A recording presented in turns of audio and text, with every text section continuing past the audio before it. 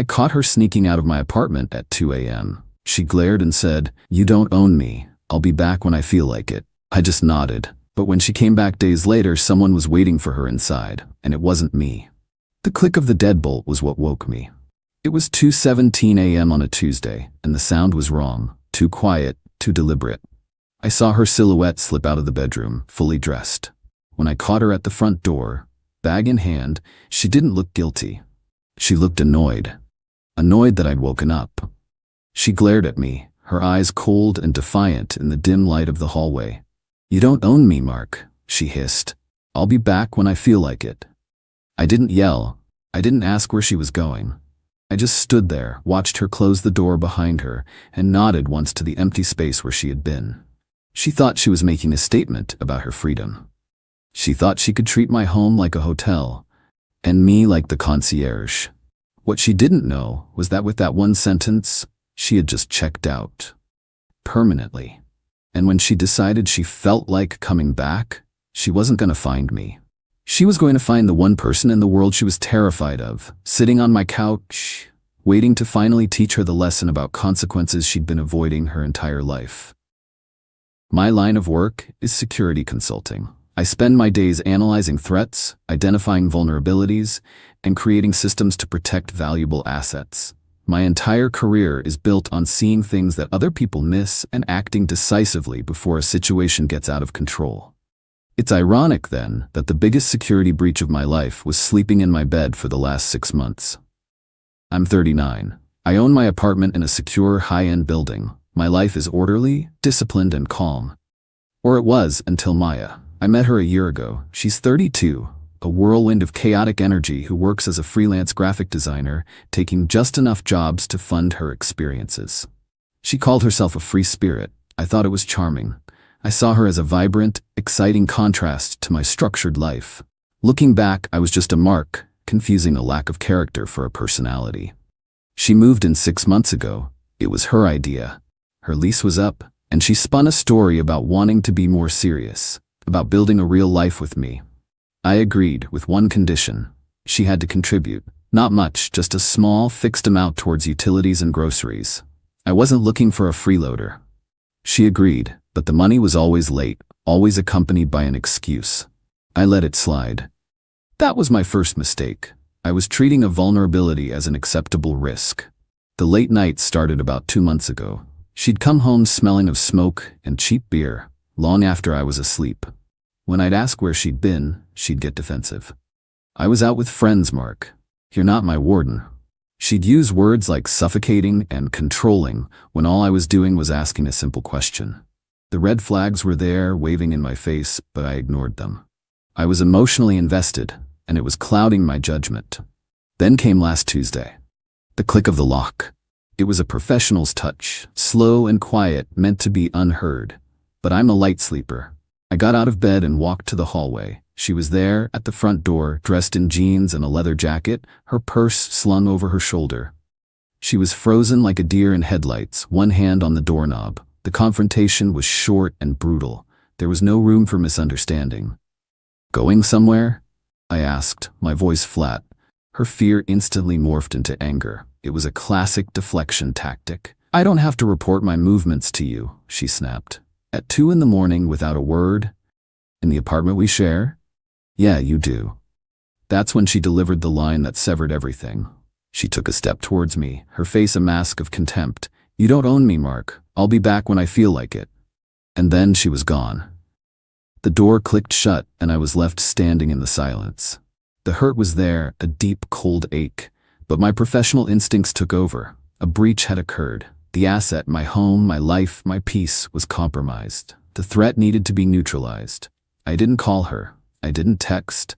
I let her walk right into the consequences I was about to build for her. My first move was to secure the perimeter. I have a state-of-the-art security system in my apartment. I logged into the admin panel on my computer. I deactivated her key fob and her entry code. I changed the master code. As of 2:25 a.m., she was physically locked out of the building and the apartment. My second move was to cut off her internal access. I logged into our shared accounts, the phone bill, which was under my name, the streaming services, the Amazon Prime account. I changed every password and removed her as an authorized user. Her comfortable, subsidized life was being systematically dismantled. My third and final move was the most important. It was the one she would never see coming. I thought about who she was, what she valued. She valued her so-called freedom, which was really just an escape from responsibility. And who in her life represented the opposite of that? Who was the one person she complained about, the one person whose judgment she feared? Her father, General David Miller, retired. A man who spent 30 years in the military, a man who believed in discipline, accountability, and order above all else. Maya had spent her entire adult life running from his rigid expectations. She had moved across the country to get away from him. He still paid her car insurance and phone bill, a fact she conveniently omitted when she talked about her independence. I had his number from a brief, formal meeting we'd had last Christmas. I picked up my phone and called him. It was nearly midnight his time, but I knew he'd be awake. He answered on the second ring, his voice sharp and alert. "Miller." "General," I said, my voice calm and respectful. "This is Mark. I apologize for the late hour, but I'm facing a situation with Maya, and I believe you need to be aware of it." I laid it out for him. No emotion, just facts. I told him about her sneaking out, her statement, and the fact that our relationship was now over. I told him that I had secured my apartment and that she would not be able to re-enter. I told him that, as of this moment, his daughter was effectively homeless. He was silent on the other end for a long time. I could hear him breathing, processing the information. "She has a history of this kind of behavior, Mark," he finally said, his voice heavy with a disappointment that sounded decades old. "Running away when things get difficult." "I understand that, sir," I said. "But my home can no longer be her crash pad. She needs to come home. To you." "What are you proposing?" he asked. "I'm proposing a solution," I said. "I will pack her belongings. You fly here and you take her home. Red, you're the only one she can't run from." Another long pause. "When?" She said she'll be back when she feels like it. "My guess is 2 or 3 days, after her fund runs out. Can you be here by Friday?" "I'll be on the first flight tomorrow morning," he said, and the line went dead. The trap was set. Maya was out there, living her free-spirited fantasy, with no idea that her greatest fear was flying across the country to come and collect her. She wasn't just going to lose her place to live. She was going to lose her illusion of freedom. Update 1, 3 days later. The support from this community has been a solid data point in an otherwise chaotic situation. It confirms my initial assessment that a line was crossed from which there is no return. The last 3 days have been a study in methodical execution. General Miller arrived on Wednesday morning, exactly as promised. He's an imposing man, even in civilian clothes. He carries himself with an unshakable sense of authority. We shook hands at the door to my apartment, and there was a moment of silent, mutual understanding. We were two men dealing with the same problem from different angles. "I appreciate you handling this with a level head, Mark," he said, his eyes scanning the apartment, noting its order and cleanliness. "I'm just neutralizing a threat to my security, General," I replied. We spent the next 2 days packing Maya's life into boxes. It was a strange, almost clinical process. The General was ruthlessly efficient. He sorted her clothes, her art supplies, her half-finished projects, with a kind of grim determination. He found things that even I hadn't seen. A stash of credit card bills, all maxed out and hidden in a shoebox. A diary filled with angry rants about how stifling her life was, how she deserved more. He didn't comment on any of it. He just packed it all away. During that time, we talked. He told me about Maya's childhood, about her constant rebellion against any form of structure. He told me about the string of failed jobs, the unpaid loans, the trail of chaos she had left in her wake. He had hoped I would be the one to finally ground her. "I think," he said, taping up a box of her shoes, "she mistook your stability for a safety net she could jump from, instead of a foundation she could build on." He was right. Maya's return came on Friday afternoon, almost exactly 72 hours after she had left. My security system alerted me that my doorman had called up, saying Maya was in the lobby demanding access. I told him not to let her up, that she was no longer a resident. A few minutes later, my phone started ringing. It was her. I ignored it. Then came the texts. First angry, then confused, then pleading. "Mark, what is going on? The doorman won't let me up. Why is my key fob not working? Did you seriously lock me out? This isn't funny. Mark, please, my phone is about to die. I have nowhere to go. Just let me in so we can talk. I didn't respond. I just sat in the living room with the general, watching the messages come in. He looked at his phone, then at me. She's calling me now, he said. He answered, putting it on speaker. Dad? Maya's voice was frantic, on the verge of tears. Something's wrong with Mark. He's locked me out of the apartment. Can you call him? He's not answering my calls. I know he's not, Maya, the general said, his voice like granite. I'm in his apartment right now. The silence on the other end was absolute. I could picture her face, the dawning horror, as she processed what he had just said. What? She whispered. I'm here to take you home, he said. Mark and I have had a long talk. Your little vacation is over. Come up to the apartment. The doorman will let you up now. He hung up. 5 minutes later, the doorbell rang. I opened it. She was standing there, looking pale and disheveled. Her eyes darted from me to her father, who was now standing in the entryway, his arms crossed. The fight went out of her instantly. The defiant, arrogant woman who had stormed out of my apartment 3 days ago was gone, replaced by a sullen, defeated child. What is he doing here? She asked, her voice barely audible. He's here because you are no longer my responsibility, I said. You said you'd be back when you felt like it. You gave up your right to live here. Your father has graciously offered to take you in. You called my dad? She shrieked, the anger returning. You went behind my back and called my father? You have no right. It was the general who answered her. He has every right, Maya. It's his home. You treated it and him with zero respect. You've been living in a fantasy world, and it ends today. Your things are packed. We have a flight back home tomorrow morning at 0800. She tried to argue, to cry, to manipulate. She turned to me, pleading.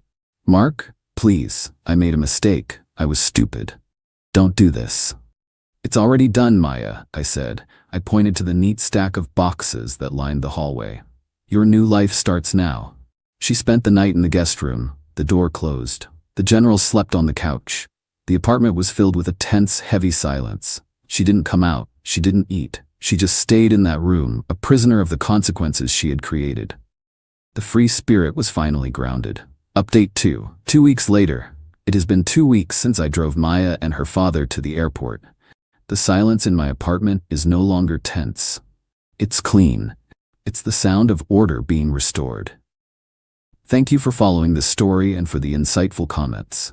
It's clear this kind of behavior is more common than I thought. The flight home, according to a brief professional follow-up call from the general, was unpleasant. Maya was apparently sullen and hostile, refusing to speak to him.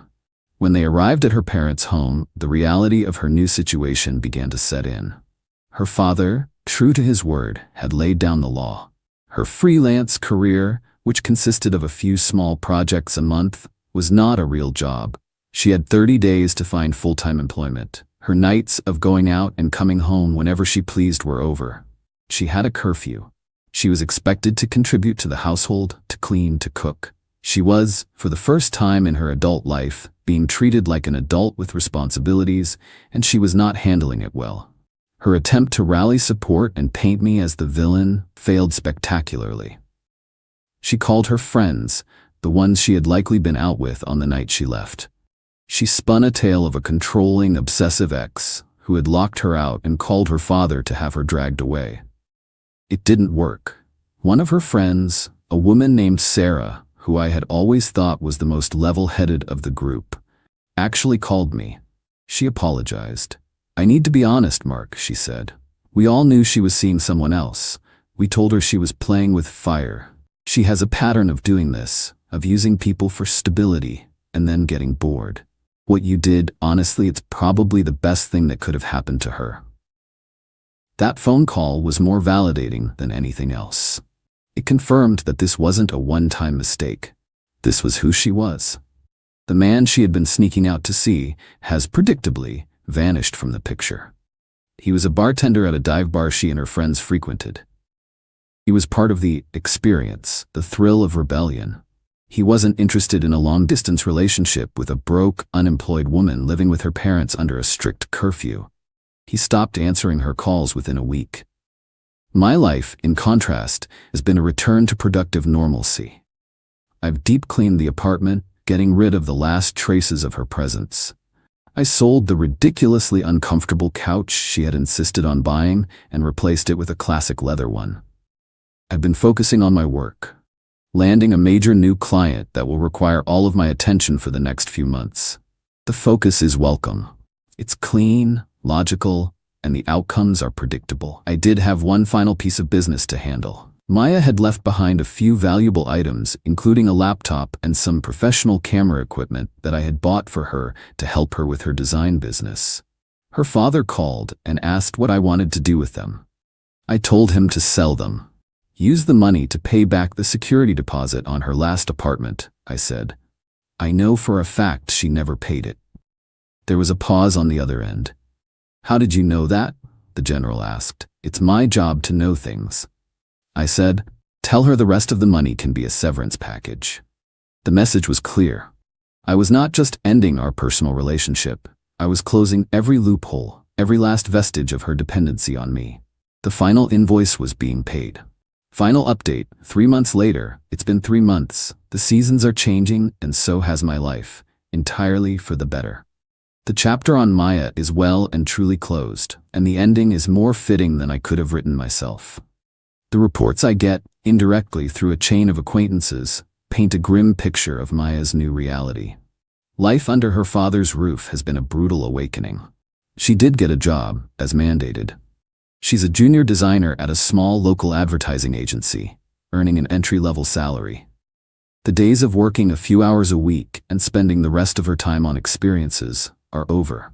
She works 9 to 5, has a commute, and has to answer to a boss. It is, by all accounts, her personal version of hell. Her relationship with her father is strained to the breaking point. She resents him for his control, and he is deeply disappointed in her lack of character. She is, for the first time, being forced to live within her means, and she is discovering that her means are far more modest than she ever believed. She tried to reach out to me about a month ago. A long, rambling email found its way to my junk folder. It was a classic manipulation attempt, filled with phrases like, "You were my rock," and "I didn't know how good I had it." She blamed her behavior on fear of commitment, on her upbringing, on everything but herself. She ended it by saying she had changed, that she was finally growing up, and asked if we could just talk. I deleted it without a reply. People don't change because they're forced into a new situation. They change when they take responsibility for getting themselves there. She wasn't taking responsibility. She was just looking for an escape route from the consequences. The most satisfying part of this whole ordeal wasn't the confrontation. It was the quiet, methodical process of reclaiming my life. The revenge wasn't a loud, explosive event. It was a silent, strategic removal of a threat. I identified the vulnerability, assessed the risk, and executed a plan to neutralize it. She thought her power was in her defiance, in her ability to come and go as she pleased. She never understood that real power lies in stability, in self-sufficiency, in the quiet confidence of a man who owns his own life. I didn't need to scream or rage to win. I just needed to make one phone call and let the natural order of her life reassert itself. I'm seeing someone new now, an architect. She's brilliant, driven, and her life is as well structured as the buildings she designs. We have conversations about foundations, about integrity, about building things that last. When she stays the night, she doesn't sneak out. She's there in the morning, making coffee, talking about our plans for the day.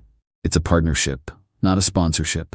Maya's final desperate act was to tell people I had ruined her life. But I didn't. I just stopped letting her ruin mine. I opened the door, and she walked out of it. Her father was just the consequence waiting on the other side. She said I didn't own her. And she was right, but she didn't own me either. And the moment she forgot that, the game was over. She just didn't know it yet. Her male best friend mocked me at dinner. She could do way better than you. I shut him down in front of everyone. She snapped, apologize or we're over. I smiled. I didn't say a word, but when she came home weeks later, she finally learned what done really means. For 3 years, my life with Anna was good. Great, even. I'm a lawyer, so my day job is basically wading through the worst parts of human nature. Coming home to her was like taking a breath of fresh air.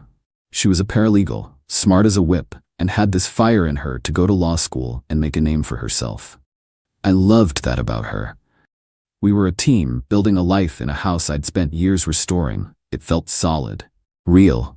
I wasn't just paying bills for a girlfriend, I was investing in the woman I was going to marry.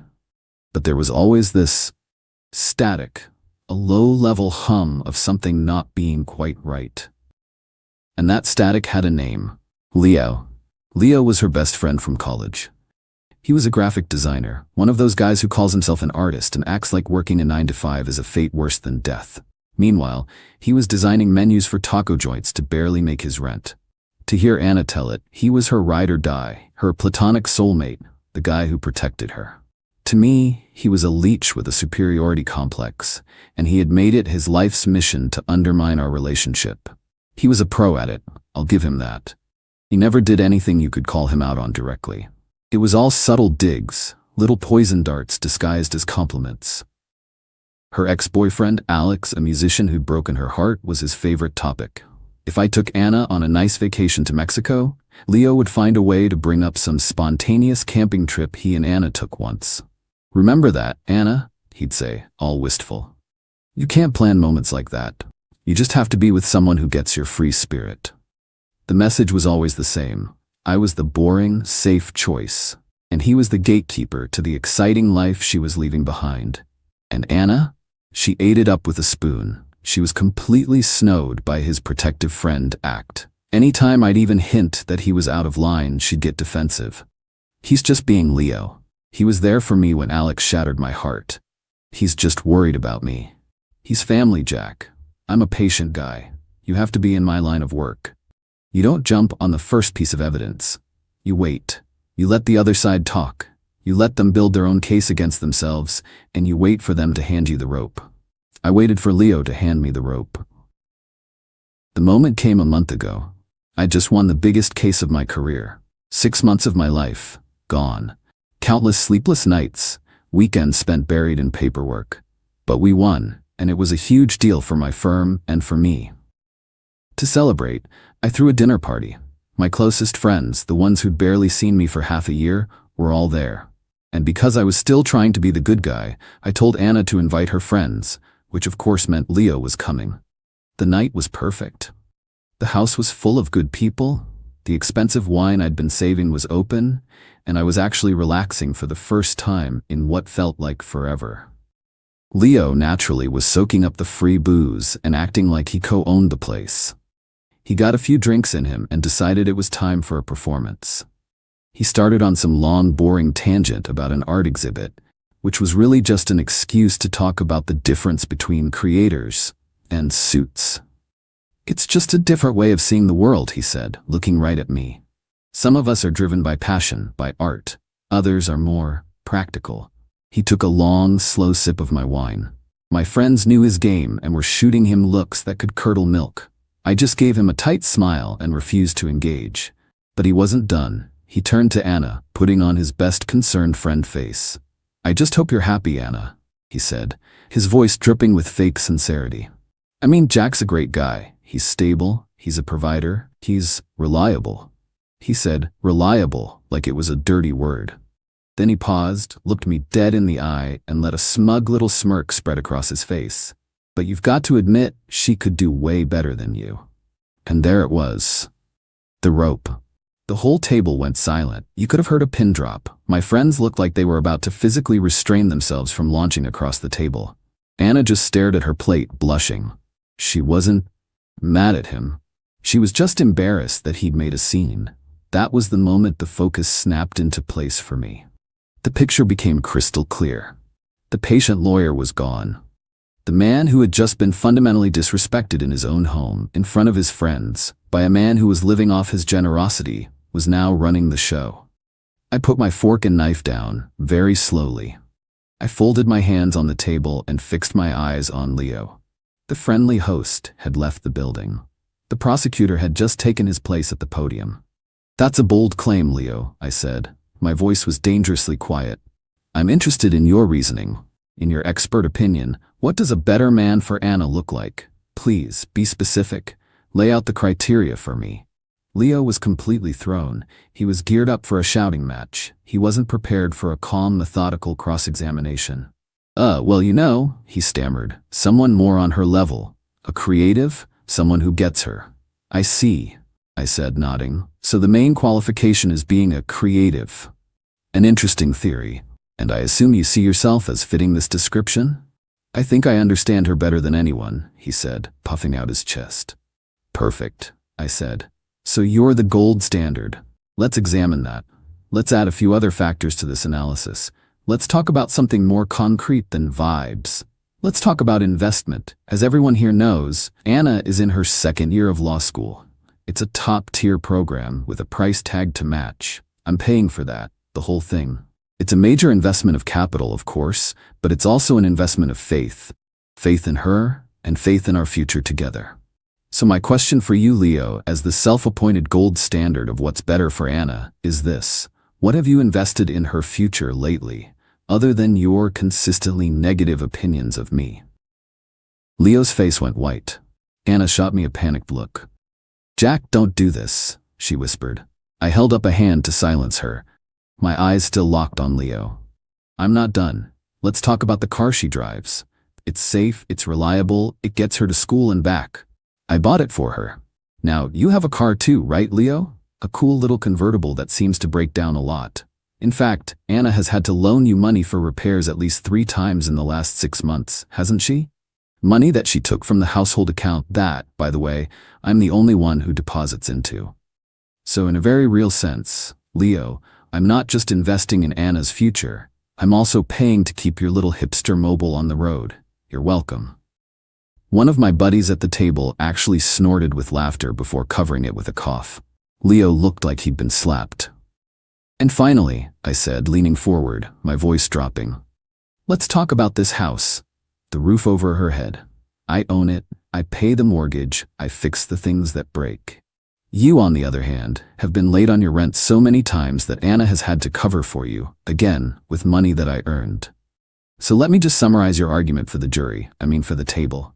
Your position is that a man who provides a stable home, a reliable car, and a fully funded, top-tier education is an inferior choice for Anna, and that a better man, by your definition, is one who is a financial black hole, who drains her resources, and who repays her kindness by systematically trying to sabotage her relationship out of what can only be a pathetic, transparent, and deeply creepy obsession. Is that a fair and accurate summary of your position, Leo? I leaned back. The closing argument was done. The room was utterly silent. Leo was a broken man, a witness who had just been torn to shreds on the stand. He just sat there, humiliated, unable to speak. I looked at my friends who were all staring at Leo with open contempt. Then I looked at Anna. Her face was a storm of emotions. But the one that won, the one that broke through the shock and embarrassment, wasn't relief. It wasn't gratitude. It was pure, white-hot fury. She shot up from her chair, the legs scraping violently against the floor. Her whole body was shaking. I cannot believe you just did that, she hissed. You humiliated him, in front of everyone. He humiliated himself, Anna, I said, my voice tired now. I just presented the evidence. Apologize to him, she demanded, her eyes blazing with a fire that was aimed entirely at me. Right now, apologize to my best friend for what you just did. Apologize, or we are over. And there it was, the ultimatum, the final piece of evidence. She was standing next to the wreckage of a man who had just been exposed as a manipulative parasite, and she was defending him. She was choosing him. The love I had for her didn't just die, it was executed. I looked at her, and for the first time, I saw her with perfect clarity. I didn't get mad. I didn't yell. I just smiled. A small, sad, and completely final smile. I didn't say another word. I stood up, picked up my wine glass, and walked into the kitchen, leaving her standing alone in the silent dining room. The case was closed. The verdict was in. The aftermath of that dinner was swift. Anna and Leo left together in a cloud of drama. She moved in with him that night, a decision I'm sure was made in the heat of her rage and his humiliation. In her mind, she'd thrown down the gauntlet. She was waiting for me to come crawling back, to apologize, to do whatever it took to fix what I had broken. She had no idea that I had simply accepted her terms. For 2 weeks, I went completely dark. I didn't answer her calls. I didn't reply to the barrage of angry, then confused, then pleading texts. I ignored the mutual friends she sent to plead her case. I was a ghost. Instead of chasing her, I got to work. My house, which had felt like our home, now felt like a crime scene. I spent a weekend methodically packing every single thing she owned into boxes. It wasn't an angry act, it was a cleansing. I was an executor, settling the estate of a dead relationship. When I was done, I stacked the boxes in the spare room, changed all the locks, and reset the security codes. Then I made 2 phone calls. They were not pleasant, but they were necessary. They were the logical consequences of the verdict she had delivered at that dinner party. The first call was to the dean of admissions at her law school. I had a good relationship with him from my alumni work. I explained in calm, professional terms that due to a permanent change in my personal circumstances, the private scholarship fund I had set up to cover Anna's tuition was being dissolved, effective immediately. The second call was to the managing partner at my firm. I had pulled a lot of strings to get Anna a coveted summer internship there. It was a career maker. I explained that a severe and irreconcilable personal conflict of interest had arisen, and the offer had to be rescinded. I took no joy in this, but my support for her was based on the foundation of our partnership. She had taken a sledgehammer to that foundation. She could no longer live in the house. Exactly 2 weeks after the dinner, she showed up at my door. I watched her on the security camera fumbling with her key, her confusion turning to anger when it didn't work. She finally rang the bell. I opened the door, leaving the security chain on. She looked awful. The righteous anger was gone, replaced by a weary desperation. The reality of living with a broke narcissistic artist had clearly been a harsh one. "Jack, we need to talk," she said. "No, Anna, we don't," I replied. "You made your choice. The conversation is over." "You can't just throw away 3 years over one fight," she pleaded, tears starting to form. I was angry. I wasn't thinking. "It wasn't a fight," I said. "It was a moment of truth. You were given a clear choice between your partner and the man who has been trying to destroy our relationship, and you chose him. You demanded that I apologize to him. You chose to defend the parasite. That's not something I can forget." The panic was starting to set in as she realized I wasn't budging. "But everything we planned," she stammered. "Law school, the internship?" "Yes, about that," I said, letting the silence stretch. "The tuition for your final semester is due next week, isn't it? I hope you and Leo have a plan for that because my investment in our future has been terminated." Her face went white. "What?" she whispered. "And the internship at my firm," I continued, relentlessly. "That offer has been rescinded. The firm takes conflicts of interest very seriously." She actually stumbled back, her hand flying to her mouth. The internship was her golden ticket. The future she had been so sure of was evaporating before her eyes. "You can't do that," she whispered, her voice breaking. "Jack, please, you can't." "I already have," I said. "Actions have consequences. You gave me an ultimatum. Apologize or we're over. I chose over. Now you get to live with the consequences.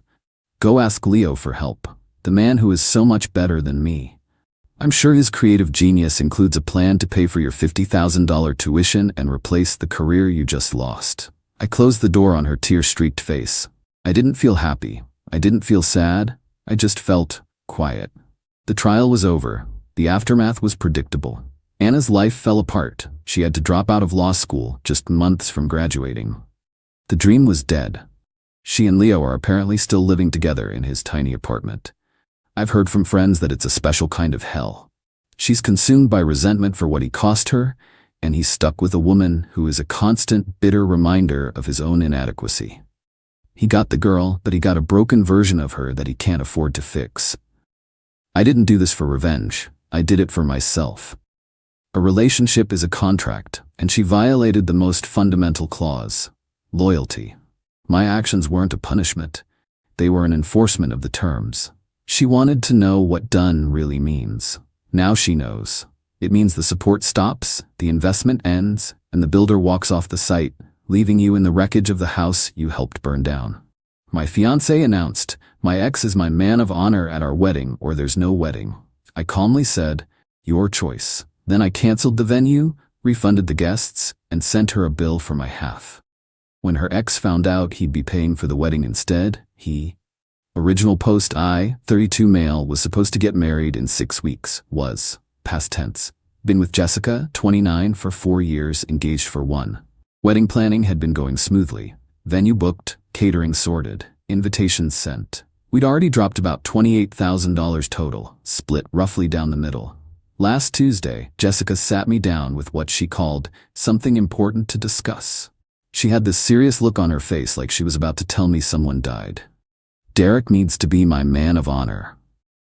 Derek, her ex-boyfriend from college, the guy she dated for 3 years before we met, the one who remained such a good friend that he's at every birthday party, every holiday gathering, every random Tuesday night when she needs someone to talk to about her work drama. Your ex-boyfriend, I said slowly. You want your ex-boyfriend standing next to you at our wedding. He's my best friend, Tom. You know this. We've been through everything together. Everything, including a 3-year relationship that ended because he cheated on you with your roommate?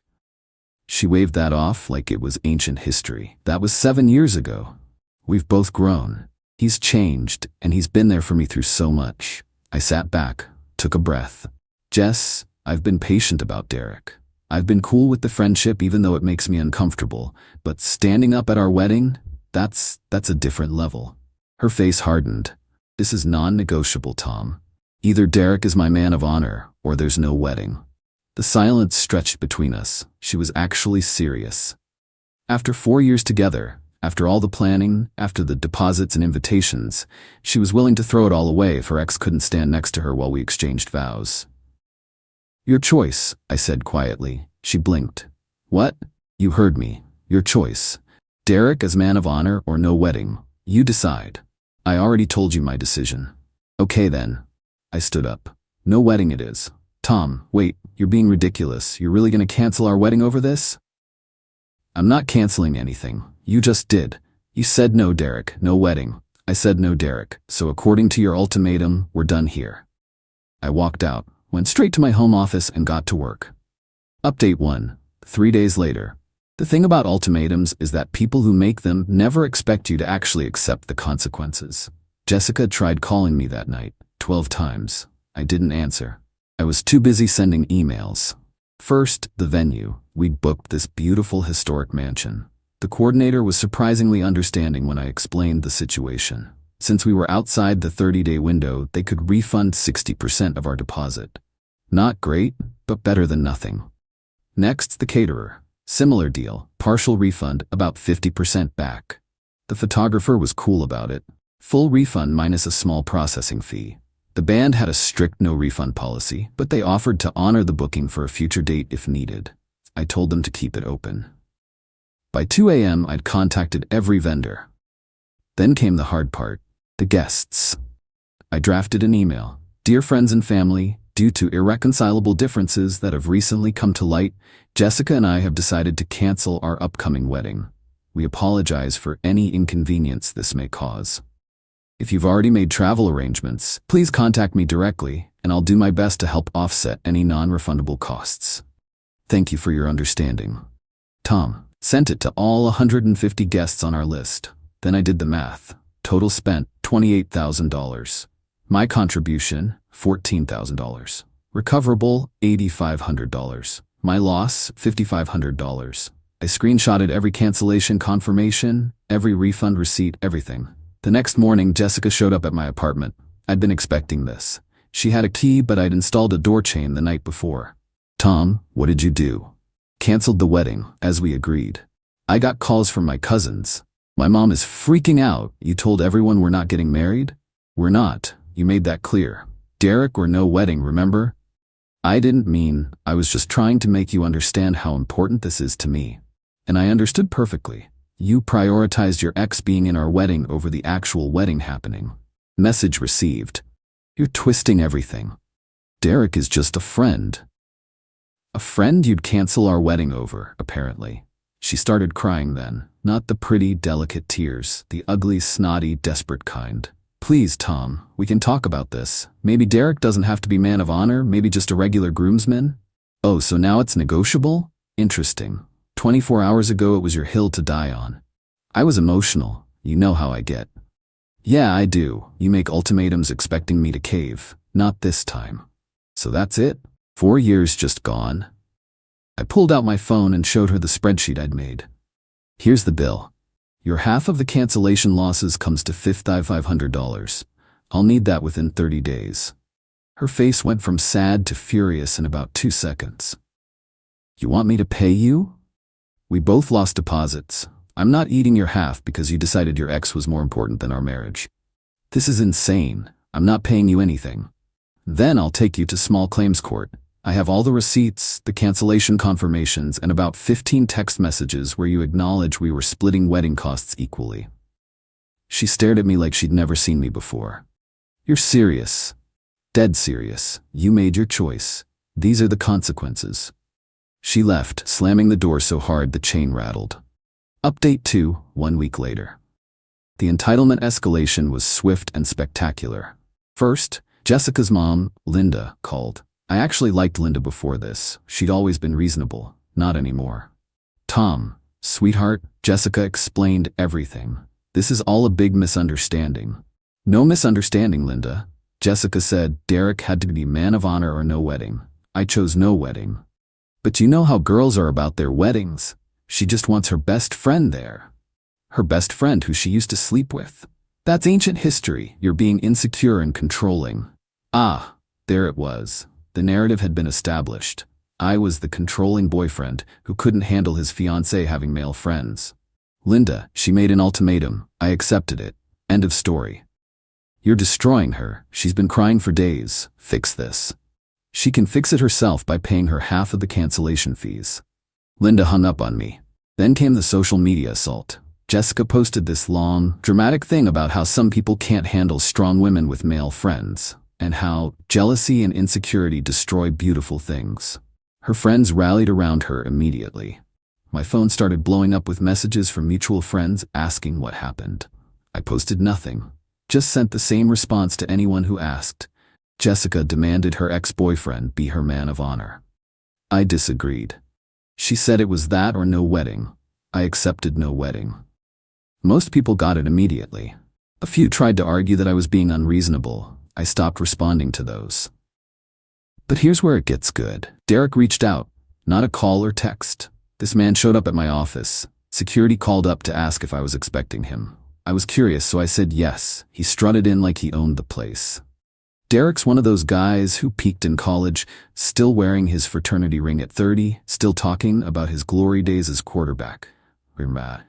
We need to talk, man to man. We really don't. Look, I get it. You feel threatened, but Jess and I are just friends. Nothing's gonna happen at the wedding. There is no wedding. Come on, don't be like that. You're really gonna throw away what you have with her over pride? Pride? She literally chose you over our marriage. She chose friendship.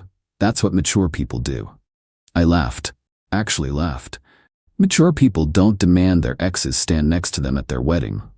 You're being pathetic, dude. Man up and let her have this. Let me explain something, Derek. There's no wedding. It's canceled. Vendors notified, guests informed, deposits lost. It's done. His face changed then. Wait, you actually canceled everything?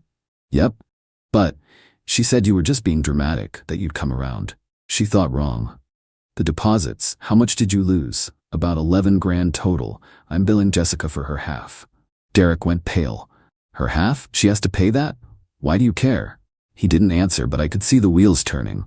Then it clicked. Oh my God, she already asked you for the money, didn't she?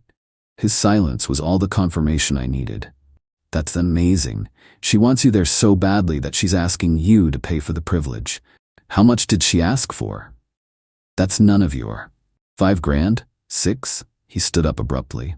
You're a real piece of work, man. She deserves better. Then she should marry you. Oh wait, she already tried that and you cheated on her. He left without another word. Update 3. 2 weeks later. The Derek situation exploded exactly how you'd expect. Jessica called me screaming. Actually screaming. I had to hold the phone away from my ear. You told Derek about the money? I didn't tell him anything. He figured it out when he realized there were actual financial consequences to your ultimatum. He's saying he can't help with the wedding costs. He was going to help me pay my half. I nearly choked on my coffee. Wait, Wait. You expected Derek, you're just a friend, ex-boyfriend, to pay for half of our canceled wedding? He offered to help. He felt bad about the situation. The situation you created by demanding he be your man of honor? You're the one who canceled everything after you said it was him or no wedding. Jesus, Jess, do you even hear yourself? This is all your fault. If you just accepted Derek. If I'd accepted Derek standing next to you at our wedding, what would have been next? Derek coming on our honeymoon as your emotional support friend? Derek moving into our guest room when he has relationship troubles? Where exactly was the line going to be? Silence. Then, quietly, you don't understand our friendship. You're right, I don't understand being so committed to an ex that you'd throw away your future marriage for him. I wasn't throwing it away. I just wanted... You wanted to have your cake and eat it too. You wanted me to be the stable, reliable guy who pays half the bills and Derek to be... What? Your backup plan? Your emotional affair partner? How dare you? Pay me my money, Jessica. You have 2 weeks left. I hung up. The next day I got a call from a number I didn't recognize. It was Derek's girlfriend, Ashley. Yeah, Derek had a girlfriend this whole time. Is this Tom? Yeah. I'm Ashley, Derek's, ex-girlfriend now. I wanted to thank you. Thank me? I've been suspicious about him and Jessica for months. When he came home ranting about wedding deposits and how you were being unreasonable, I made him show me his texts with her. And? Let's just say they weren't appropriate for just friends. I dumped him on the spot. I'm sorry you had to deal with that. Don't be. You did me a favor. Also, thought you should know, Jessica's been telling people you were abusive and controlling throughout your relationship. Derek's been backing her up, saying you isolated her from her friends. Of course she has. I'm happy to set the record straight if you need me to. I have screenshots of their texts. Nothing explicitly sexual, but definitely emotional affair territory. I appreciate that, but I'm good. Let them tell whatever story they want. People who matter know the truth. Ashley laughed. You're handling this better than I would. I'm just tired. 4 years of competing with her ex-boyfriend was enough. For what it's worth, you dodged a bullet. Any woman who needs her ex that badly has issues. Update 4. 3 weeks later. Jessica's final attempt at manipulation came through her dad, Robert. Robert and I had always gotten along. We'd watch football together. He'd help me fix my car a couple times. Solid guy. So when he called, I answered. Tom, can we grab a beer? Just want to talk. We met at a sports bar downtown. He looked tired. I'm not here to change your mind, he started. I just want to understand what happened. I told him everything. The ultimatum, Derek as man of honor, the cancellation, the money. He listened, ordered another beer and sighed. She gets this from her mother, he said finally. The ultimatums, the dramatics. Linda pulled the same crap with me for years. Really? Oh yeah. Either we buy the house I want, or I'm moving back to my mother's. Either your brother stops coming to Thanksgiving, or I'm not cooking. Always something. How'd you handle it? Poorly. Gave in every time. Enabled it. And now look, Jessica thinks that's how relationships work. We sat in silence for a moment. The Derek thing, Robert continued. I never liked it. Told both Linda and Jessica it was inappropriate. Got overruled. You knew about him being man of honor? Found out last month. Told Jessica it was a bad idea. She said you were fine with it. She lied.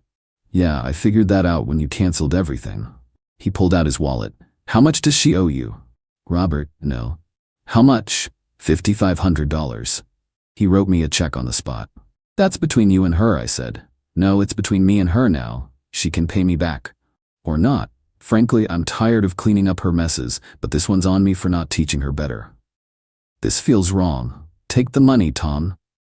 Consider it an apology from the family for wasting 4 years of your life. I took the check. For what it's worth, Robert said as we left, I think you would have been good for her. Maybe this'll be the wake-up call she needs. Maybe, but I doubted it. Final update, 6 weeks later. The wedding date came and went. I spent it fishing with my brother. Peaceful day, no drama. Perfect. Jessica tried one last Hail Mary the night before what would have been our wedding. Showed up at my door at 11 p.m., dressed in the little black dress I'd bought her for her birthday. The one she knew I loved. I didn't remove the door chain. Tomorrow was supposed to be our day, she said softly.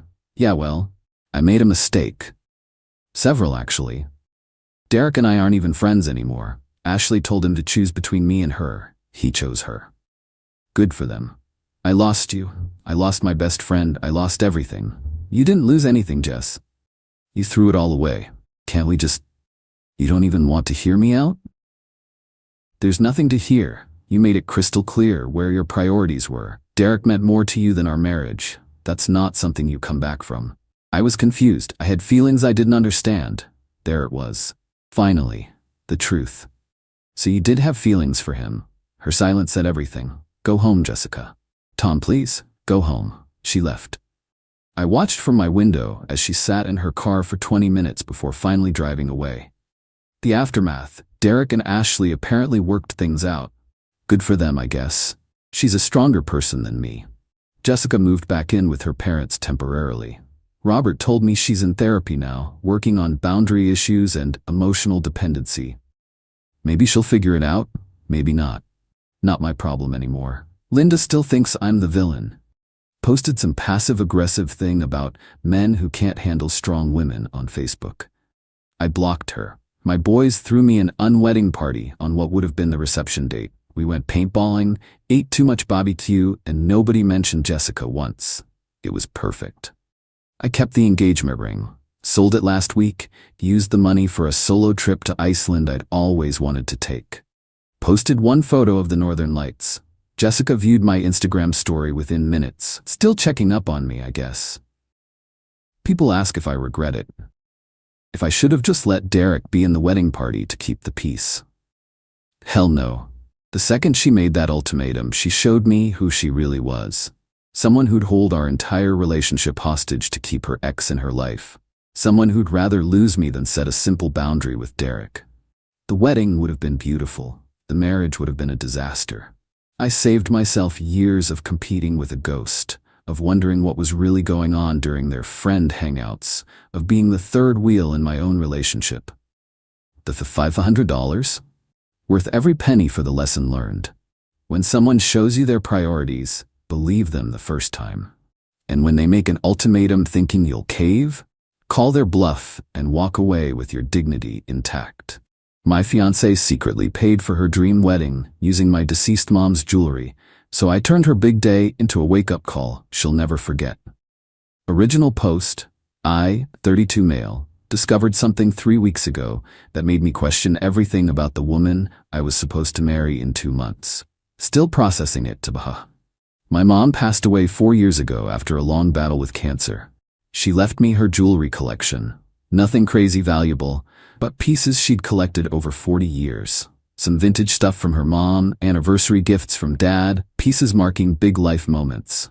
Total value, maybe 15 to 20K, but the sentimental value, priceless. I kept everything in a safety deposit box at the bank.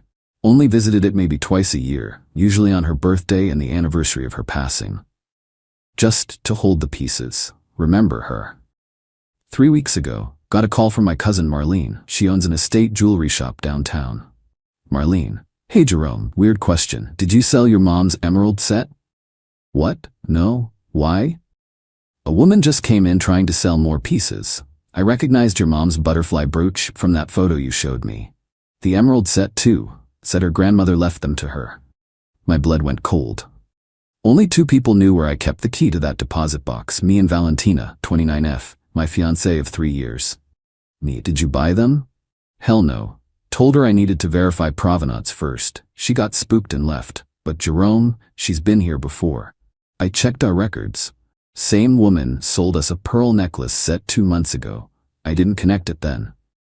Me: Send me the security footage. It was Valentina, clear as day. Wearing the baseball cap she thinks makes her unrecognizable. It doesn't. Went straight to the bank. The teller pulled the access records. Valentina had been visiting the box regularly for the past 4 months. Almost weekly. Opened the box with shaking hands. More than half was gone. Mom's wedding set. The anniversary bracelet Dad gave her for their 25th. The Art Deco pieces from my grandmother. The butterfly brooch Marlene mentioned. Gone. But here's the kicker. Valentina had carefully left the less valuable pieces. The costume jewelry. The sterling silver. Made it look like nothing was missing unless you really paid attention. Drove home in a daze. Valentina was at her final wedding dress fitting. Gave me time to think, to process, to investigate. Logged into our shared wedding planning folder. Yeah, I know, modern groom and all that. Started really looking at the receipts, the vendors, the amounts. Our wedding budget was $25. I was paying $15. Her parents promised $10K. Reasonable, right? Except the actual costs, almost $45. Designer dress, $8K. Luxury venue upgrade, $12K extra. Premium flowers, $5 over budget. High-end photographer, $7 instead of the $3 we'd discussed. Every single upgrade, every small addition, every we only get married once expense, paid in cash. Deposits made on days Valentina visited the safety deposit box. She'd been funding her dream wedding with my dead mother's jewelry. Update 1, confronted Valentina when she got home from the fitting. Had all the evidence laid out on the dining table. Bank records, security footage, wedding receipts. She walked in glowing, chattering about the dress. Valentina, babe, the alterations are perfect. I can't wait for you to see. Saw the papers, stopped mid-sentence. Anything you want to tell me? What's all this? You know what it is. She tried denial first. I don't understand. Why are you going through wedding stuff without me? Me. Cut the act. I have you on camera at Marlene's shop. Bank records showing you accessing mom's jewelry. Receipts showing cash payments matching the days you visited. Her face cycled through emotions. Confusion. Fear. Then, incredibly, indignation. Valentina, you spied on me? You stole from me, from my dead mother. It's not stealing. We're getting married. What's yours is mine. We're not married yet, and that was my mother's legacy. Then came the justifications. That jewelry was just sitting there, doing nothing. Your mom would want me to be happy. Me happy? You think she'd want her jewelry sold for flower upgrades? It's not just flowers, it's our wedding, our special day. Funded by theft. She switched tactics, tears. I didn't think you'd understand. You always say no to the nice things. I wanted one perfect day, just one. So you stole from my mother's memory. Stop being so dramatic. They're just things. She's gone, Jerome. She doesn't need them. That's when I knew we were done. Not just the anger about the theft, but the casual dismissal of what those pieces meant. Me, pack your things. You're leaving tonight. You can't take me out. I live here. You're not on the lease. You're a guest, a thieving guest. She tried more tears, then anger, then bargaining. What about the wedding? Everything's paid for. Guests are coming. Guess you should have thought about that before robbing the dead. Gave her 2 hours to pack. She spent most of it on the phone with her mom, wailing about how unreasonable I was being. But here's where it gets interesting. After she left, I started making calls. Not to cancel the wedding, not yet, but to understand exactly what was happening with all that stolen money. Called the venue first. Lovely woman named Patricia. Me, hi. This is Jerome Ashford. I need to discuss some payments for the Ashford Reeves wedding. Oh, Mr. Ashford, yes, Miss Reeves has been so thorough. All the upgrades are paid in full. Upgrades? The premium package? Garden ceremony, champagne tower, extended reception, fireworks display? Fireworks. She bought fireworks with mom's jewelry. And this was all paid in cash? Yes, Miss Reeves insisted. Said it was easier for budgeting. Made similar calls to other vendors. Each revealed more upgrades I knew nothing about. Valentina had created 2 weddings, the one we planned together and the extravagant one she bought with blood money. Update 2. The entitlement explosion was nuclear. First, her parents called. Glenn and Dottie, usually reasonable people, not anymore. Glenn, Jerome, what's this nonsense about canceling the wedding? Me, I haven't canceled it yet, but Valentina stole. Dottie, she borrowed some old jewelry. You're being ridiculous. Borrowed implies permission, and returning items, she sold them. For your wedding, she did it for both of you. She did it for Instagram. They hung up on me. Then came the flying monkeys. Her sister Natasha showed up at my apartment. You need to fix this. Val's a mess. Val's a thief. She was trying to give you both a dream wedding. You're too cheap to appreciate it. With my money, from my dead mother. God, get over it. Your mom's been gone for years. Val's here now. She should matter more. Me, get out. But Valentina wasn't done. She hired a lawyer, sent a demand letter requiring me to honor the wedding contract since both parties benefited, pay her $10 for emotional distress, give her the engagement ring as a completed gift, provide half the wedding gifts we'd already received. The audacity was breathtaking. She steals from me, then demands I pay her? That's when I decided on my response. First, filed a police report. Theft over $10 a felony in our state. Detectives seemed very interested when I showed the evidence. Second, called my lawyer. Drafted a letter to wedding vendors explaining the situation. The money used was stolen property. Any contracts signed were fraudulent. Third, started my own investigation. Pulled 3 years of bank statements. Valentina had access to my apartment, knew where I kept things. What else was missing? Found it. Small withdrawals from my emergency fund. $200 here, $300 there. Always just under the amount I'd notice. Another $4 gone over 2 years. She'd been playing the long game. But the real revenge started with the wedding itself. See, I hadn't canceled it. The date was still set. Vendors still expecting the event. So I made some changes. Called Patricia at the venue.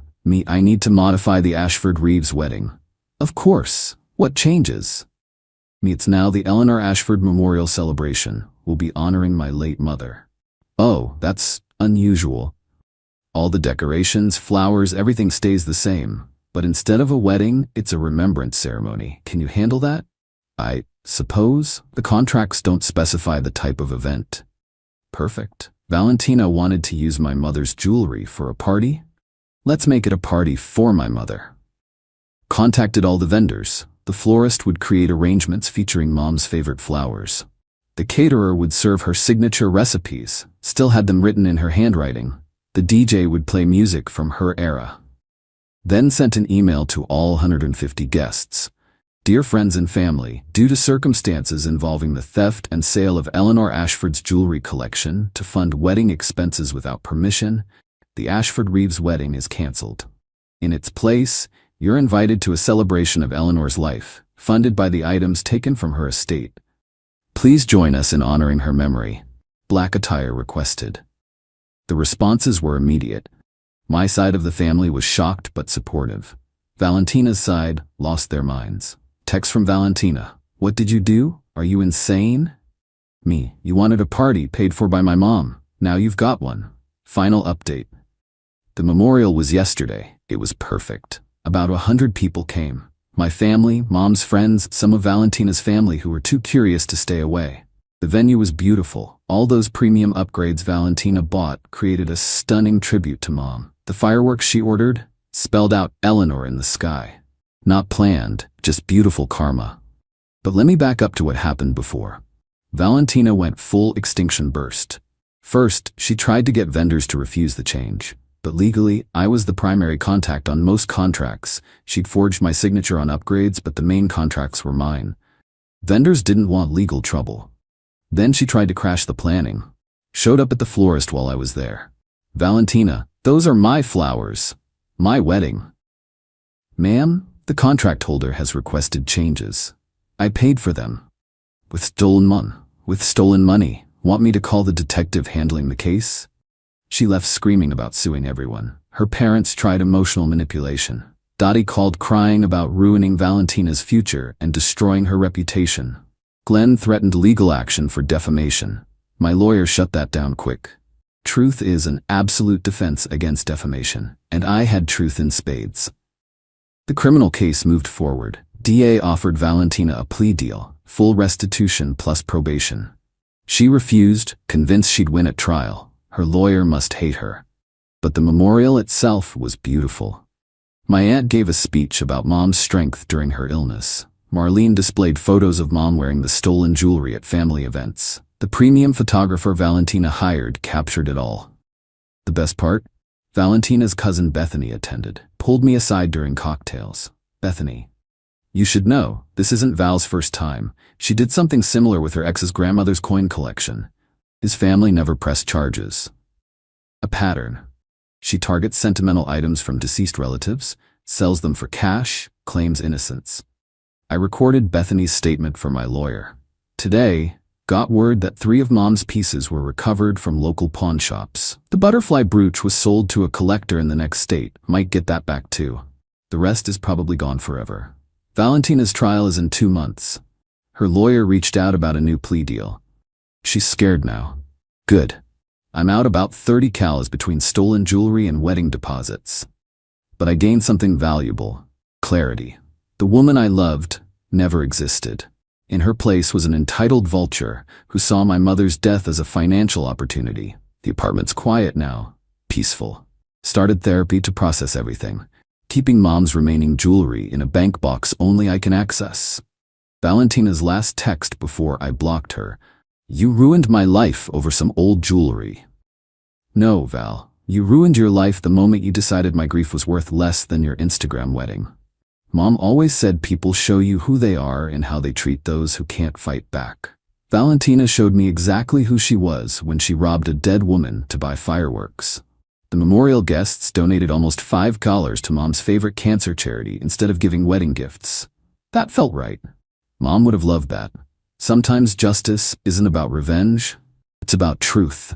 Valentina wanted a dream wedding funded by theft. She got a memorial funded by her crimes instead. And 150 people now know exactly what kind of person she is. That's worth more than any jewelry. Welcome to Love Lies Chronicles. Imagine this. You're standing in your own kitchen, serving drinks to your wife's friends, listening to them laugh about how useless their husbands are with money. Normal Tuesday night in suburbia, right? Well, let me tell you what happened when my wife decided to contribute to that conversation in a way that changed everything.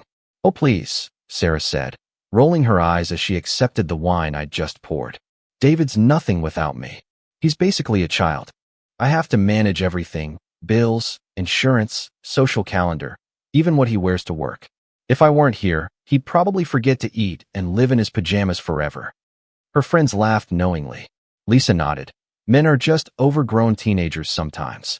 Honestly, Sarah continued, warming to her theme. Sometimes I feel like I'm raising a 32-year-old. He'd be completely lost without someone to take care of him.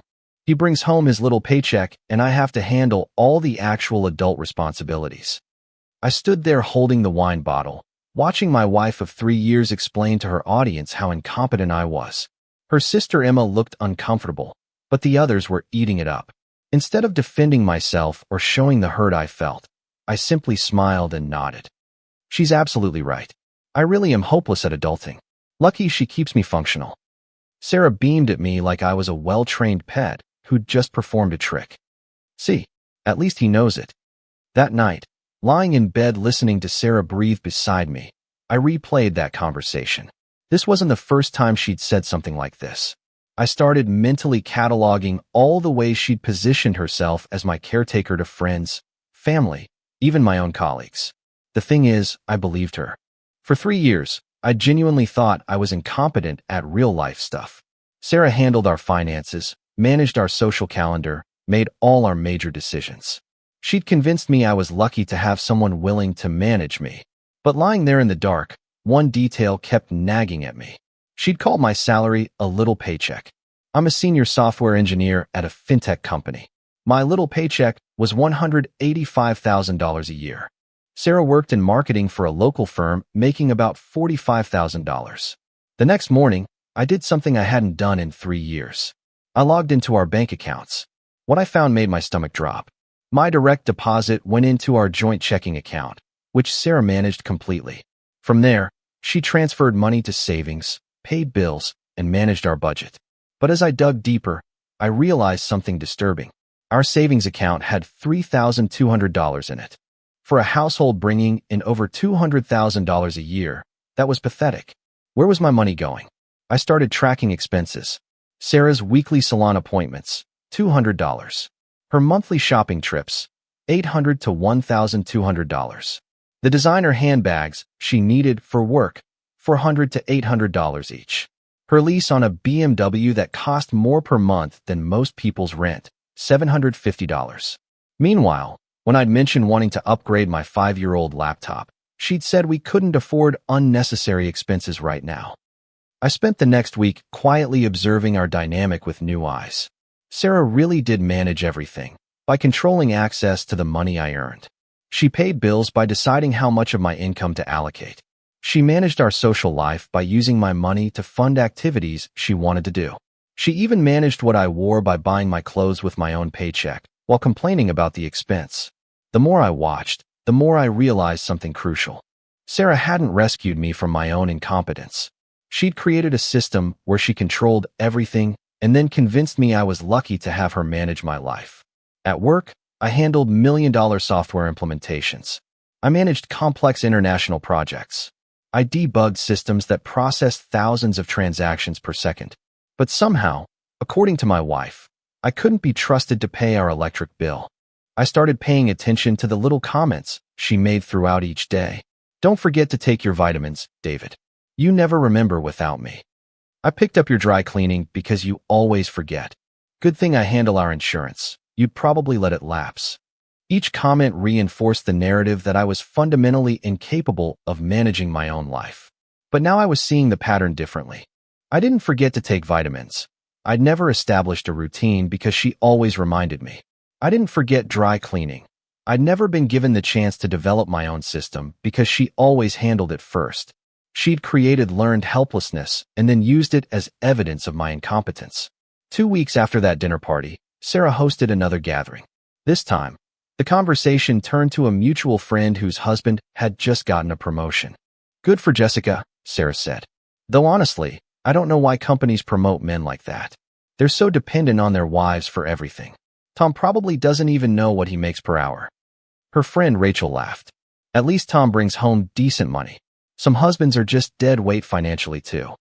Sarah glanced at me meaningfully. "Oh, I handle all our finances. David's not really business-minded. He just focuses on his little coding projects while I handle the real world." I was refilling water glasses, but I caught every word. My little coding projects had funded every designer item she was wearing, the BMW in our driveway, and the expensive wine she was serving to demonstrate our success. "It must be exhausting," Lisa chimed in, "basically being a single parent to a grown man." "It is," Sarah sighed dramatically. "But someone has to be the adult in the relationship. David's sweet, but he has no idea how much work it takes to maintain our lifestyle." This time, instead of agreeing with her assessment, I just smiled and kept serving drinks. But something had shifted inside me. I was starting to see the difference between being incompetent and being controlled. The next day, I decided to test something. I offered to handle grocery shopping for the week. Sarah's response was immediate and telling. "Oh no, honey, you don't know what brands I like or how to plan meals. You'd probably come back with random stuff that doesn't go together. I'll handle it like always." But I persisted. "What if I took a list you made? You'd still mess it up somehow. Besides, I have relationships with the vendors at the farmer's market. They give me better prices because they know me." I watched her leave for the grocery store an hour later, spending 3 hours and $200 on ingredients for meals I could have planned just as well. When she returned, she made sure to tell me exactly how much time and effort it had taken, reinforcing how much I needed her management. That weekend, I started researching, not just our finances, but my options. I discovered that my company had international consulting opportunities I'd never explored. There was a 6-month project in Singapore that paid a 40% premium and covered all living expenses. I also researched something else, my legal rights. Turns out, when you're the primary income earner, you have more financial autonomy than I'd realized. Sarah had convinced me that marriage meant she controlled our money, but legally, I could redirect my own paycheck wherever I wanted. On Monday, I applied for the Singapore project. On Tuesday, I opened a new bank account that Sarah didn't know about. On Wednesday, I got approved for Singapore. On Thursday, I started planning. The plan was simple. If Sarah truly believed I contributed nothing and was just a child who needed managing, then she should be thrilled to prove she could handle everything without me. And if I was really as useless as she kept telling people, then my absence shouldn't affect her life at all. Over the next 2 weeks, Sarah's public commentary about my incompetence actually got worse. At a work happy hour that spouses were invited to, she told my colleagues, "David's brilliant with computers, but hopeless with everything else. I swear, if I didn't manage his life, he'd probably get lost walking to the mailbox." My project manager, Janet, looked surprised. "Really? David handles our most complex international implementations. He manages multi-million-dollar client relationships across 6 time zones." Sarah waved dismissively. "That's different. That's just following instructions. Real life requires actual judgment and maturity. I smiled and nodded. She keeps me functional. I'd be lost without her. But Janet looked skeptical. Later, she pulled me aside. David, I hope you don't mind me saying this, but what your wife said doesn't match the professional I work with every day. You've got excellent judgment, and you handle pressure better than most people half your age. It was the first time in 3 years that someone had directly contradicted Sarah's narrative about my capabilities. It felt like a crack in the foundation of everything I'd accepted about myself. That weekend, Sarah planned a dinner party with 2 other couples. As usual, I was relegated to server duty while she held court about her various responsibilities and challenges. Marriage is so much work when you're the only functional adult, she confided to our guests. I love David, but honestly, sometimes I feel more like a mother than a wife. Our friend Mark looked at me sympathetically. That must be tough, buddy. I just shrugged. I'm lucky she's willing to put up with me. But Mark's wife, Jennifer, seemed less convinced. What do you mean exactly? David seems pretty capable to me. Sarah laughed. Oh, he can code and fix computers all day, but ask him to plan a vacation or manage our household budget. Forget it. He'd book us into some fleabag motel and blow our entire savings on the first thing that caught his eye. Actually, I said quietly, I've never tried to plan a vacation or manage our budget. You've always said you prefer to handle those things. The room went slightly quiet. Sarah's smile tightened. Because you've never shown any interest in learning. Have I ever been given the chance to learn? Sarah's laugh was forced now. Don't be silly, David. Of course you have. But I could see Jennifer and Mark exchanging glances. The conversation moved on, but something had shifted.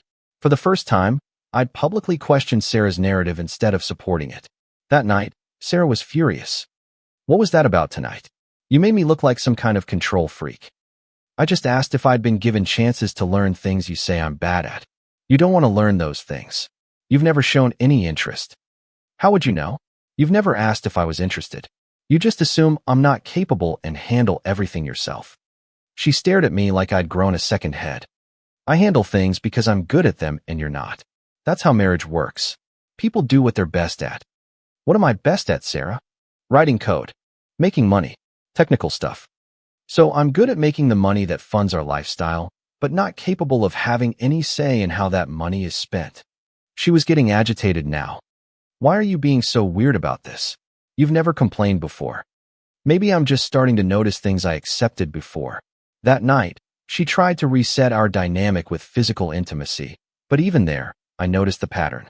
She directed everything, decided when we were done, never asked what I wanted or enjoyed.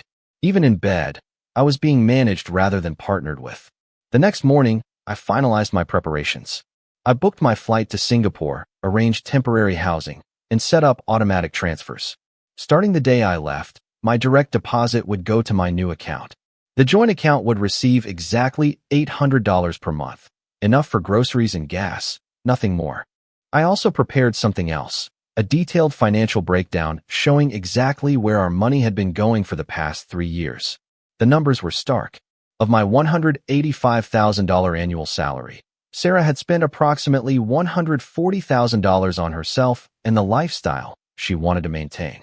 Her own $45,000 salary barely covered the remaining household expenses.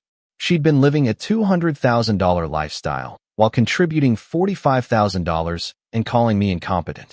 The morning of my departure, Sarah woke to find me loading a suitcase into an Uber. "Where are you going?" she asked, still in her pajamas. "We didn't plan any trips." "Singapore," I replied calmly. 6-month consulting contract. Flight leaves in 2 hours. "What?" Her voice pitched higher. "You can't just." "Who's going to? When did you arrange this?" "Last month. But don't worry. You've made it very clear I'm just a child who contributes nothing. This way, you can prove how much better off you are without me." She stared at me like I'd spoken a foreign language. "David, this is insane. You can't just leave. What about the mortgage? What about bills? What about our life?" I handed her a folder containing all our account information and the detailed financial breakdown I prepared. "You said you handle all the adult responsibilities anyway. The joint account will have $800 per month for basics. Everything else is up to you now." $800?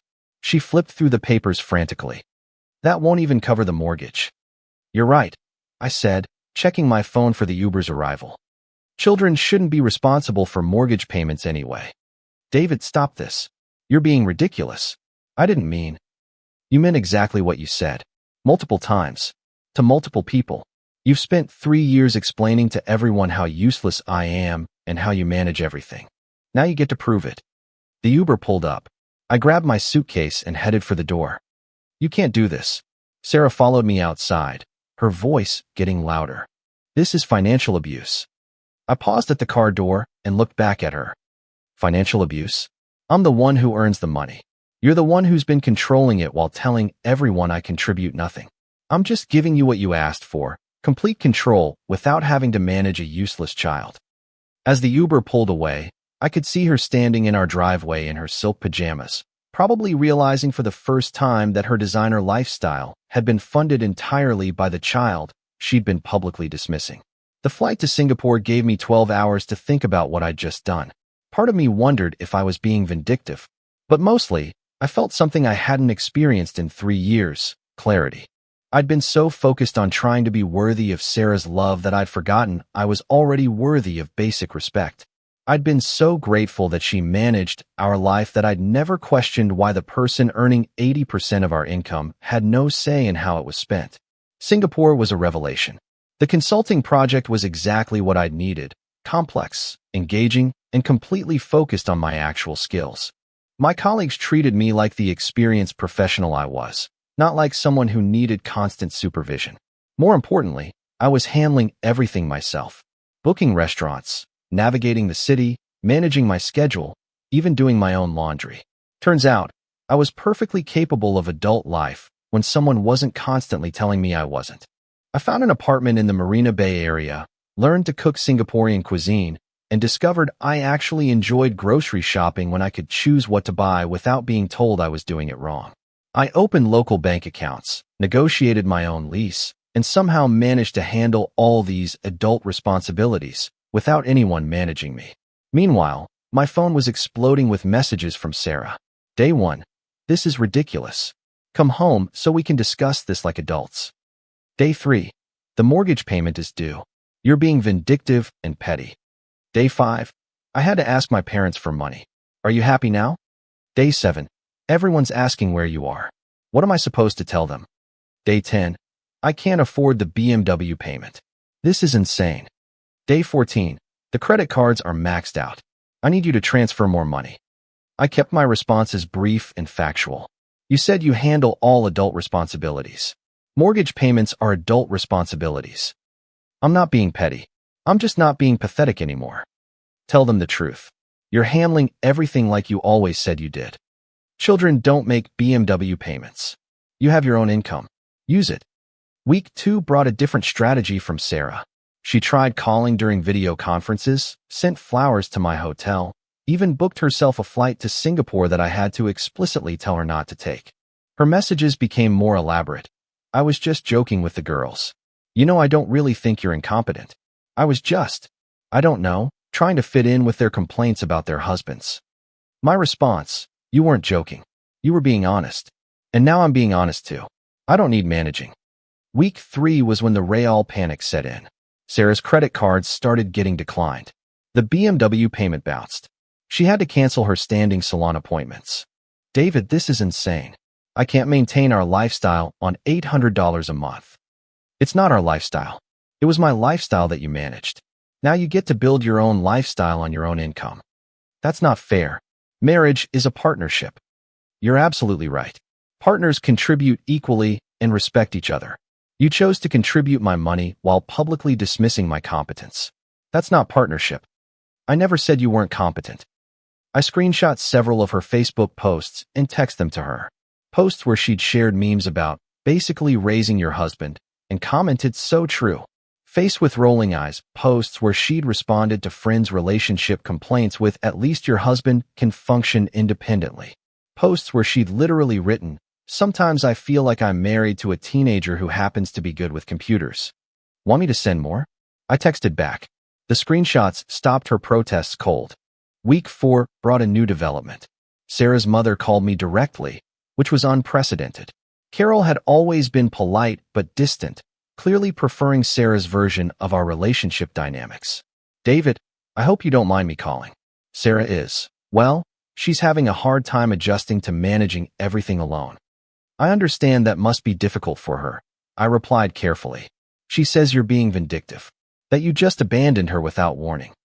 I was quiet for a moment, considering how much to reveal. Carol, did Sarah tell you why I left? She said you had some kind of midlife crisis, that you suddenly decided you didn't want responsibilities anymore. Did she mention what she said about me at the dinner party the night before I left? Silence. What did she say?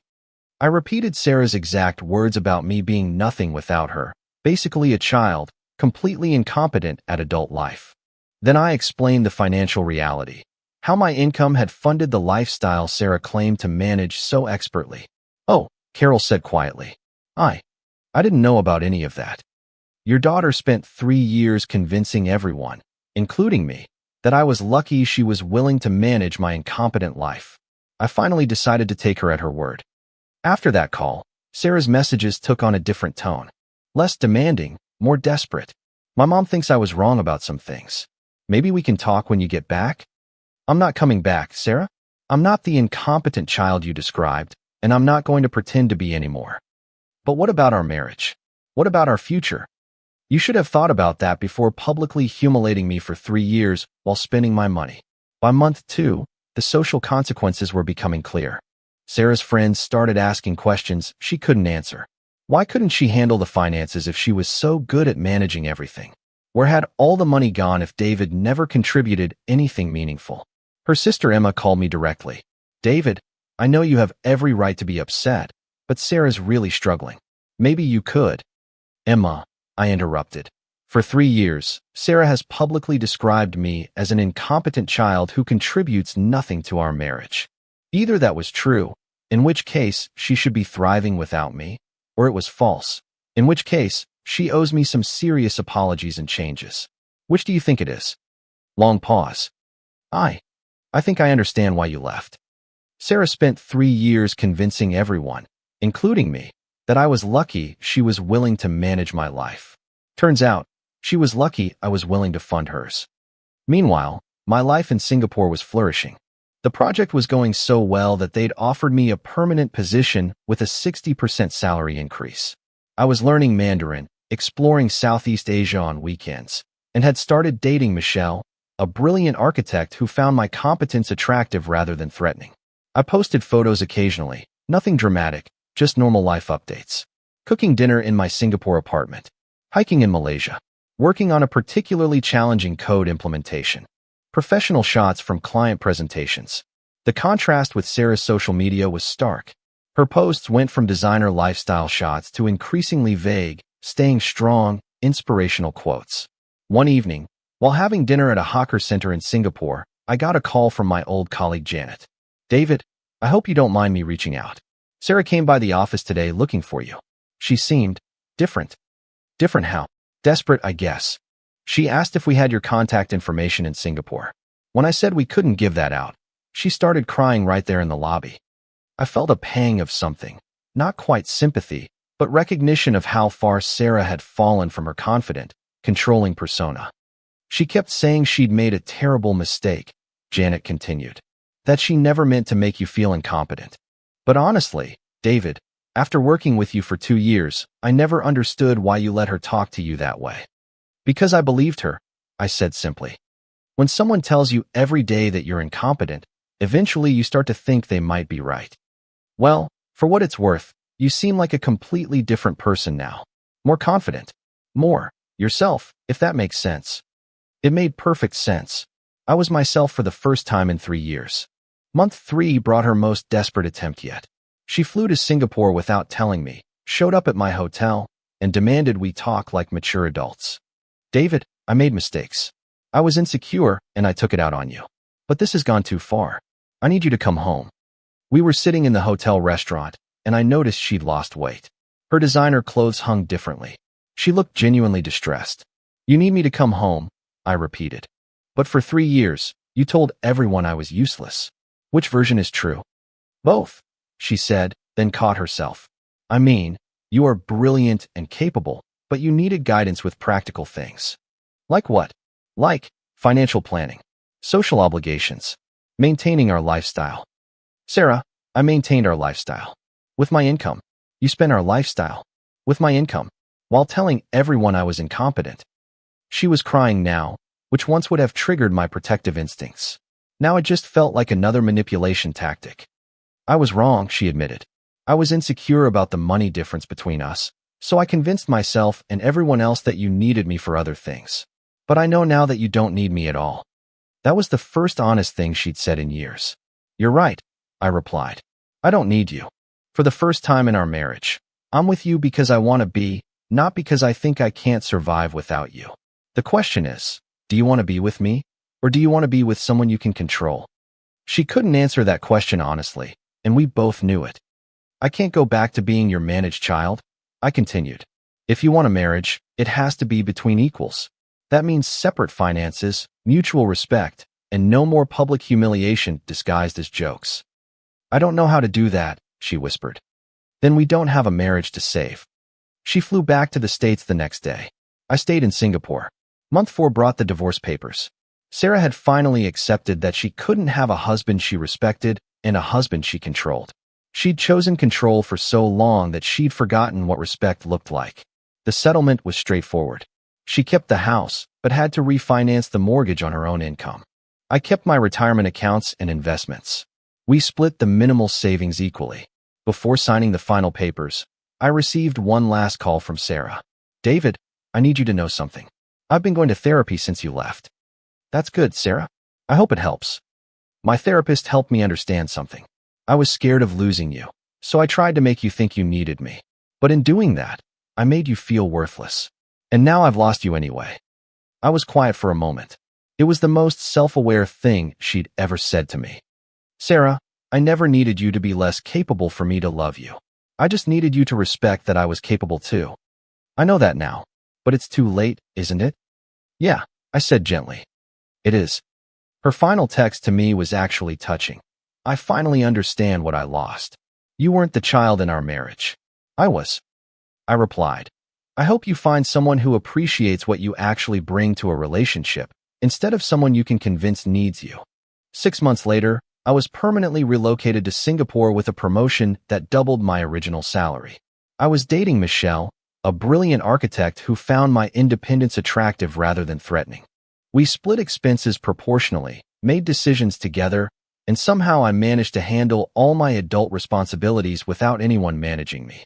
My ex-wife had moved back in with her parents temporarily while she figured out how to live within her actual means. According to Emma, she'd started therapy and was learning to manage her own finances for the first time in her adult life. A year after I left, Emma sent me a message that surprised me. Sarah got a promotion at work. She's managing her own finances now and seems different, more humble. She wanted me to tell you that your leaving probably saved both of you from a really toxic situation. I was glad to hear she was growing, but I also knew that growth had come at the cost of our marriage. Some lessons can only be learned through consequences. The funny thing about stopping pathetic behavior is that it doesn't just change how others see you. It changes how you see yourself. I'd spent 3 years trying to be worthy of someone who thought I was fundamentally inadequate. Now I knew my worth, and I wasn't willing to negotiate it downward for anyone. The man who used to accept being called incompetent while funding someone else's lifestyle was gone. In his place was someone who knew the difference between being loved and being managed. And that man would never settle for management again. Michelle and I were having dinner last week when she commented on how self-assured I seemed. You just handle things, she said. It's attractive. I thought about Sarah's constant commentary on my incompetence, her insistence that I needed guidance for basic adult functions. Then I looked at Michelle, who respected my judgment enough to ask my opinion on her own decisions. I learned the hard way, I told her, that the right person doesn't make you feel like you need to be managed. They make you feel like you're capable of anything. She smiled. Smart man. Took me a while to figure that out, I replied. But some lessons are worth the learning curve. The child who needed managing was gone. In his place was a man who'd learned to fly. Dear listeners, please share your thoughts in the comments, and do not forget to like, share, and subscribe to the channel. My fiancée rolled her eyes. Wow, so jealous over a few emojis? When I showed her the texts with her trainer, I said, not jealous, just taking notes. His wife wasn't taking it well when she got the screenshots. Now she's begging me for a place to stay. I've always believed in traditional roles. I know that's not a popular opinion these days, but it's how I was raised. A man provides, protects, and builds a safe, stable home. A woman nurtures that home and the family within it. When I met my fiancée Chloe, this was our shared foundation. Her family was deeply religious, pillars of their local church community, where her father, Pastor Thompson, delivered a sermon every Sunday. They were people who cared, above all else, about appearances, reputation, and the sanctity of a traditional family unit. Chloe had no desire to work. She wanted to be a wife, a mother, and a homemaker. I was more than happy with that arrangement.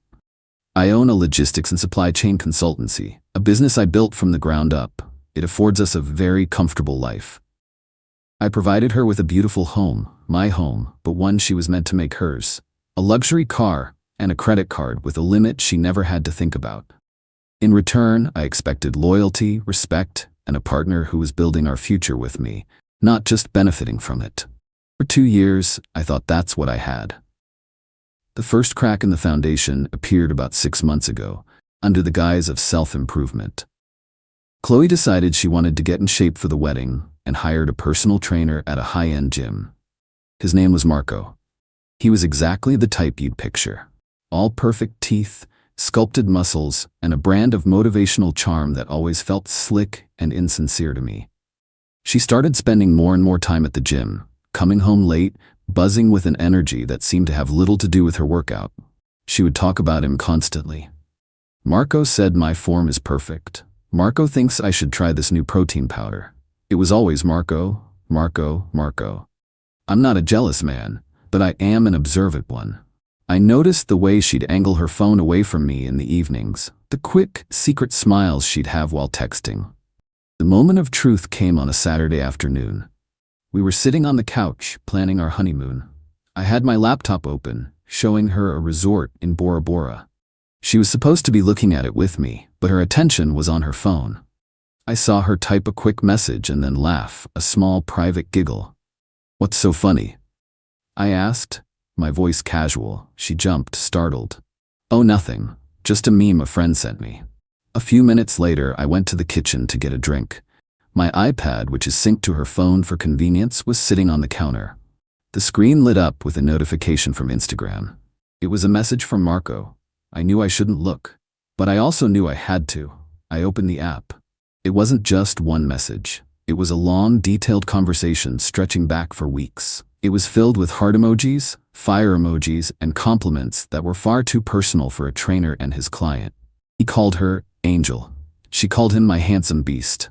But it was the most recent messages, from just moments ago, that made my blood run cold. Marco. Thinking about you in that little black dress from the other night. Can't stop. Stop, you're gonna get me in trouble. Is the big man boring you with wedding talk again? You have no idea. At least the honeymoon will be nice.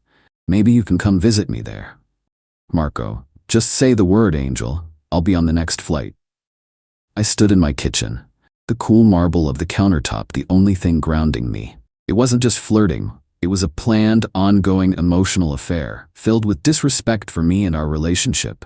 She was sitting in my living room, using the life I provided her to plan a fantasy rendezvous with another man. I walked back to the couch and sat down, my expression unreadable. I waited. About 10 minutes later, her phone buzzed again. She smiled as she read the message. I leaned over, my voice calm. "Is that Marco?" The color drained from her face. "What? No. Why would you ask that?" I picked up the iPad from the coffee table and opened the message thread. I turned the screen towards her. "Because of this," I said. She stared at the screen, her mouth opening and closing. The panic in her eyes quickly morphed into indignation. It was the classic defense of the guilty. Attack. She rolled her eyes, letting out an exasperated sigh.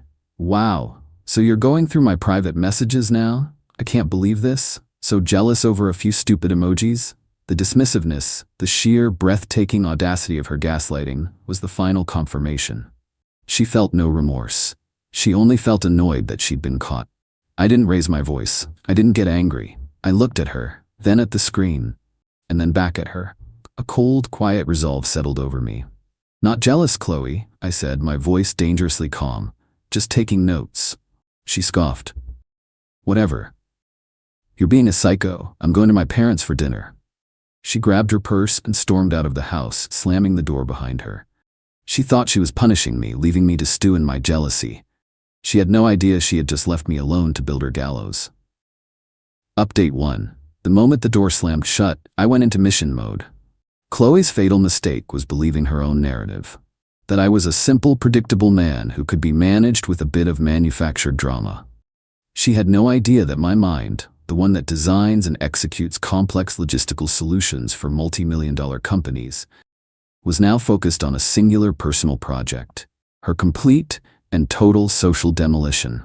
My plan wasn't to hurt her. It was to let her own actions, and the actions of the man she was entertaining, deliver the consequences directly to the one place she and her family felt safest, their pristine, unassailable reputation.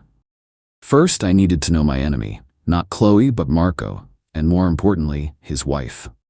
I spent an hour digging through Marco's social media.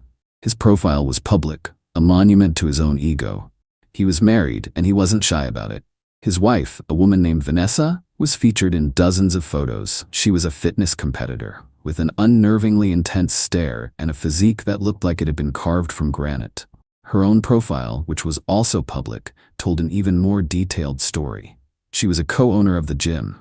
Her bio read, CEO of Marco's biggest fan club, don't test me.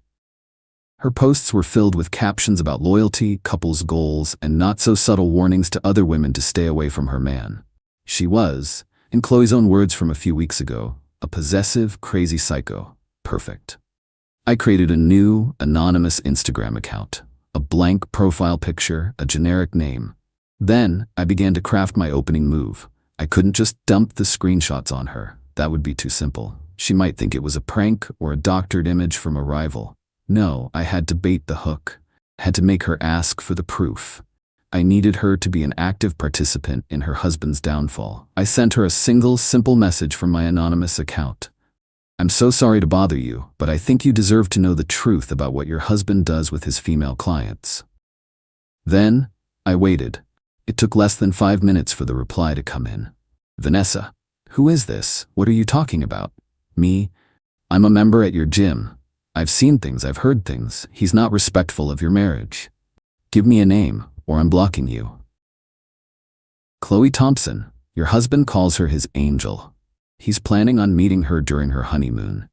The 3 dots that indicated she was typing appeared and disappeared several times. She was hooked. Vanessa, you're lying. Show me proof. This was the moment. I didn't send her the whole conversation. I sent her just one carefully selected screenshot. The one where Chloe suggested Marco visit her on her honeymoon. It was damning, but it was also just vague enough to be deniable on its own. The reply was instant. Vanessa, this is nothing.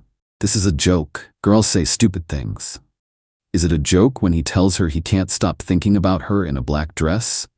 Is it a joke when he calls his own fiancé the big man who is boring her? I had deliberately twisted the context, making it seem like Marco was the one engaged in complaining about his own fiancé.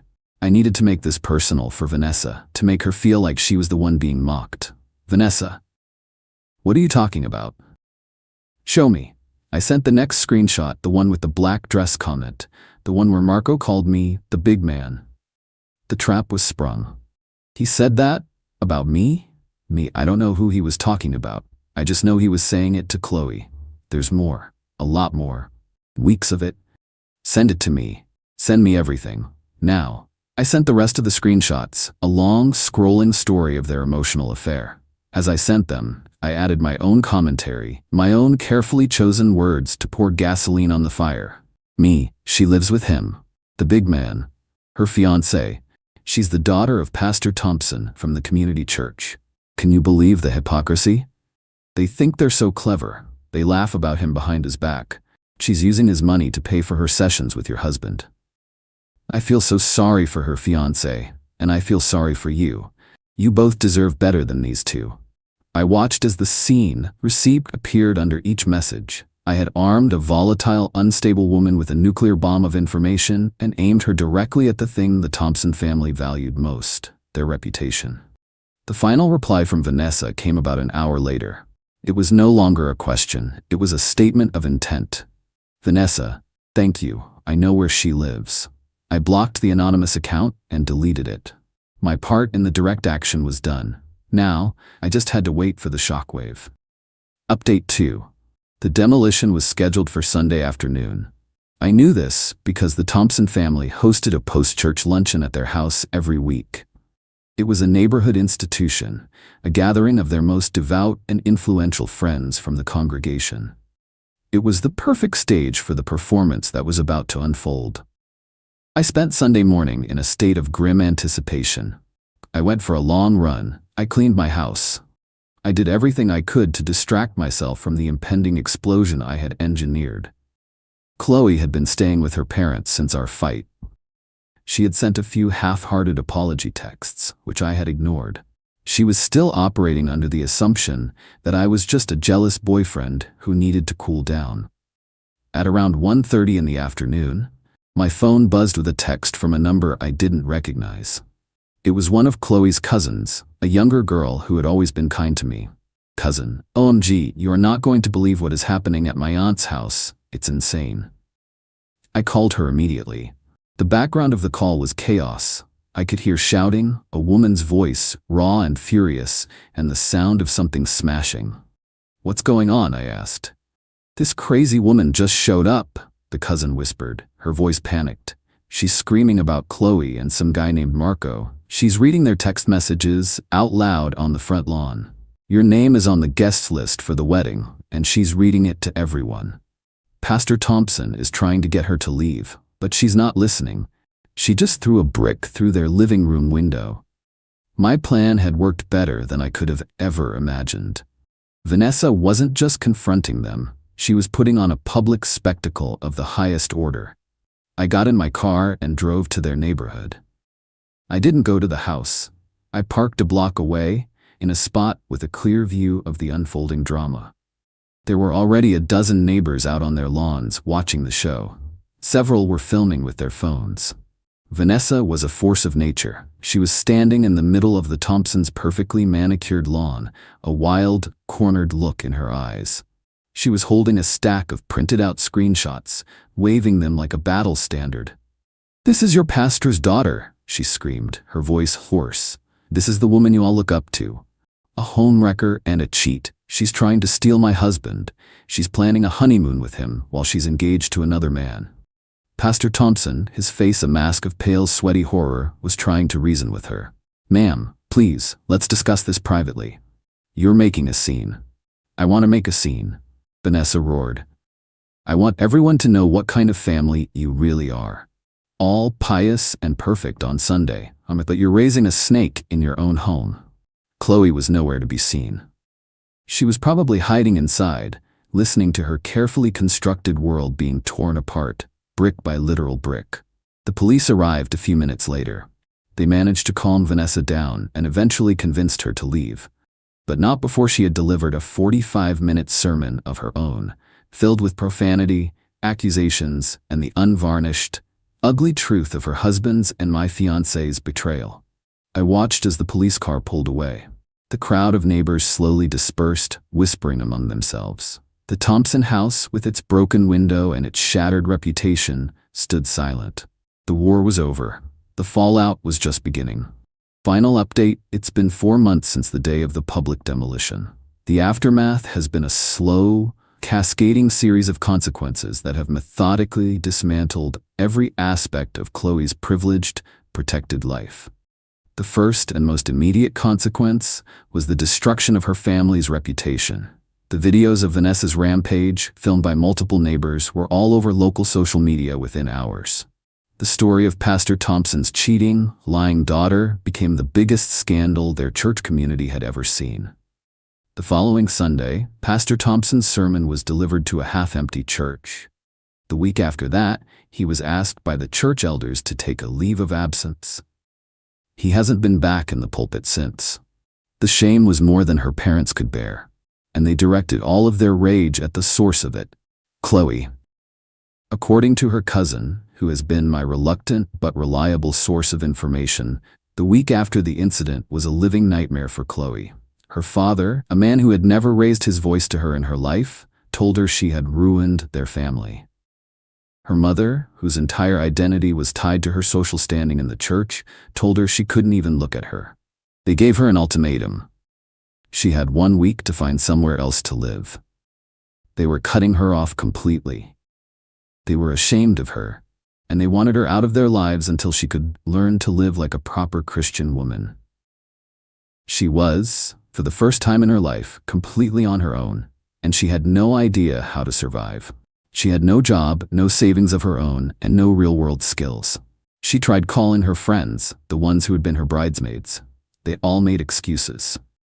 No one wanted to be associated with the scandal. No one wanted the drama of Vanessa, who was now in the midst of a very messy, very public divorce from Marco, showing up at their doorstep. She was running out of options and running out of money. The last I heard from her cousin, Chloe had been living out of her car for a few days, showering at a local gym and living on fast food. Then, last night, the inevitable happened. At around 10 o'clock, my doorbell rang. I looked at the security camera feed on my phone. It was her. She looked thin, tired, and completely broken. I opened the door. She just stood there for a moment, not saying anything. The old, confident, entitled Chloe was gone, replaced by a ghost. "Mark," she finally whispered, her voice cracking. Can I please come in?" "No," I said. She started to cry, real, desperate tears. "Please," she begged. "I have nowhere to go. My parents kicked me out. My friends won't talk to me. I have no money. I'll do anything. I'll get a job. I'll pay you back. I need a place to stay." I looked at the woman who had rolled her eyes at my pain, who had called me jealous and psycho for discovering her betrayal. The woman who had been so willing to destroy our future for a cheap thrill. "That sounds like a stressful situation for you, Chloe," I said, my voice devoid of any emotion. I let my words hang in the air for a moment, a perfect echo of the conversation that had started it all. "But you're a grown woman. You need to stand on your own 2 feet. Her face crumbled as she recognized her own cold, dismissive words being thrown back at her. "Tell your parents to figure it out," I said, my voice hardening. "Or Marco, or any of the friends who thought your behavior was so funny, but don't bring your problems to my door. It's not my responsibility." I closed the door on her sobbing, leaving her alone on my porch in the wreckage of the life she had so carelessly set on fire. My revenge was never about jealousy, it was about accountability. And I had simply taken notes and delivered the final grade. She declared, "I don't want kids with your genetics. They'd be unfortunate looking." I replied, "Good point." Then I quietly got the genetic test results she'd refused to show me. Her silence when I handed them to her mother at dinner. Original post: I, 32 male, was supposed to be planning my wedding right now. Instead, I'm sitting in my apartment, surrounded by canceled vendor contracts and drinking coffee that doesn't taste like betrayal. Funny how things change. Met Veronica, 29, 3 years ago at a friend's barbecue. She was gorgeous, ambitious, worked in pharmaceutical sales. We clicked immediately. Her family was intense. Old money, country club types. Her mother Diane treated me like the help at first, but I won them over, or so I thought. Everything was good until about 8 months ago. We'd gotten engaged, moved in together, started talking about kids. Normal progression stuff. Then Veronica started getting weird about the whole children thing. "Maybe we should do genetic testing," she suggested one day. "Just to be safe." Made sense. I agreed immediately.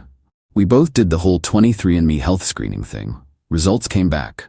Mine were boring. Slightly elevated risk for high blood pressure, carrier for one recessive thing that wouldn't matter unless she had it too. Standard stuff.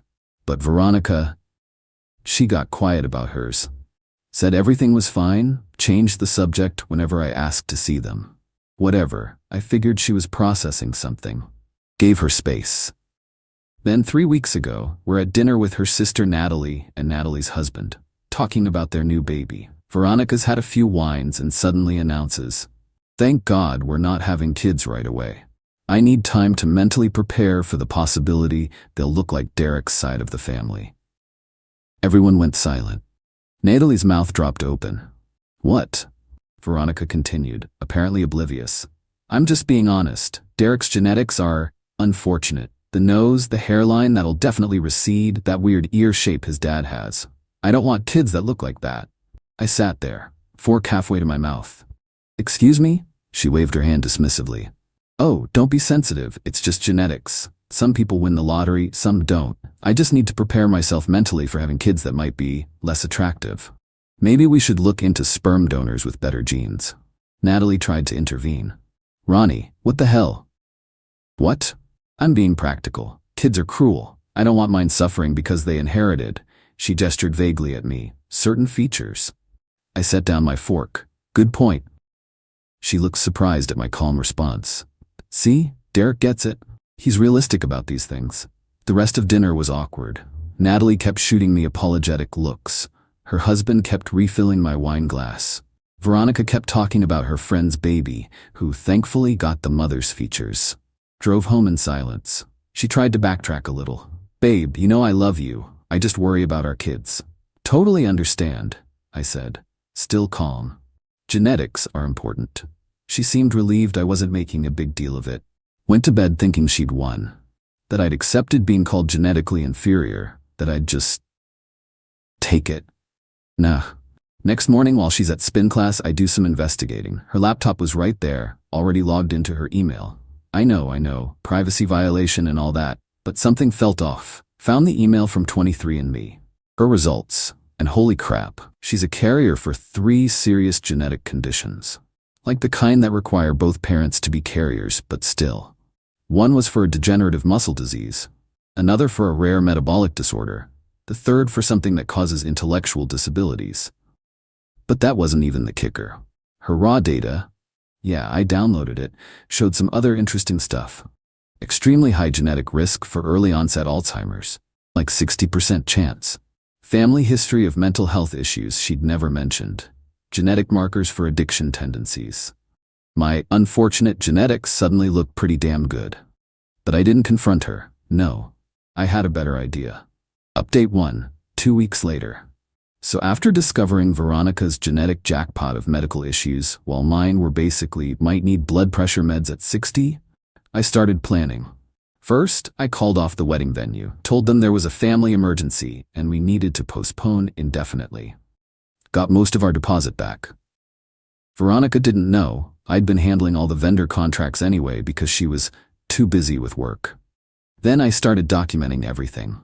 Every little comment she made about my appearance, my family's appearance, anything related to genetics or kids, she made it easy. The woman couldn't help herself. Your cousin's baby has your family's forehead, poor thing. If we have boys, we're definitely getting them nose jobs at 16. Maybe we should only do IVF so we can select the best-looking embryos. That last one she said at brunch with her friends. They laughed. I smiled and nodded while recording on my phone in my pocket. The real preparation was for dinner at her parents' house. Diane's 60th birthday. Big fancy affair, extended family coming in. Veronica was stressed about it, wanting everything perfect for mommy dearest. Wear your good suit, she instructed, and maybe consider getting a haircut that makes your forehead look smaller. Of course, babe, I got my hair cut. Bought a new suit.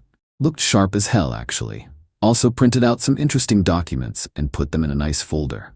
The dinner was exactly what you'd expect. Country club dining room, 5 courses, Diane holding court like the queen of suburbia. Veronica's dad Harold barely said anything, per usual. Various aunts and uncles all competing for who had the most successful children. Diane started her usual passive-aggressive routine with me during the salad course. Derek, Veronica tells me you're still at that marketing firm? Digital consulting, actually. Just got promoted to senior director. The dismissive little hum. Well, I suppose someone has to do that work. Veronica jumped in. Derek's doing great, Mom, though we are discussing our future family planning. Wanting to be really thoughtful about it. Diane perked up. Oh, finally being sensible about children? I've always said you need to consider bloodlines carefully. So important for the children's future. Exactly, Veronica beamed. That's why we did genetic testing. Want to make sure our kids have the best chance. Here we go. Oh, that's wonderful, Diane gushed. So responsible. I'm sure Derek's results were adequate? Veronica laughed. that little tinkling laugh she did when she was about to be cruel.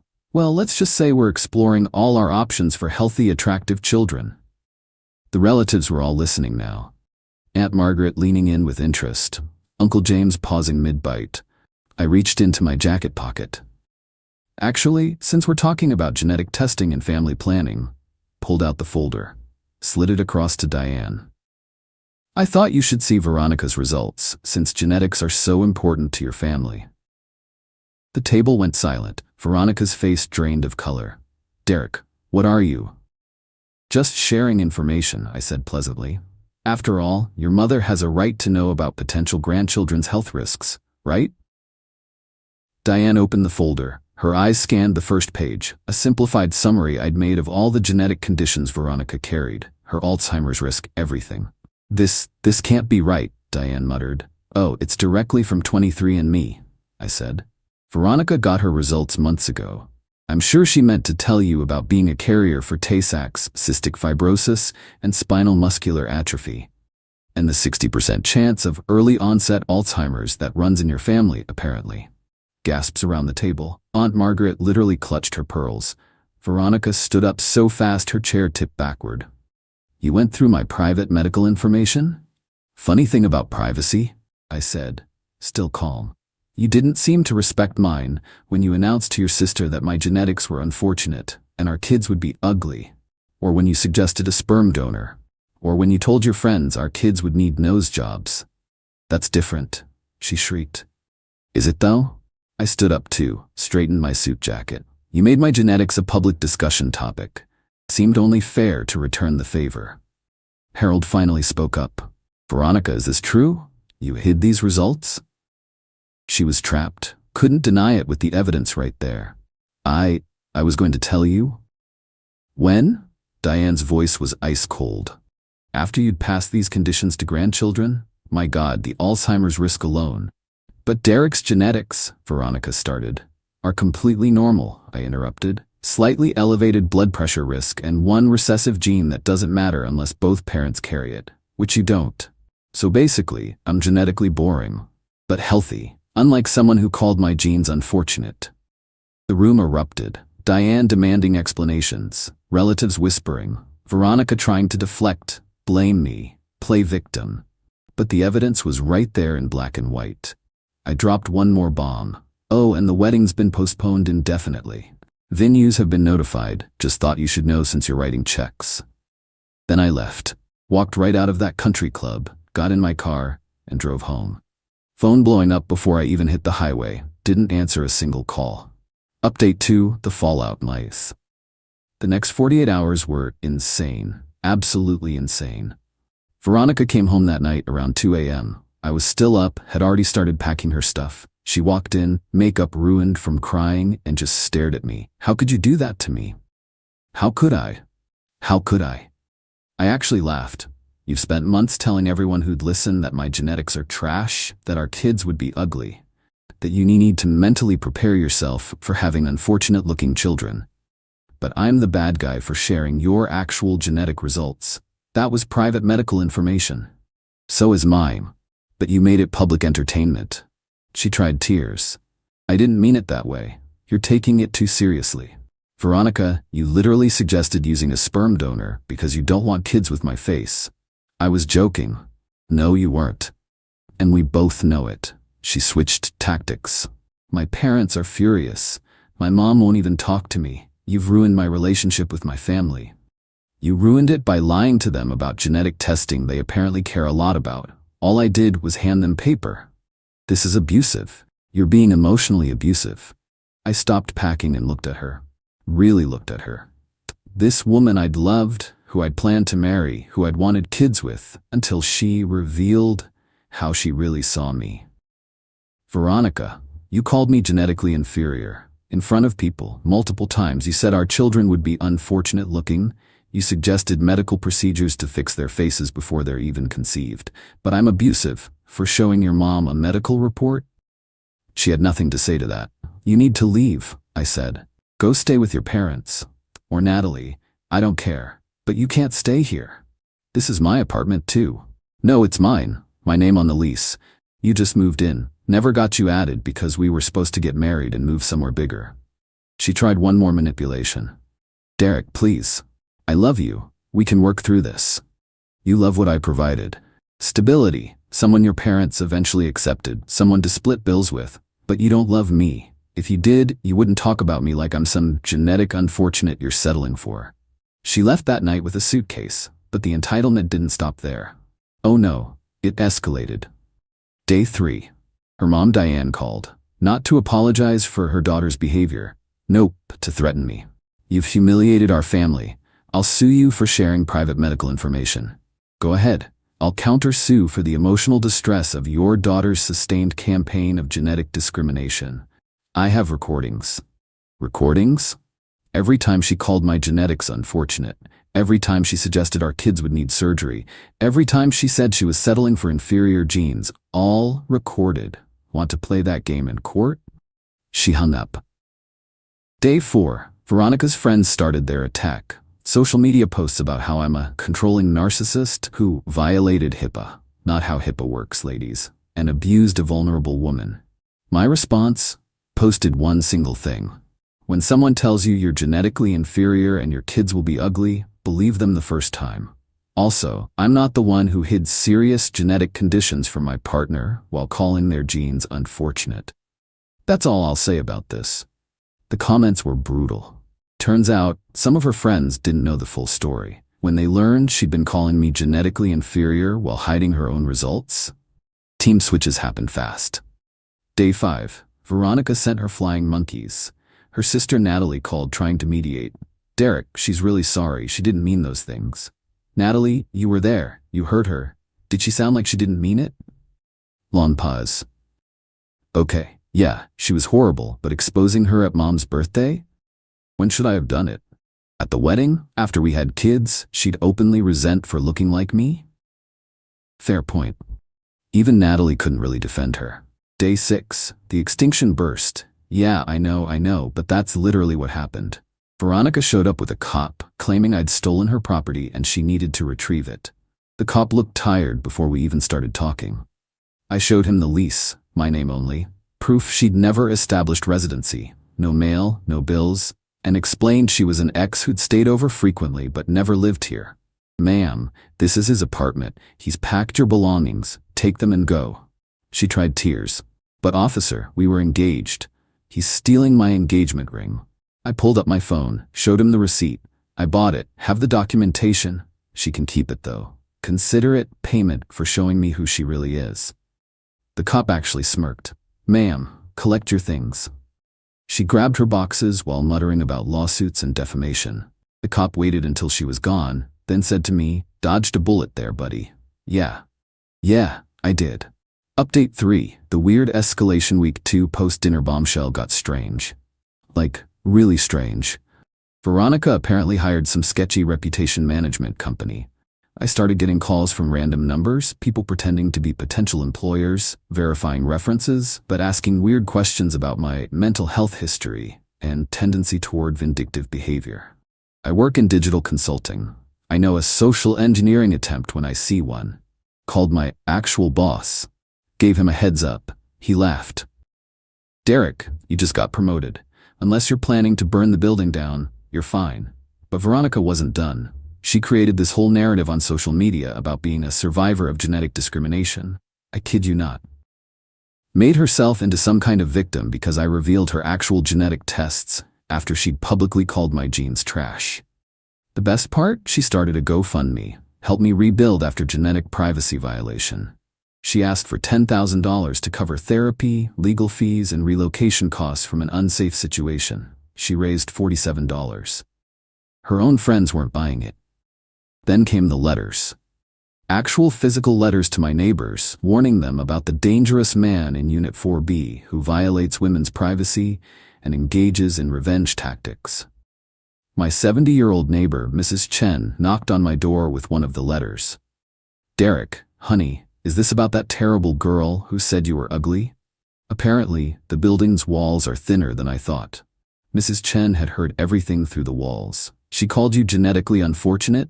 What a witch. My grandson's single, by the way. Lovely boy, good genes. She winked and left. But the real kicker came when Veronica's mom, Diane, reached out again. Not to apologize, not to be reasonable, to make an offer. Derek, this has gotten out of hand. We're prepared to offer you $5,000 to sign an NDA about Veronica's genetic information. You want to pay me to pretend your daughter didn't call me genetically inferior? We want this matter resolved quietly. Diane, your daughter started this by making my genetics a public discussion. I defended myself with facts. I don't want your money. I want to never hear from any of you again. $10,000. Diane, stop. You're being unreasonable. Veronica made some poor word choices. Poor word choices? She suggested our future children get preventive plastic surgery because they'd inherit my face. That's not a word choice. That's eugenics. She actually gasped. How dare you use that word? How dare your daughter practice it? But here's where it gets truly unhinged. Veronica started dating someone new, 3 weeks after our breakup. His name's Bryce. He's some investment banker her parents introduced her to. Tall, conventionally attractive, probably has a boat. She made sure I knew about it. Posted constantly. So blessed to find someone who accepts me fully. When you know, you know. Already planning our beautiful future family. Her friends ate it up. Comments about how she deserved this after everything she's been through. I didn't care. Genuinely. Bryce could have her, but then she made a mistake. She posted a photo at a restaurant I recognized. Very exclusive place that requires reservations months in advance. I knew because I'd made us a reservation there 6 months ago for what would have been our wedding week. She was using our reservation, one I'd never canceled because I forgot about it in the chaos. I called the restaurant, explained the situation. They were very understanding about canceling a reservation under my name that I wouldn't be using. They even refunded my deposit. Apparently, Veronica and Bryce showed up to find no reservation. She made a scene. The manager had to escort them out. Someone filmed it. It ended up on the local food scene Instagram. Veronica screaming about discrimination while Bryce looked mortified. She tried to blame me publicly, but the restaurant responded professionally that reservations are non-transferable and can only be used by the person who made them. Bryce lasted 2 more weeks before he bounced. Guess he saw the crazy up close and decided his genetics deserved better. Final update. It's been 3 months now since that dinner at Diane's 60th birthday. 3 months since I handed over those test results and watched Veronica's world implode. The last I heard through mutual friends, she'd moved back in with her parents. Still single. Still posting about being a survivor of something that was entirely her own creation. The GoFundMe never broke $100 and quietly disappeared. Her parents sent one final letter through a lawyer. Not threatening this time, just asking that I confirm I wouldn't share the genetic information further. I had my lawyer respond that I had no intention of ever thinking about their family again, let alone talking about them. Natalie reached out once to apologize for her sister. Said Veronica was in therapy now, working through what the therapist called narcissistic collapse. Apparently, she'd built her entire identity around being genetically superior, and having that challenged broke something in her brain. She always thought she was better than everyone, Natalie said. The genetics thing just gave her something to point to. Now she has to face that she's actually just mean. I'm doing okay. Sold the engagement ring, used the money for a nice vacation. Been going to therapy myself, working through the mindfuck of being with someone who saw me as genetically inferior breeding stock while hiding her own medical issues. Dating isn't on my radar yet. Trust issues are real after something like this, but I'm working on it. The funny thing is, I never cared about her genetic results. Carriers for conditions? That's manageable with modern medicine. Alzheimer's risk? We could have planned for that. I would have supported her through anything, but she cared about mine. She cared so much about my unfortunate features that she made it everyone's business. She turned my DNA into dinner conversation, made my future children's faces a punchline. So yeah, I showed her mom those test results. I revealed her hypocrisy in the most public way possible, at the exact moment it would hurt most. Was it petty? Sure. Was it deserved? Absolutely. Sometimes the best revenge isn't elaborate. Sometimes it's just handing someone the truth they tried to hide while they're weaponizing lies about you. She wanted to talk genetics. We talked genetics. She just didn't like it when the conversation included actual facts instead of her superiority complex. Last week, I ran into Aunt Margaret at the grocery store. She stopped me, looked around conspiratorially, and whispered, "That was the best birthday dinner entertainment Diane's ever had. She's still mad but secretly impressed you had the balls to do it." Then she added, "Veronica's been unbearable since childhood. About time someone gave her a reality check. Good genetics, bad genetics. Doesn't matter if you're an ugly person inside." Wise words from someone who married into that family and survived 30 years. I'm moving to a new apartment next month. Fresh start. No memories of Veronica calling my features unfortunate while standing in my bathroom using my expensive shampoo. The new place has better soundproofing too, in case I ever date another person who thinks they're genetically superior. Though honestly, if someone starts talking about my genetics again, I'm out. Immediately. No second chances, no waiting to see if they're joking. You get one shot to not call me genetically inferior, and if you blow it, I'm gone. My unfortunate nose, and I deserve better than that. Oh, and fun fact I learned recently? Veronica's been telling people she dumped me because I was obsessed with genetics and violated her privacy. Apparently forgot about all the witnesses to her eugenics dinner talks. But that's not my problem anymore. My only regret? I didn't record her face when her mom opened that folder. That moment of realization that her perfect daughter with superior genes was actually carrying a genetic-loaded gun while mocking my normal-ass DNA? Priceless.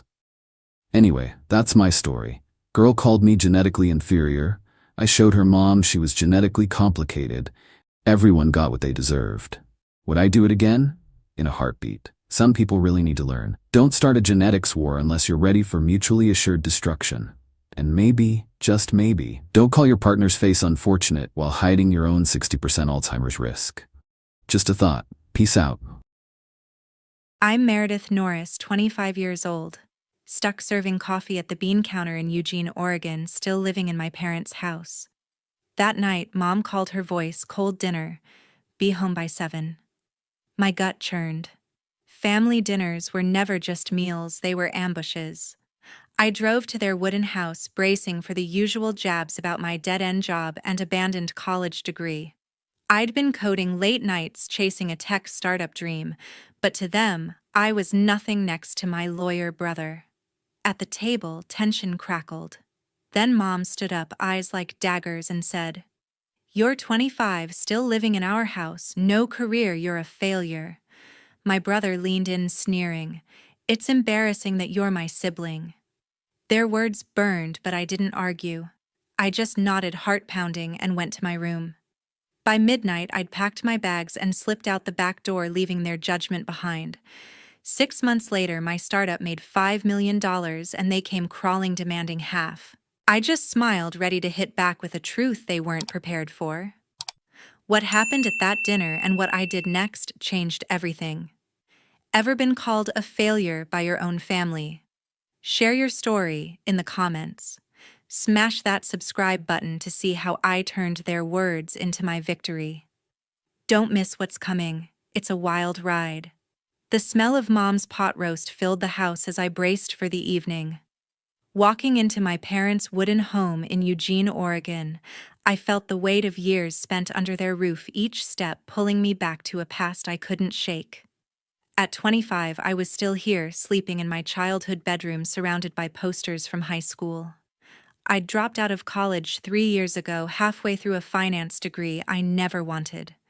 The numbers, the pressure, the endless exams, it crushed me. I'd sit in lectures, heart racing, palms sweaty, feeling like I was drowning. My advisor, Professor Ellis, tried to help, but I couldn't keep up. So I quit trading textbooks for a barista apron at the bean counter. The pay was barely enough to cover gas, but it was honest work, and I liked the rhythm of steaming milk and chatting with regulars like Karen, who tipped extra for my latte art. But my real passion was coding. Late at night, when the house was quiet, I'd hunch over my laptop building an app I dreamed would change everything. It was a fintech tool, something to simplify budgeting for people like me who'd never fit the mold of success. I taught myself Python from YouTube tutorials, piecing together lines of code between shifts.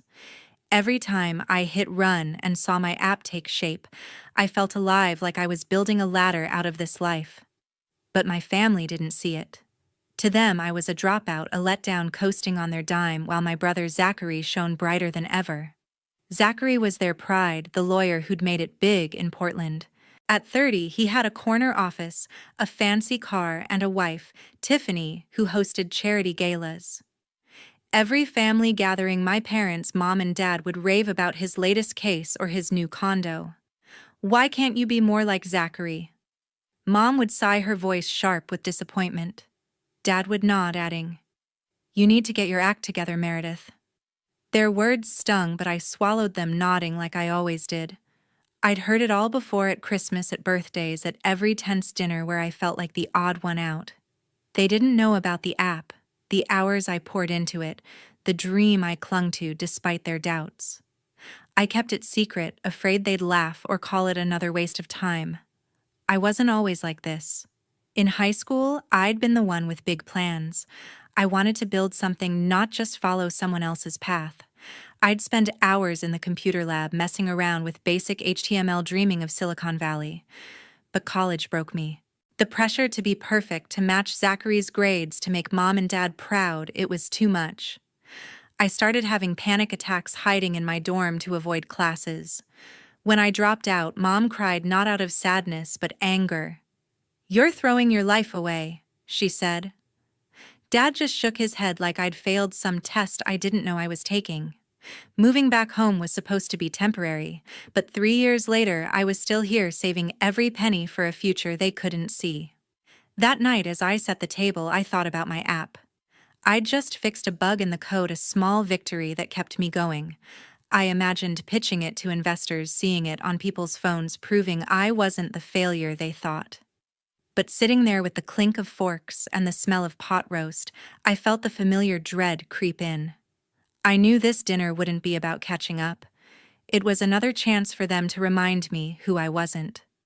Still, I held on to my dream, a quiet fire in my chest. No matter what they said tonight, I wouldn't let go of it.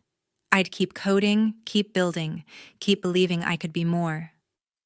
The dining room table was set with her best china, but the air in the home was thick with tension. I sat across from my parents, my brother and his wife, picking at the pot roast, my appetite gone. Every clink of silverware felt like a countdown to something ugly. I'd barely said a word when Mom stood up, her chair scraping the hardwood floor. Her eyes locked on me, cold and unyielding. "Meredith Norris, you're 25, still living in our house. No career, you're a failure," she declared, her voice slicing through the room. I froze, my fork halfway to my mouth, the words hitting like a slap. I'd heard their disappointment before, but this was different. Public, raw, meant to wound. Zachary leaned back, his lips curling into a smug grin. "She's right, you know," he said, glancing at his wife. Tiffany nodded, her perfectly manicured nails tapping her wine glass. "We posted about it on Facebook," she said, her tone dripping with mockery. "A picture of you at that coffee shop, apron and all. Captioned it, 'This is what failure looks like.' Got a ton of likes already." My heart sank. I pictured the photo, me wiping down a table at the bean counter, unaware they'd snapped it during a visit last week. The humiliation burned, knowing their friends, our neighbors, were laughing at me online. I opened my mouth to protest, but Zachary cut in. "What you're gonna say, you're finding yourself," he scoffed. "Gimme a break." Dad cleared his throat, his voice gruff. "Meredith, it's time you got a real job," he said, folding his arms. "Something respectable like your brother. Or you can find somewhere else to live." His ultimatum landed like a brick. I tried to explain, my voice shaky. "I'm working on something, Dad. I've been building an app. It's..." Tiffany laughed, cutting me off. "An app? Oh, please, Meredith. You're not some tech genius. Stick to pouring coffee." Her words stung, but what hurt more was Mom's silence, her nod of agreement. I looked around the table, searching for a hint of support, but found none. They were a united front, tearing me down together. I clenched my fists under the table, my nails digging into my palms. I wanted to scream to tell them about the nights I spent coding the app that was so close to being something real.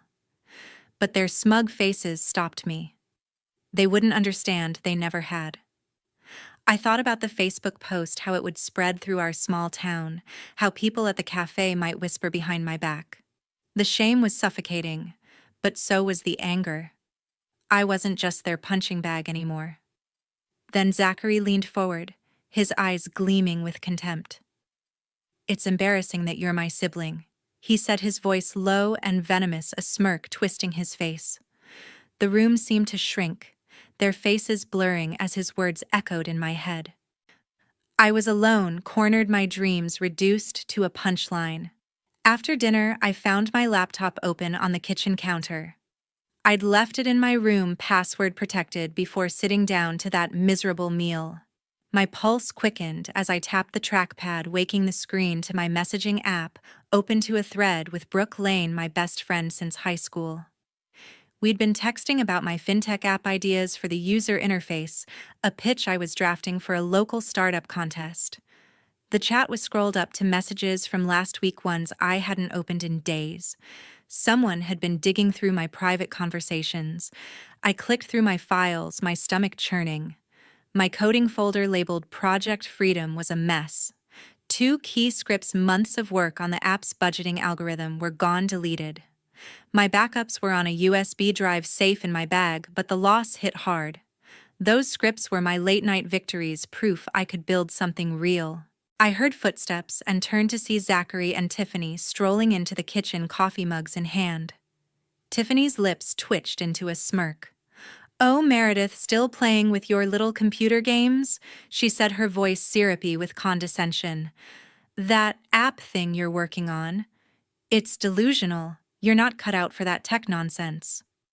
I gripped the counter, my voice tight. "You went through my laptop?" I said, staring at Zachary. He shrugged, leaning against the fridge. "We were curious," he said, as if it were nothing. "You leave it lying around. What do you expect?" My mind raced back to earlier that week. They'd stopped by my room, supposedly to chat, while I was grabbing water. They must have snooped then, bypassing my password somehow. I felt exposed, like they'd ripped open my diary. "You deleted my code?" I said, my voice rising. Tiffany laughed, tossing her hair. "Oh, come on, it's not like it was anything important. You're wasting your time with that pipe dream." I stormed to the living room where Mom and Dad were clearing dishes. "Did you know about this?" I demanded, my hands shaking. Mom set down a plate, her expression calm but stern. "Meredith, we're worried about you," she said. "You're chasing fantasies instead of growing up. Zachary was just trying to show you what's realistic." Dad nodded, his arms crossed. "You need to focus on a real job, not this hobby," he said. I couldn't believe it, they were defending them. I turned to Zachary, who'd followed me, and Tiffany at his side. "You had no right," I said, my voice cracking. "Those files were mine. My work. My future." Tiffany rolled her eyes. "Future, Meredith, be serious. You're 25, slinging coffee, living off Mom and Dad. That app isn't going anywhere." Her words echoed their earlier insults, but this was worse. They'd violated my privacy, erased my progress, and called it help. I looked at Mom, hoping for a shred of support, but she just sighed. "We want what's best for you," she said, as if that justified everything. Zachary chimed in, his tone patronizing. "You should thank us for snapping you out of it," he said. "You're not some startup hotshot. Stick to what you're good at."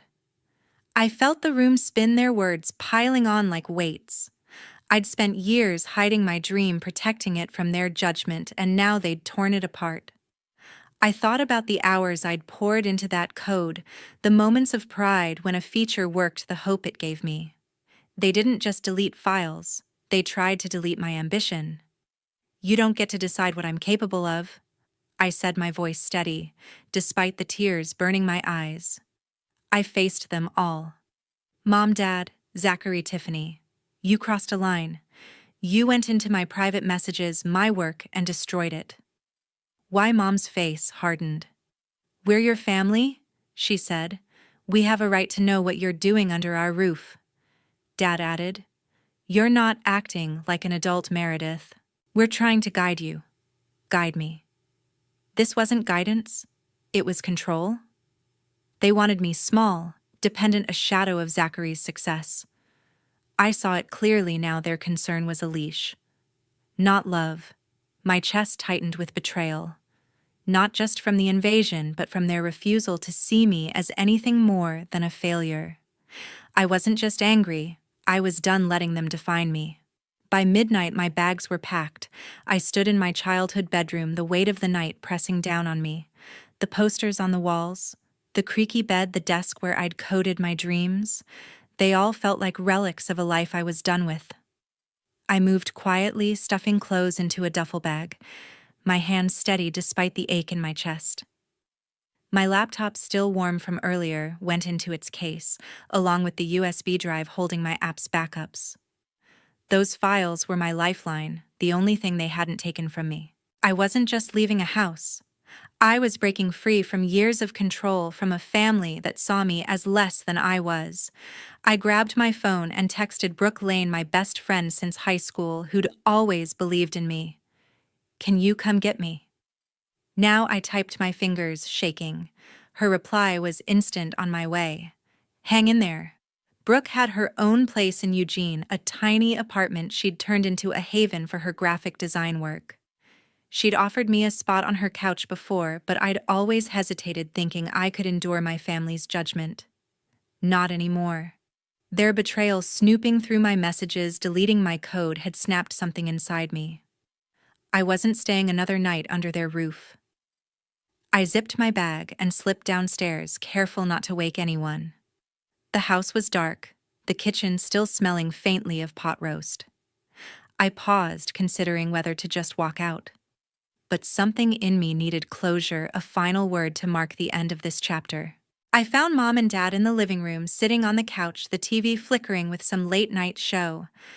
Zachary and Tiffany were in the kitchen, their voices low, probably gloating over their intervention. I cleared my throat. My bag slung over my shoulder. I'm leaving, I said, my voice calm but firm. Mom looked up, her brow furrowing. What are you talking about, Meredith? She asked as if I were joking. Dad stood, his face hardening. You're not going anywhere, he said. You can't just walk out in the middle of the night. I met his gaze, unyielding. I'm done living under your rules, I said, the words spilling out with a strength I didn't know I had. You don't respect me, my work, or my life. I'm not your project to fix. Mom's eyes widened, but she didn't speak. Zachary stepped into the room, Tiffany trailing behind, her arms crossed. You're being dramatic, Zachary said, rolling his eyes. Where are you even going to go? You can't afford to live on your own. I ignored him, turning to Dad. I'll figure it out, I said. I don't need your money anymore. His face reddened. If you walk out that door, don't expect us to keep paying your bills. He warned, his voice low and threatening. You'll be cut off, Meredith. No more free ride. I almost laughed. A free ride I'd been scraping by on tips, saving every cent for my app while they treated me like a burden. Fine, I said, my voice steady. Cut me off. I don't want your help if it comes with strings. Tiffany scoffed, muttering something about me being ungrateful, but I didn't care. I looked at them one last time, Mom silent and tense, Dad glaring like I'd betrayed him, Zachary and Tiffany smug as ever. Goodbye, I said, the word final, like closing a book.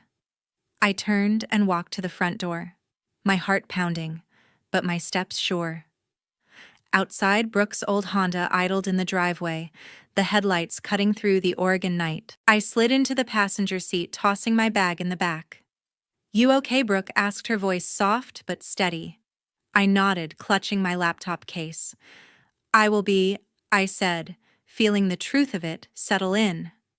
As Brooke drove away, the wooden house faded in the rearview mirror, its windows dark and uninviting. I thought about my app, the lines of code I'd saved, the dream I'd fought for despite their doubts. I wasn't just leaving a house, I was choosing myself. For the first time in years, I felt free, like I could breathe. My future was mine, not theirs, and I'd build it on my terms no matter what it took. Brooke's spare room became my new base for coding late into the night. Her tiny apartment in Eugene, Oregon was cramped, but warm with mismatched furniture and walls covered in her graphic design sketches. I set up a folding table for my laptop, the hum of the machine my only company as I rebuilt what my family had tried to destroy. The first week was a blur of settling in, unpacking my duffel bag, buying a cheap air mattress, and adjusting to the rhythm of a life I controlled. Brooke didn't ask for rent, just a promise to split takeout costs and keep the place tidy. Her trust in me felt like a lifeline, a reminder that someone saw my potential. I kept my job at the bean counter, pulling double shifts to cover expenses. The cafe was my anchor, its bustle of customers and hiss of espresso machines grounding me. There, I met Connor Reed, a barista who doubled as a freelance coder. He was 27 with a quiet intensity and a knack for debugging that rivaled my own. During a slow afternoon, we got talking about tech over a stack of dirty mugs. "You're working on a fintech app?" he asked, raising an eyebrow when I mentioned my project. "That's bold. Most people here just dream about it." I showed him a demo on my phone, and his eyes lit up. "This could be huge," he said. "Mind if I take a look at the code?" That conversation sparked a partnership. Connor and I started meeting after hours crowding around my laptop in Brooke's living room. Our app, now called Budget Blocks, was designed to help people like us, young, broke, and overwhelmed, manage money with simple, intuitive tools. Connor brought ideas for machine learning integration, suggesting we add predictive budgeting features based on user spending patterns. We split the work. I focused on the core algorithms while he refined the back-end and user interface. Most nights we coded until dawn, fueled by energy drinks and Brooke's leftover pizza. Her encouragement kept us going. She'd peek in, offer feedback on the app's design, and call us nerds with a grin. To make Budget Blocks viable, I knew I needed more than coding skills. I enrolled in an online financial management course, squeezing lessons into my breaks at the cafe. The irony wasn't lost on me studying finance after dropping out of a finance degree, but this time it was on my terms. I learned about cash flow investments and budgeting frameworks, applying them to our app's features. Connor pushed me to improve my coding too, recommending advanced Python libraries and cleaner ways to structure my scripts. Slowly, I felt my confidence grow. I wasn't just a dropout anymore. I was a developer with a vision, building something that could change lives. 3 months in, we had a working prototype. Connor pitched it to a local tech meetup, and I presented alongside him, my nerves jangling but my voice steady. The feedback was electric. Entrepreneurs and developers loved the app's simplicity and AI-driven insights.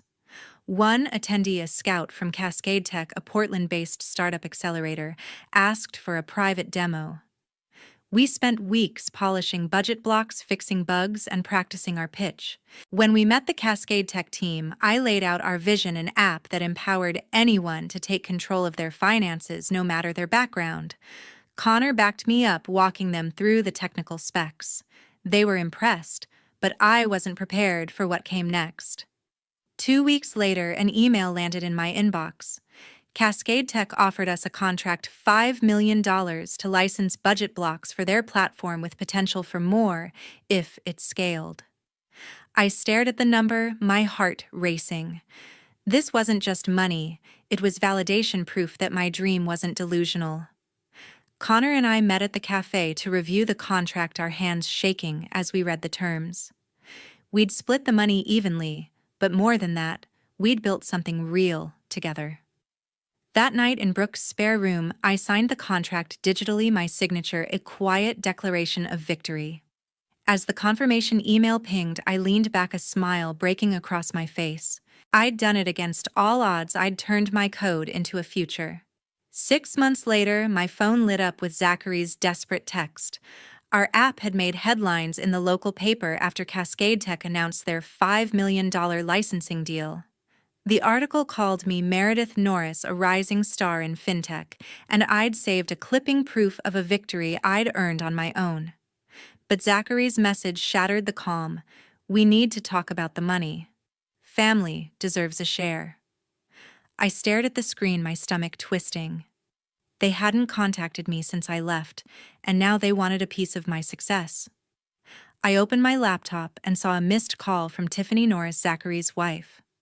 Her voicemail was syrupy, dripping with fake warmth. "Meredith, we're so proud of you," she said, pausing for effect. "But let's be fair. We supported you for years, rent, food, everything. You owe us at least half." Half? I nearly laughed. They'd never believed in my app, never paid a dime for my coding courses or late-night energy drinks. I'd built budget blocks from nothing, scraping by on tips from the bean counter. Their claim was absurd, but it wasn't surprising. This was the same family that had mocked me, deleted my code, and told me I'd never amount to anything. Curious, I checked Facebook, something I'd avoided since their humiliating post about me. Sure enough, Tiffany had been busy. A new post on her profile read, "Some people forget who got them where they are. Family sacrifices everything, and now Meredith thinks she's too good for us." Comments from their friends piled on, calling me ungrateful, selfish, a sellout. My blood boiled. They were spinning a lie, painting themselves as victims to justify their greed. I recognized the tactic twist, the truth rally, support, pressure me into giving in. But I wasn't the same person who'd sat silently at their dinner table. I called Zachary back, my voice steady. "You're not getting anything," I said before he could speak. He sputtered, launching into a rehearsed speech about how Mom and Dad had invested in me by letting me live at home. "You were a freeloader," he said, his tone sharp. "We carried you. That money's partly ours." I cut him off. "You carried me. You ridiculed me, trashed my work, told everyone I was a failure. I built this on my own." Tiffany jumped in, her voice shrill through the speaker. "Don't be so selfish, Meredith. We're family. We deserve our cut." I gripped my phone, their entitlement fueling my resolve. I thought about the years I'd spent under their roof, shrinking under their judgment. Every penny I'd earned, every line of code I'd written, every sleepless night, they had no part in it. "You don't get a cent of what I built," I said, my voice cold and final. "You don't get to claim my work now that it's worth something." Zachary tried to interrupt, but I kept going. "And those lies you're spreading online? They're pathetic. I'm done with your games." I hung up, my heart pounding, but my mind clear. Their words couldn't touch me anymore. I'd fought too hard, built too much to let them drag me back. Sitting in Brooke's apartment, surrounded by my laptop and notes, I felt a surge of strength. I wasn't just protecting my money, I was guarding my independence, my right to define my own story. I blocked their numbers, unfriended them online, and started drafting an email to a lawyer about safeguarding my assets. This wasn't just about saying no. It was about closing the door on a family that had never valued me. I was ready to cut them out for good, to move forward without their shadow.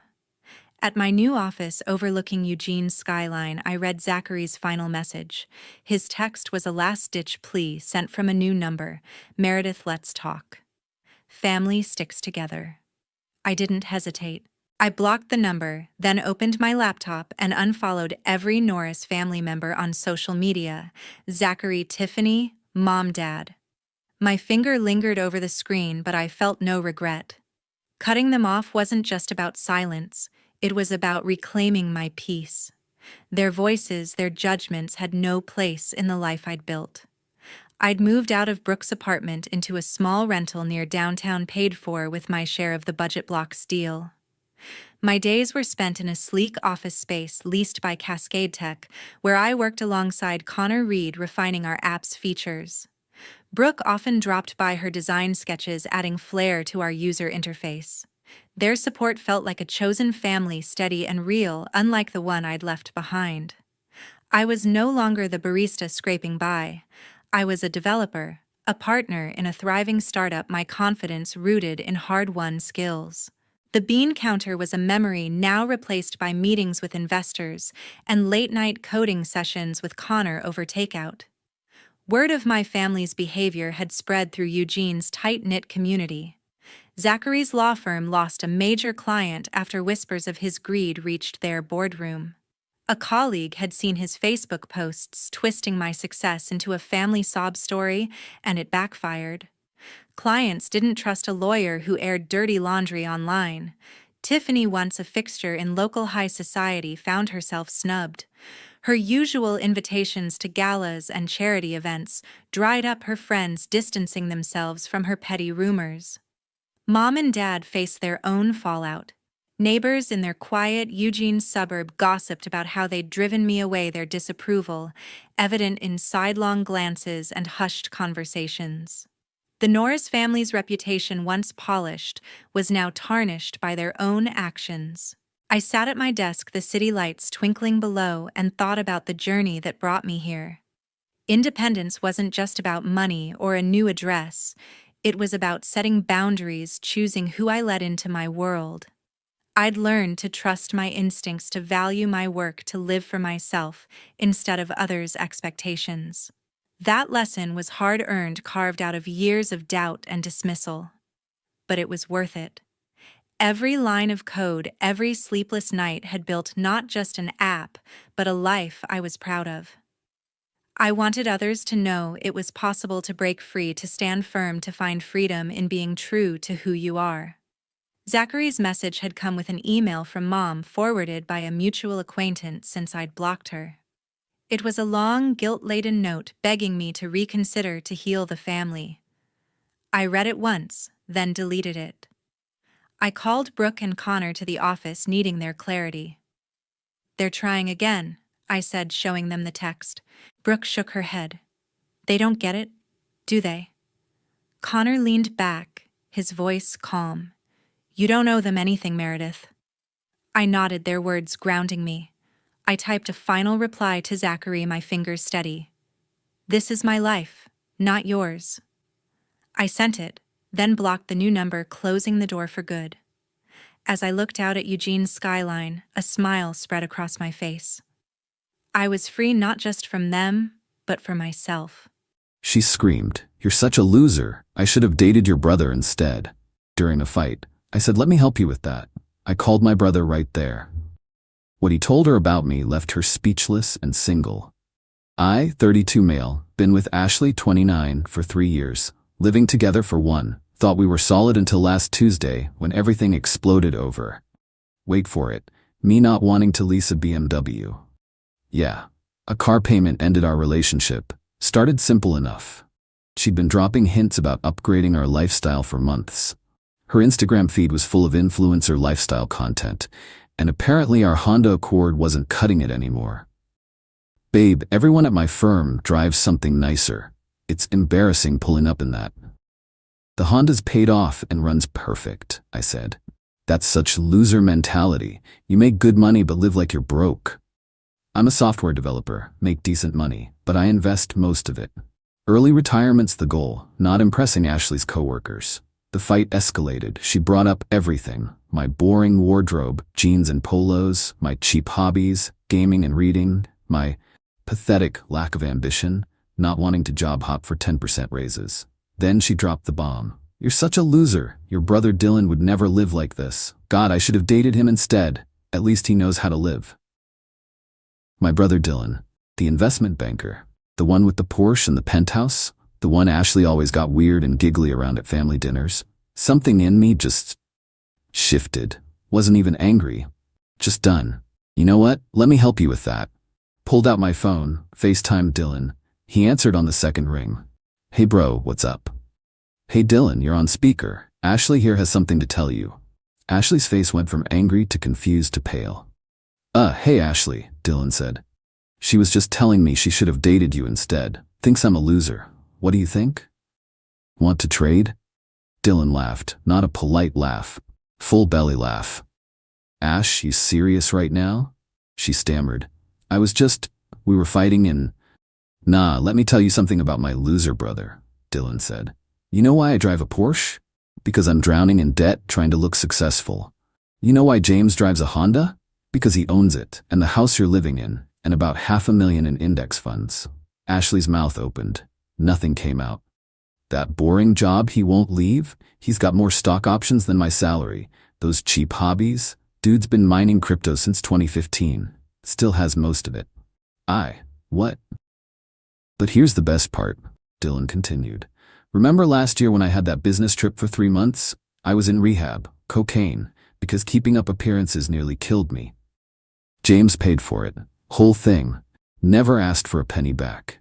I hadn't planned on that coming out, Dylan continued. So yeah, Ashley, you can totally date me instead. I'm sure you'll love the $200K in student loans, the leased car, and the apartment I can barely afford. Oh, and I'm about 3 months behind on that lease, actually. James, can you spot me again? We'll talk later, I said quietly. Ashley, you still there? Dylan asked. Because if you really think my brother's a loser, you're too stupid to date either of us. He hung up. Ashley stood there, face cycling through emotions like a broken slot machine. You have $500,000. More now, actually. Market's been good. Why didn't you tell me? Why would that change anything? I'm the same person I was 5 minutes ago. But we could have been living better, traveling, nice things. We could have, but I chose security over appearances. If that makes me a loser, then yeah, I'm a loser. She tried to backtrack. I didn't mean it. I was just frustrated. No, you meant it, and now you know you were wrong about the money, but right about one thing. We're not compatible. What are you saying? I'm saying you should pack. Stay with your sister tonight. We'll figure out the logistics later. Update 1, Ashley didn't leave that night. Instead, she tried to play it off like nothing happened. Made my favorite dinner, wore that dress I liked, kept trying to initiate let's move forward conversations. Babe, couples fight. It's normal. We're stronger now. Ashley, you told me you wished you dated my brother. That's not a fight. That's a revelation. I was just mad about the car thing. No, you revealed how you actually see me. And now that you know about the money, you want to stay? That tells me everything. Wednesday, she switched tactics. Tears. So many tears. I love you, not your money. You literally changed your tune the second Dylan mentioned my portfolio. That's not fair. I was in shock. Thursday, she went nuclear. Started calling my mom. My phone rang at work. Mom. James, honey, Ashley called crying. Says you're throwing her out over a silly argument. Mom, she said she should have dated Dylan instead. Long pause. She said what? Yeah, that little, I never liked her anyway. You need help packing her things? God, I love my mom. But Ashley wasn't done. She called my dad next. My dad, who taught me about index funds when I was 12, who drives a 15-year-old Toyota despite running a successful contracting business. He texted me, "Your girl just tried to convince me you're having a mental breakdown." I told her the only breakdown was her showing her true colors. Block her number, son. Friday morning, the real entertainment started. Ashley went on social media. After 3 years, he kicks me out because I suggested we upgrade our lifestyle. Ladies, never date a man who won't grow with you. Narcissist alert, financial abuse. The comments were initially supportive, her friends rallying around her, until Dylan commented, "Upgrade equals wanting him to lease a BMW he doesn't need while you contribute $0 to bills?" Interesting definition. Ashley deleted the post within an hour. But screenshots were already circulating in our friend group. Her sister Miranda called me. "James, what the hell? Ashley's staying here saying you went psycho." Miranda, she told me she should have dated my brother instead. That explains why she won't tell me what the fight was actually about. There's more. Explain the whole thing. The BMW pressure, the loser comments, the money revelation, her sudden change of heart. Miranda sighed. She's always been like this. Remember her ex, Tony? Dumped him for not having ambition. He just started his own plumbing company, making bank now. Pattern of behavior? Since high school, she measures worth by appearances. I thought she'd grown out of it with you. Apparently not. I'll deal with her. You deserve better, James. Update 2 Saturday, Ashley showed up with a U-Haul and entitlement squad. Her mom, Donna, and her best friend, Kayla. Donna immediately started in. "How dare you humiliate my daughter like this, making her homeless over words." "She's not homeless, Donna. She's moving back to her apartment." "Yeah, Ashley had her own place. She'd been renting it out for extra income while living with me rent-free. That detail seemed important suddenly. You wasted 3 years of her life. Did I?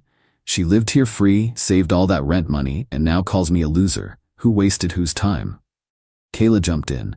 You're seriously ending this over one fight? Men are so fragile. It wasn't a fight. It was Ashley revealing she's only interested in image and money. That's not true, Ashley protested. I loved you before I knew about the money. But you called me a loser when you thought I didn't have any. That's the point. Then Ashley's mask slipped. You know what? Fine. You are a loser. What kind of man hides that kind of money from his girlfriend? The kind who wanted to be loved for himself. That's manipulation. You tested me. No, I just lived within my means. You failed a test I wasn't even giving. Donna pulled the guilt card. She gave you 3 years of her life. She got 3 years of free housing. I'd say we're even.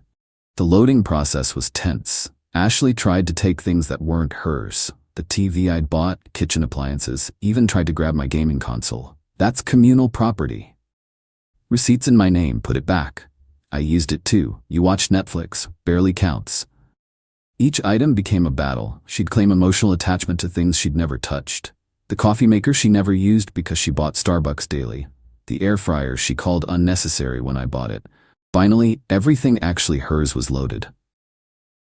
Ashley turned for one last shot. You'll regret this. No woman's gonna want a boring cheapskate who hides money. Better than a woman who only wants the money. Kayla decided to add her wisdom. You'll die alone with your precious portfolio. Maybe, but at least I won't die broke with someone who calls me a loser. They left. Ashley peeled out dramatically, probably for effect. Then came the text bombardment. Not from Ashley, she was blocked, but from numbers I didn't recognize. Her friends, cousins, random flying monkeys. You're trash for doing this to Ashley. She deserves compensation for 3 years. You led her on pretending to be poor. That last one made me laugh. I never pretended anything. I just didn't flaunt wealth I was building. There's a difference. Update 3. The escalation was predictable, but still exhausting. Ashley started telling people we were basically married, and she deserved alimony. Someone explained to her, that's not how girlfriends work. She didn't take it well. She showed up at my workplace. That was fun. Security called me. Mr. James, there's an Ashley here saying she needs to get her things from your office. She's never been to my office. Please escort her out. She made a scene, screaming about financial abuse and theft of relationship assets. Security had to physically remove her. My boss, who'd been watching from his office, called me in. Rough breakup? She wanted me to lease a BMW I don't need. He laughed. My ex wanted a boat. I feel you. Need any time off? Nah, I'm good. If she shows up again, we're calling the cops. But the real surprise came Tuesday. A process server at my door. Ashley was suing me for unlawful eviction. She was never on the lease. Emotional damages from financial deception. 3 years of unpaid domestic labor. Disposal of shared assets, the stuff I wouldn't let her steal. The amount? $50,000. I called my lawyer buddy Richard. He read it, laughed for 5 straight minutes. This is toilet paper. She has no case. Counter-sue for harassment? Is it worth it? Probably not, but it'd be funny. Decided to just respond formally. Richard drafted something beautiful. Ms. Ashley has no legal standing. She was a guest in Mr. James's home, paid no rent, and has no claim to assets purchased solely by Mr. James. Her claims of financial deception are particularly amusing, given Mr. James was under no obligation to disclose his financial status to a girlfriend.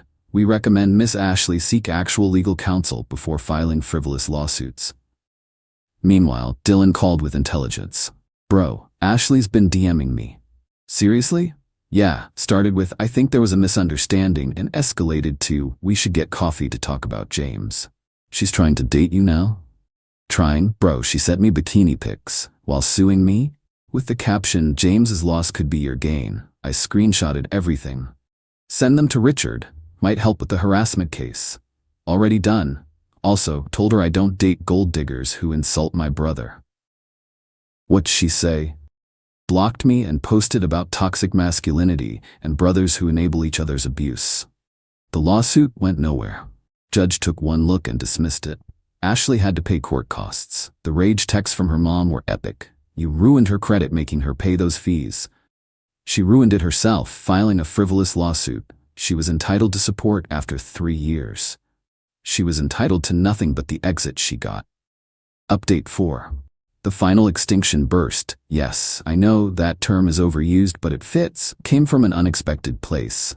Ashley got a new boyfriend, some finance bro named Garrett she met on a dating app. Moved fast, Instagram official within 2 weeks. Normally wouldn't care. But then Miranda messaged me. You need to see this. Ashley's telling Garrett you're stalking her. Screenshots. Ashley telling this dude I was obsessed and dangerous, and she needed protection from her abusive ex. Garrett, apparently trying to be Captain Save-A-Ho, demed me from his professional account. Big mistake. Hey buddy, heard you can't let Ashley go. Back off or we'll have problems. I don't care how much crypto you have, I'll end you. I forwarded it to Richard. That's a threat. Want a restraining order? Against him or her? Both? Tempting. Instead, I did something better. Garrett worked at a major investment firm, listed on his LinkedIn, which he'd conveniently linked in his Instagram. I didn't contact his work. That would be petty. But I did reply to his message. Garrett, I haven't contacted Ashley since she moved out a month ago. I have no interest in her or you. However, you just threatened me in writing from an account linked to your employer. I've screenshotted this and forwarded to my attorney. I suggest you get your facts straight before making threats. Also, Ashley's being sued by her previous ex, Tony, for similar false allegations. Might want to Google that. Have a nice day. Within an hour, the message was deleted. Within 2 hours, Ashley was calling from different numbers, leaving voicemails. You're trying to ruin my new relationship? You're pathetic. I didn't respond, but karma did. Garrett, being in finance and apparently having 2 brain cells to rub together, did his research. Found the lawsuit she'd filed against me, public record. Found Tony's lawsuit against her, also public record. She'd claimed he owed her money for supporting his business emotionally.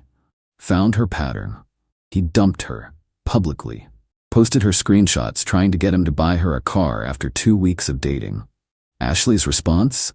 Claimed Garrett and I were in a conspiracy against her, that I'd turned him against her with lies, that we were financially abusing her together. Even her own friends started distancing themselves. Kayla posted something vague about surrounding herself with genuine people and unfollowed Ashley. Miranda sent one last update. She's spiraling, moved back with our parents. Says all men are trash and she's focusing on herself. Also, she applied for a BMW lease and got rejected. Karma's beautiful. Final update, it's been 3 months now. Life's peaceful. Ashley tried one last play. Sent a long email about how she's been in therapy. Doubt it. Realized her mistakes. Doubt it more. And wanted to apologize. Definitely don't believe it. I see now that I valued the wrong things. You were right about everything. I was shallow and materialistic. Can we at least talk? I didn't respond. She sent another. I know you're reading these. The least you could do is acknowledge my apology. Still didn't respond. Final email. You're just as cruel as I said. Ignoring someone trying to make amends shows who you really are. There it is. The fake apology dissolved the second I didn't bite. Classic. Meanwhile, my life improved dramatically. Promoted to senior developer, the lack of ambition really paid off. Started dating Rachel, a librarian who drives a Corolla and thinks expensive cars are compensation for something. Dylan's doing better. Got clean, sold the Porsche, living within his means. Mom invited Rachel to family dinner. Never invited Ashley once in 3 years. Even bought a new car, a slightly newer Honda. Paid cash. Last I heard through the grapevine, Ashley's still single, still at her parents', still posting about high-value women and knowing your worth. Got fired from her firm for spending too much time on social media during work. Tried to start a lifestyle coaching business on Instagram. Has 12 followers. Posted about being a survivor of narcissistic abuse. Weekly Tony, her ex before me, reached out on LinkedIn. Heard she tried the same thing with you. Sorry you went through that. You warned me when we started dating. I didn't listen. Nobody ever does. She's good at the beginning. How long until she showed her true colors with you? 2 years. You? 3. You're patient. I bounced the second she called me a loser for not buying a Rolex. She wanted you to buy a Rolex? With my plumbing business money, said it would elevate my image. Now I own 3 trucks and 5 employees. Still wear a Timex. Good for you, man. You too, dodged a bullet. Dodged a missile. The thing that gets me isn't the money stuff. It's the loser comment. She genuinely thought having a stable job, living below my means, and saving money made me a loser, while thinking Dylan's debt-funded lifestyle made him a winner. She wanted the appearance of success, not actual success. The BMW without the payment, the lifestyle without the work, the relationship without the respect.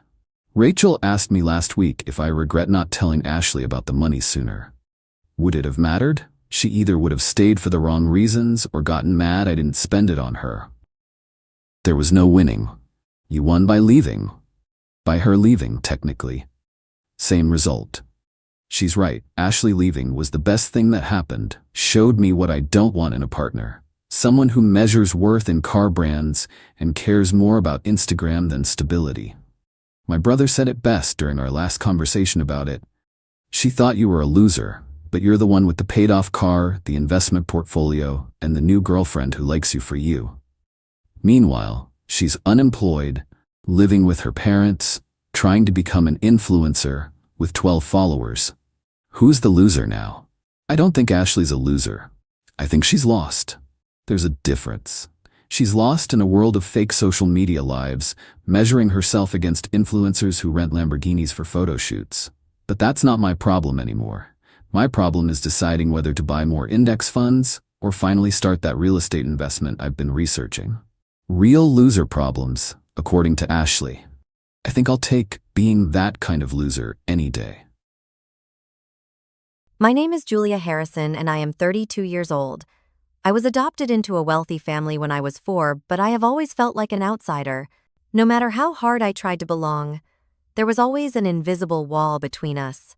Last month, during my adoptive mother Catherine's 65th birthday dinner at Le Bernardin, my sister Amanda said words that shattered my heart. Before I tell you what happened that night that changed everything, let me know where you're watching from, and subscribe if you want to hear more stories about finding strength when family betrays you. 28 years ago, a devastating house fire took the lives of my biological parents. I was only 4 years old, too young to fully comprehend the tragedy that had just rewritten my entire future. I remember fragments of that time. The smell of smoke that lingered in my clothes for weeks, the kind social worker who held my hand through endless meetings, and the parade of sympathetic faces that came and went. 6 months after the fire, I was adopted by the Harrisons, William and Catherine Harrison, owners of Harrison Properties, one of the largest real estate development companies on the East Coast. On paper, I was incredibly fortunate. The Harrisons lived in a sprawling colonial mansion in Greenwich, Connecticut, with manicured gardens and a swimming pool that seemed as large as the entire apartment building where I had lived with my biological parents. My new siblings, Amanda and Noah, were 8 and 2 at the time. I remember the day I arrived at their home clutching a small suitcase containing everything I owned, mostly donated clothes and a singed teddy bear that had somehow survived the fire. Catherine Harrison was a poised, elegant woman who always dressed impeccably and maintained the perfect image of a successful businessman's wife. She tried to be kind, I think. She made sure I had everything I needed materially, private school education, dance lessons, summer camps, but there was always an emotional distance that she never quite bridged. She would introduce me at social gatherings as our adopted daughter Julia, the qualifier, always present as if to explain why I didn't quite fit the Harrison mold. William was even more distant.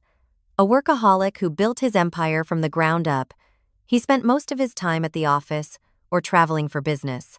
When he was home, he paid more attention to Amanda and Noah, attending their school events and sports games, while often missing mine. I remember once winning a state-level debate competition in high school and William promising to be there. I kept looking for him in the audience, but he never showed up. Later I learned he had canceled to attend Amanda's field hockey game instead. Amanda from the very beginning made it clear that she saw me as an intruder. She was old enough when I arrived to understand that I wasn't her biological sister, and she never let me forget it. As a child, she would hide my toys, exclude me from games with her friends, and tell other children at school that I wasn't her real sister. As we grew older, her tactics became more sophisticated, but no less hurtful. She would make subtle comments about my appearance, how I didn't have the Harrison nose or the family's natural blonde hair. She would reminisce about family vacations taken before I arrived, emphasizing how perfect things were before. Noah was different. Being younger, he initially accepted me more readily. We would build pillow forts together and spend hours exploring the grounds of the Harrison estate. But as he grew older, Amanda's influence became stronger. He began to mirror her attitudes, though I always sensed a reluctance in him, as if he was torn between his loyalty to his biological sister and his genuine affection for me. Despite these challenges, I was determined to prove my worth. I threw myself into academics, graduating as valedictorian of my high school class and earning a full scholarship to Harvard Law School. Though the Harrisons could have easily paid my tuition, I wanted to succeed on my own terms, to show that I deserved my place in the family, not because they had given it to me, but because I had earned it. After graduating from Harvard with honors, I joined Pearson & Schmidt, one of Manhattan's most prestigious law firms. I specialized in corporate law and quickly developed a reputation for my meticulous attention to detail and unwavering work ethic. Within 5 years, I was on the partner track handling cases for some of the firm's most valuable clients. I bought a small but elegant apartment on the Upper East Side, decorated it with carefully chosen pieces, and created a space that was entirely my own. But despite my professional success, there was still an emptiness inside me, a longing for that sense of belonging that had eluded me since childhood. I dated occasionally but found it difficult to let people get too close. The fear of rejection was deeply ingrained in me. That changed when I met Thomas Daniels, another attorney at the firm who specialized in intellectual property law. Unlike others, I had dated Thomas, seemed to understand the complicated emotions that came with my background. His grandmother had been adopted, and he had grown up hearing her stories about the challenges and joys of finding her place in a new family. We had been dating for about 8 months when Catherine's 65th birthday approached. Thomas had been encouraging me to address the unresolved issues with my adoptive family. "You need to either make peace with them or make peace with keeping them at a distance," he would say. "But this limbo is eating away at you." When Catherine called to invite me to her birthday dinner at Le Bernardin, one of New York's most exclusive restaurants, I saw it as an opportunity to take Thomas's advice. Maybe this elegant setting, this milestone celebration, would be the perfect occasion for us to finally connect as a family. Maybe after all these years, they would see me as I had always wanted to be seen, as one of them. "Julia, darling, it would mean so much to me if you could join us," Catherine had said over the phone, her voice carrying that familiar, polite warmth that never quite reached her eyes when we were face to face. "The whole family will be there, and I've reserved a private dining room." I remember feeling a flutter of hope, the same hope that had persisted through years of disappointment. "I wouldn't miss it, Catherine," I replied already, mentally selecting the perfect gift, the perfect outfit. "It sounds wonderful." Thomas had seen my excitement and tried to temper my expectations. "Just remember that people don't change overnight," he cautioned. "Go with an open heart, but protect yourself too." I nodded, but in my mind I was already picturing the perfect evening, heartfelt toasts, genuine laughter, and maybe finally the feeling that I truly belonged to the Harrison family. Little did I know that this dinner would change everything, but not in the way I had hoped. Le Bernardin was everything you would expect from a Michelin-starred restaurant in the heart of Manhattan. Crystal chandeliers hung from intricately designed ceilings, casting a warm glow over tables draped in pristine white linens. The air was filled with the delicate clinking of fine china and crystal glasses, underscored by the hushed murmurs of New York's elite discussing business deals and social scandals over plates of exquisitely prepared seafood.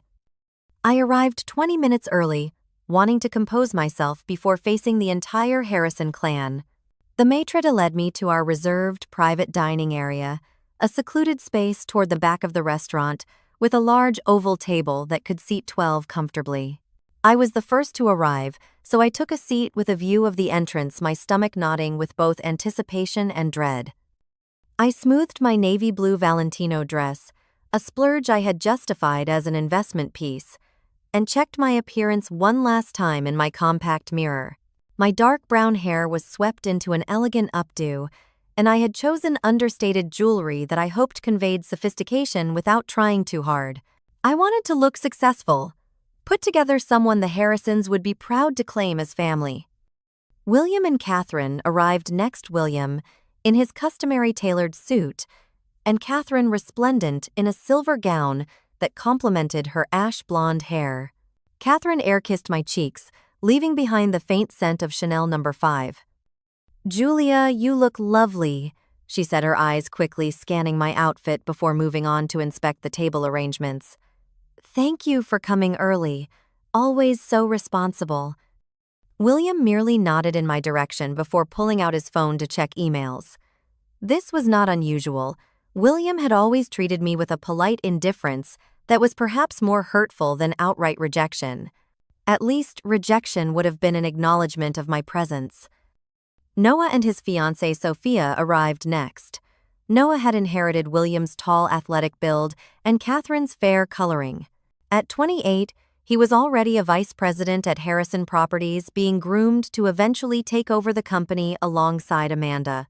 Sophia was a gallery curator from a family nearly as wealthy as the Harrisons, and their engagement had been featured prominently in the Society pages 6 months ago.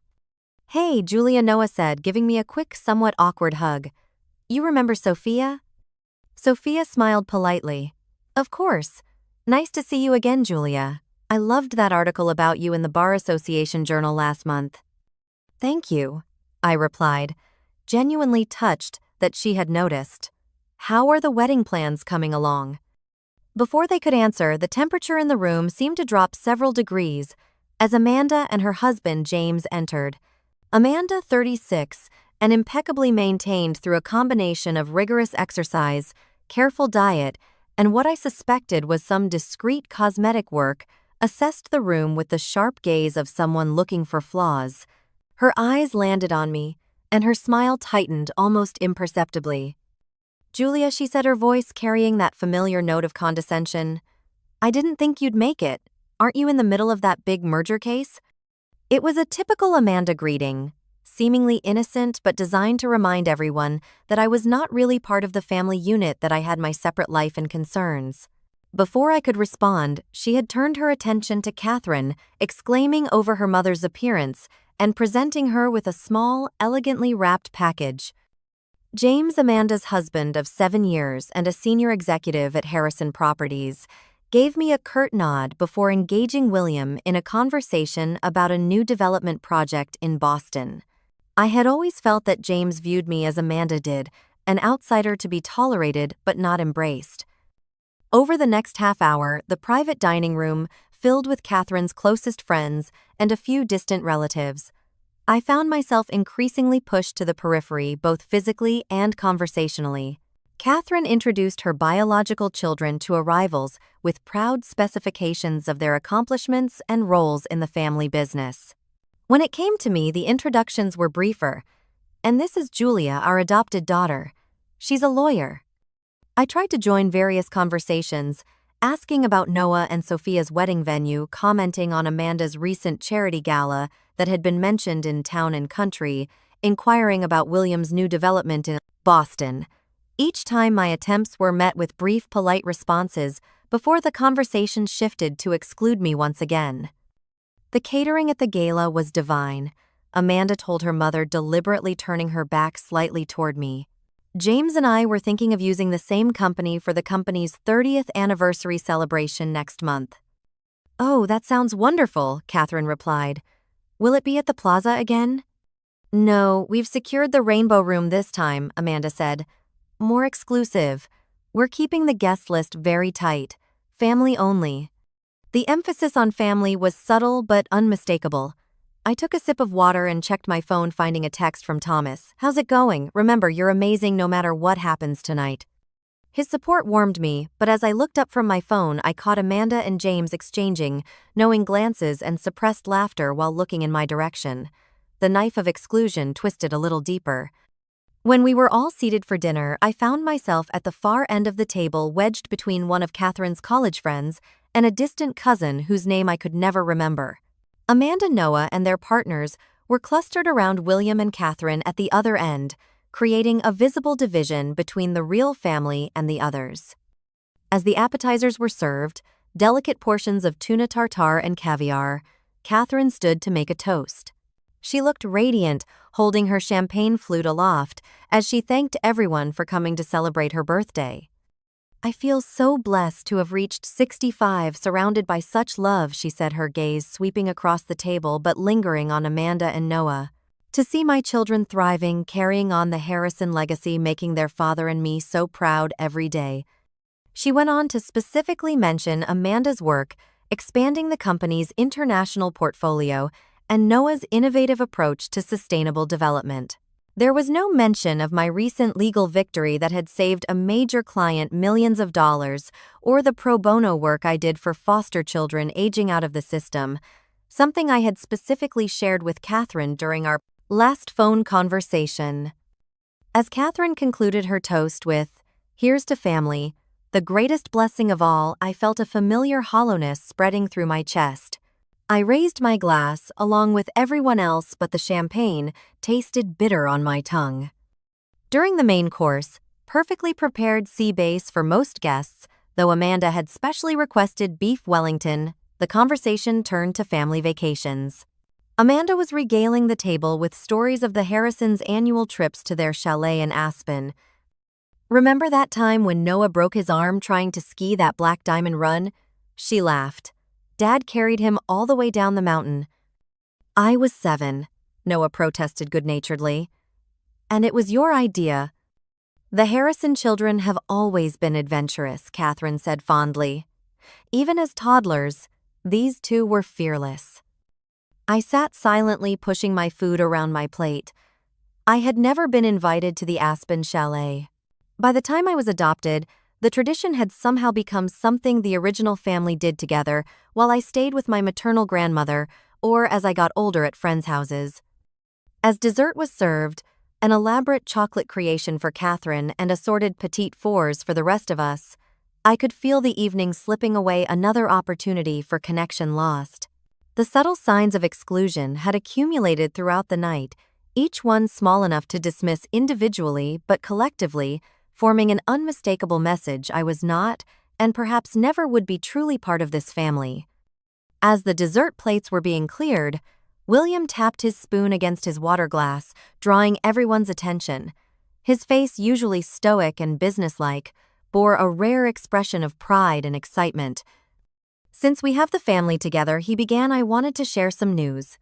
Harrison Properties is expanding into the European market next quarter. We've secured partnerships in London, Paris, and Berlin that will establish us as a global leader in luxury real estate development." Applause rippled around the table. William raised his hand in acknowledgement, then continued. "This expansion represents not just growth for our company, but the continuation of our family legacy. Amanda will be heading our European division from London, while Noah will oversee our domestic operations as we restructure to accommodate our new global footprint." Amanda beamed, accepting congratulations from those seated nearby.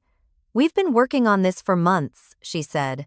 "It's going to revolutionize how Harrison Properties does business." I sat quietly processing this information.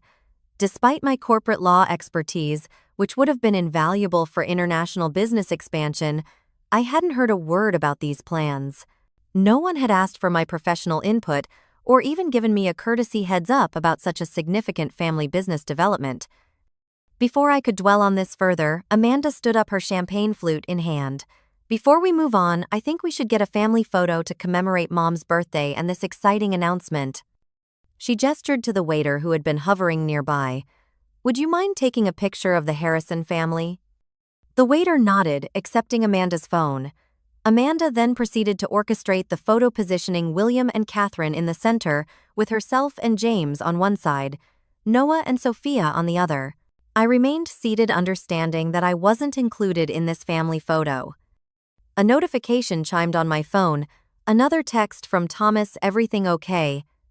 You've been quiet. I typed back quickly. Same old story. Big family business announcement I knew nothing about, now taking family photos without me. His response was immediate. Their loss. Want me to call with an emergency? I smiled slightly at his offer of an escape route, but before I could respond, I overheard a conversation between Catherine's cousin Diane and her husband at the far end of the table. Which one is the adopted one again? The husband whispered, not quite quietly enough. The brunette in the blue dress, Diane replied. Not sure why they bothered with all that expense and paperwork if they were just going to treat her like an afterthought.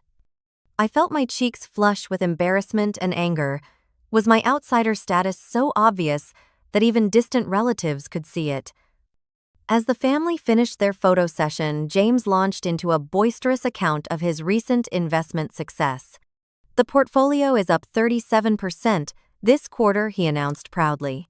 Of course, having access to the Harrison capital made it possible to get in on the ground floor. That's the advantage of marrying into the right family. He laughed, raising his glass toward William. I took another sip of my wine, trying to maintain my composure.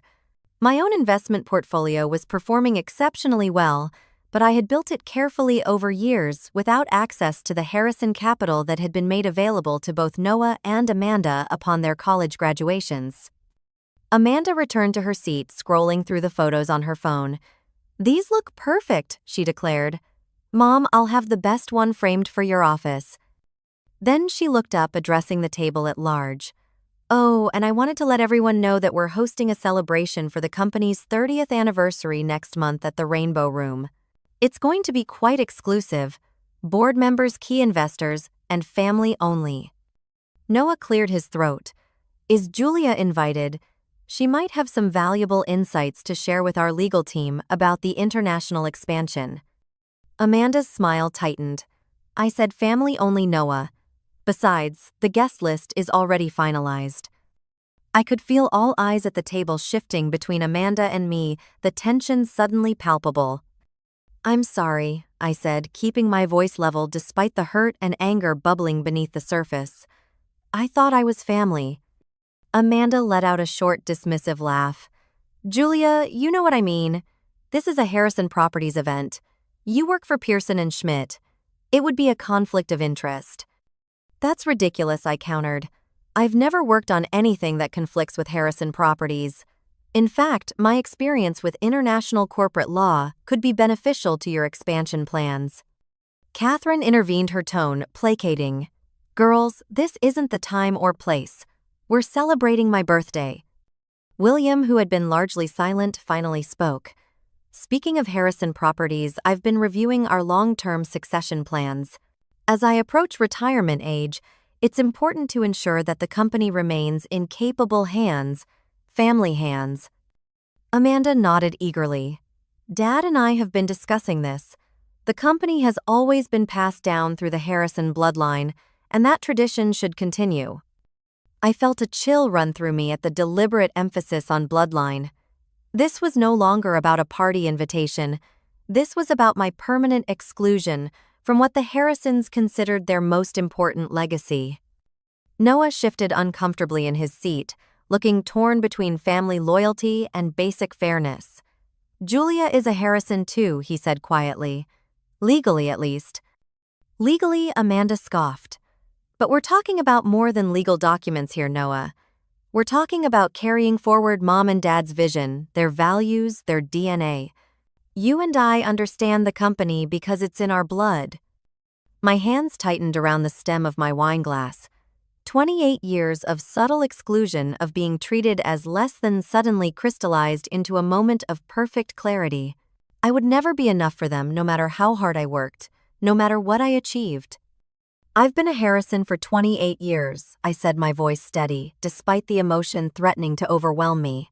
I've worked every day to make this family proud, to earn my place. If that's not enough for you, Amanda, then perhaps the problem isn't my lack of Harrison DNA but your lack of basic humanity. The table fell silent.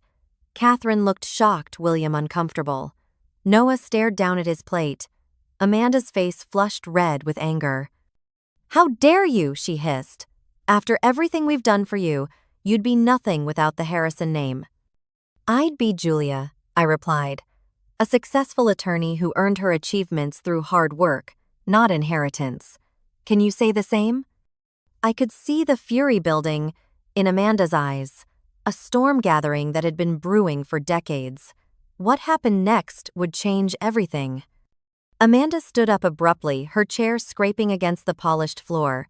Her face was flushed with anger, eyes narrowed as she stared me down from across the table.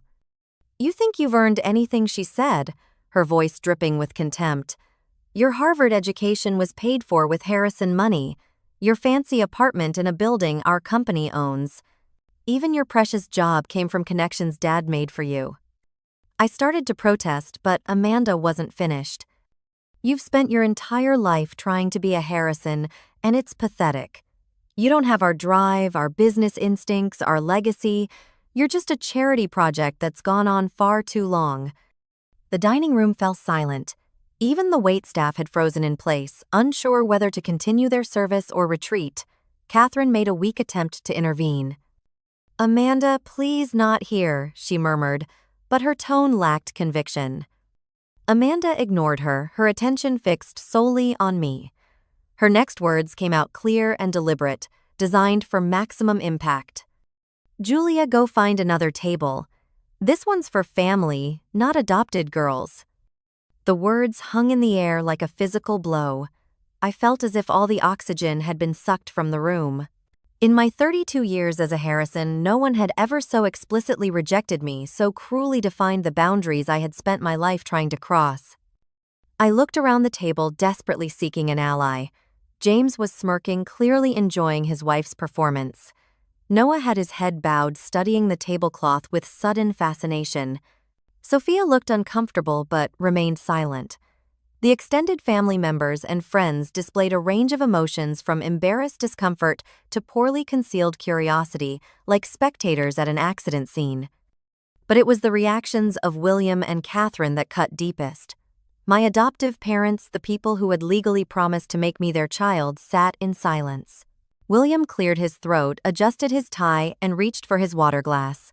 Catherine placed a hand on Amanda's arm, not to reprimand her, but in what appeared to be a gesture of restraint, as if to say, not so publicly. Amanda Catherine finally said, her voice barely above a whisper, "You shouldn't speak to Julia that way." The feeble response was worse than silence. There was no defense of my place in the family, no assertion that I belonged at that table just as much as Amanda or Noah. Just a mild rebuke about Amanda's tone, as one might scold a child for talking with their mouth full. And then, from somewhere down the table, came a soft chuckle. Then, another. Within seconds, several of the guests were laughing, some nervously, some with genuine amusement at my public humiliation. I stood up slowly, my legs feeling unsteady beneath me.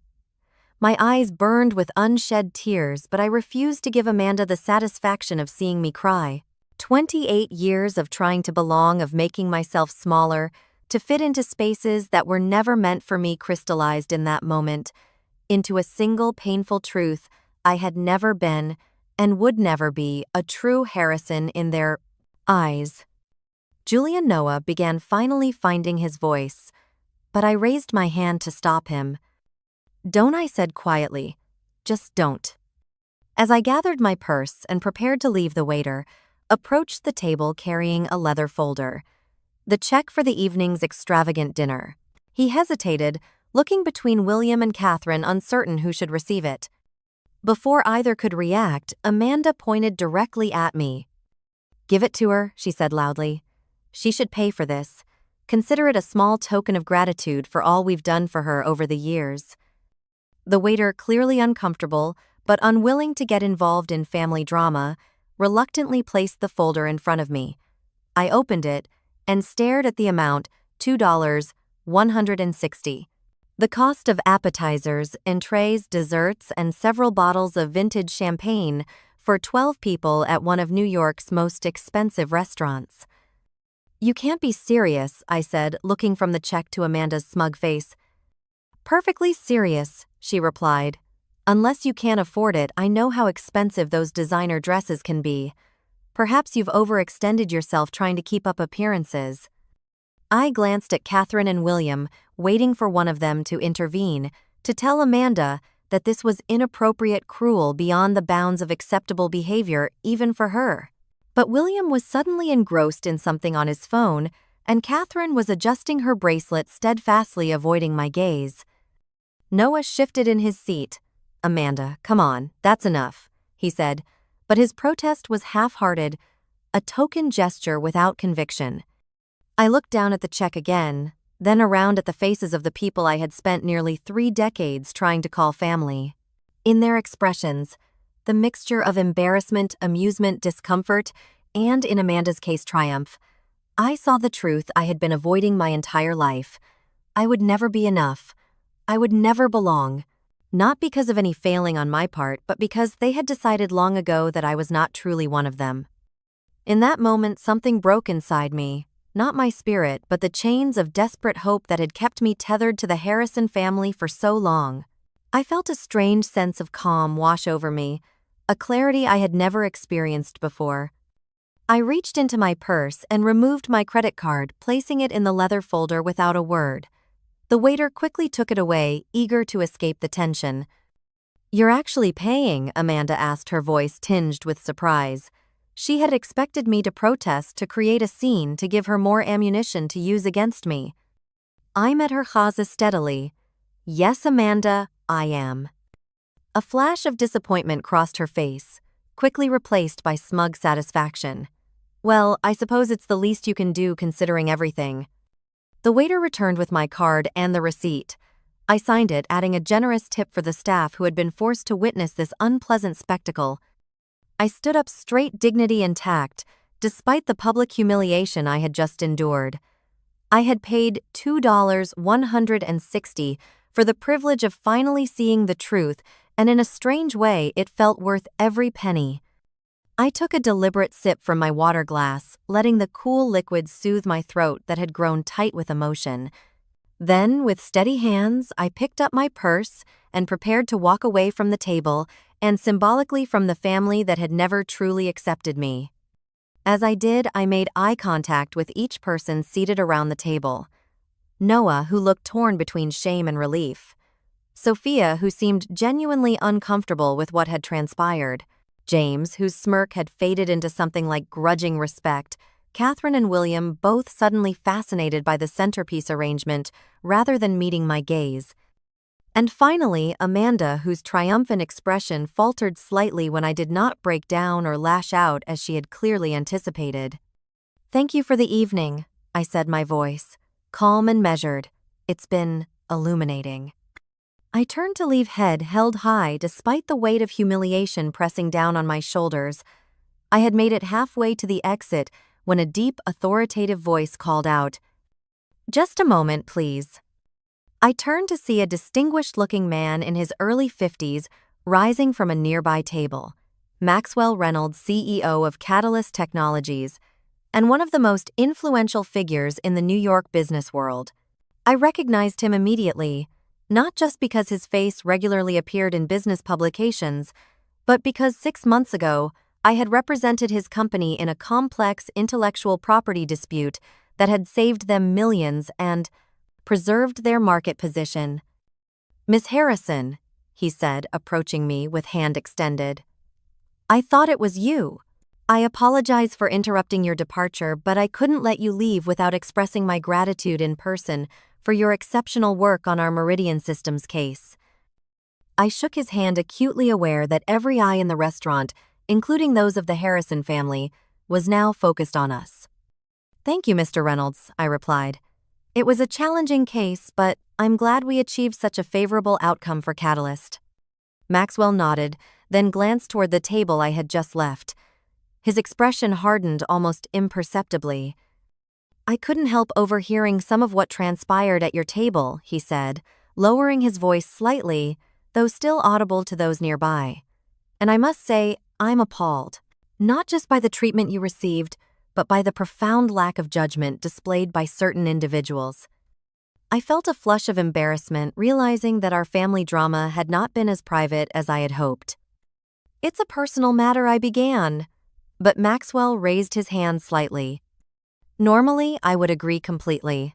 However, when I hear the CEO of Harrison Properties suggesting that your professional achievements are due to nepotism rather than your own considerable talents, I feel compelled to correct the record. He turned slightly, ensuring his voice would carry to my former table. Your representation of Catalyst Technologies had nothing to do with your family connections. In fact, I specifically requested you based on your reputation in the legal community. The fact that you share a surname with a real estate development company was frankly irrelevant to my decision. I saw Amanda's face tighten with displeasure as Maxwell continued. Furthermore, I find it fascinating that your sister seems to believe that the Harrison name opened doors for you, when in my experience, it's your legal expertise that has opened doors for Harrison Properties.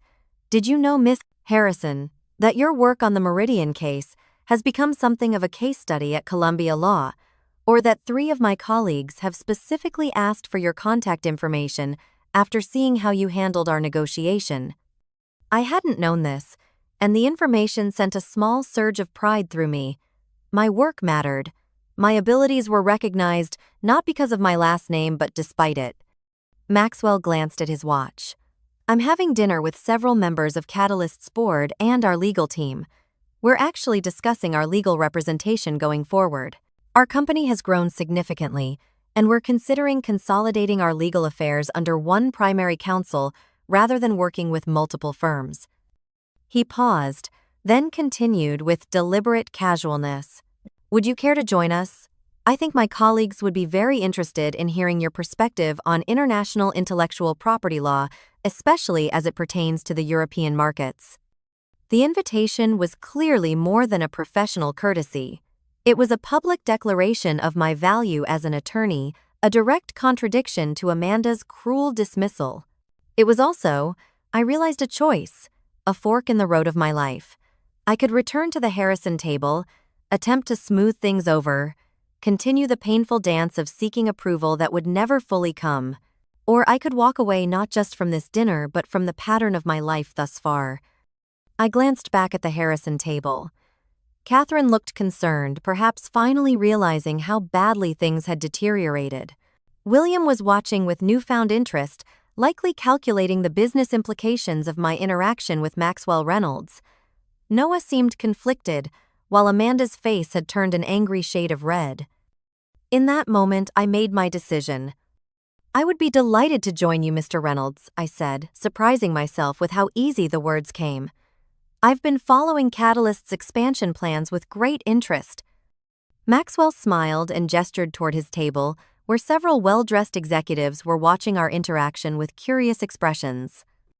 Excellent, and please call me Max. All my friends do. As we walked toward his table, I felt my phone vibrate in my purse. It was a text from Thomas. How's it going? Need backup? I quickly typed a response. Everything's changed. Tell you later. Something unexpected happened, and I think it's going to be okay. When we reached Maxwell's table, he introduced me to his colleagues, the CFO of Catalyst, 2 board members, and their current lead counsel who is approaching retirement. They welcomed me warmly, immediately engaging me in their discussion about the challenges of protecting intellectual property across different international jurisdictions. As I settled into my seat, I caught a glimpse of the Harrison table. They were huddled in intense conversation, occasionally glancing in my direction. For the first time in my life, I realized I didn't care what they were saying about me. The opinions that had shaped my self-worth for decades suddenly seemed insignificant compared to the respect I was receiving from these accomplished professionals who valued me for my mind, my work, my actual contributions to the accomplished world. I turned back to my new dining companions, contributing my thoughts on the recent changes to EU patent law. As the conversation flowed easily around legal strategies and business opportunities, I felt something I had rarely experienced in the presence of the Harrisons. I felt seen. I felt valued. I felt finally like I belonged. 3 months passed in a whirlwind of activity. Following that fateful dinner at Le Bernardin, my professional life underwent a dramatic transformation. Maxwell Reynolds had not been making idle conversation when he mentioned consolidating Catalyst Technologies' legal representation. 2 weeks after our meeting, I received a formal offer to become Catalyst's chief legal officer with a compensation package that far exceeded my partner track prospects at Pearson and Schmidt. After careful consideration and several long conversations with Thomas, I accepted the position. My office on the 48th floor of the Catalyst Tower offered panoramic views of Manhattan, a visual reminder of how far I had come from that little girl clutching a singed teddy bear on the doorstep of the Harrison mansion. My new role gave me access to a wealth of information about the corporate landscape of New York, including ironically data about Harrison properties. Catalyst Technologies had a sophisticated business intelligence division that monitored market trends and competitor activities. During my first month on the job, while reviewing potential conflicts of interest, I stumbled upon something concerning. The data suggested unusual capital movements within Harrison properties, large sums being transferred through a series of shell companies before ending up in offshore accounts. The pattern had started approximately 5 years ago, around the time Amanda had taken a more active role in the company's financial operations. I brought this information to Maxwell, concerned about both the ethical implications and any potential legal exposure for Catalyst if we entered into partnerships with Harrison Properties. "This is troubling," Maxwell said, reviewing the reports I'd compiled. "These transactions bear all the hallmarks of tax evasion, possibly even money laundering. Have you spoken to your family about this?" I hesitated. "We're not exactly on speaking terms since Catherine's birthday dinner." Maxwell nodded sympathetically. "I understand, but this puts you in a difficult position. Legally speaking, you now have knowledge of potentially criminal activity." "I know," I replied, "and I have a duty as an attorney to address it appropriately." After discussing options with Maxwell and Catalyst's ethics committee, I decided to investigate further before taking any definitive action. I reached out to Thomas, who had connections in financial forensic accounting. "This looks serious," Julia Thomas said after reviewing the data. "The patterns suggest Amanda has been siphoning company funds into personal accounts, and there are signatures indicating your father was aware of at least some of these transactions.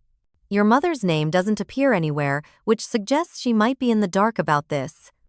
"I can't believe William would risk the company he built from nothing," I said, shocked, despite my complicated feelings toward my adoptive father. Thomas squeezed my hand.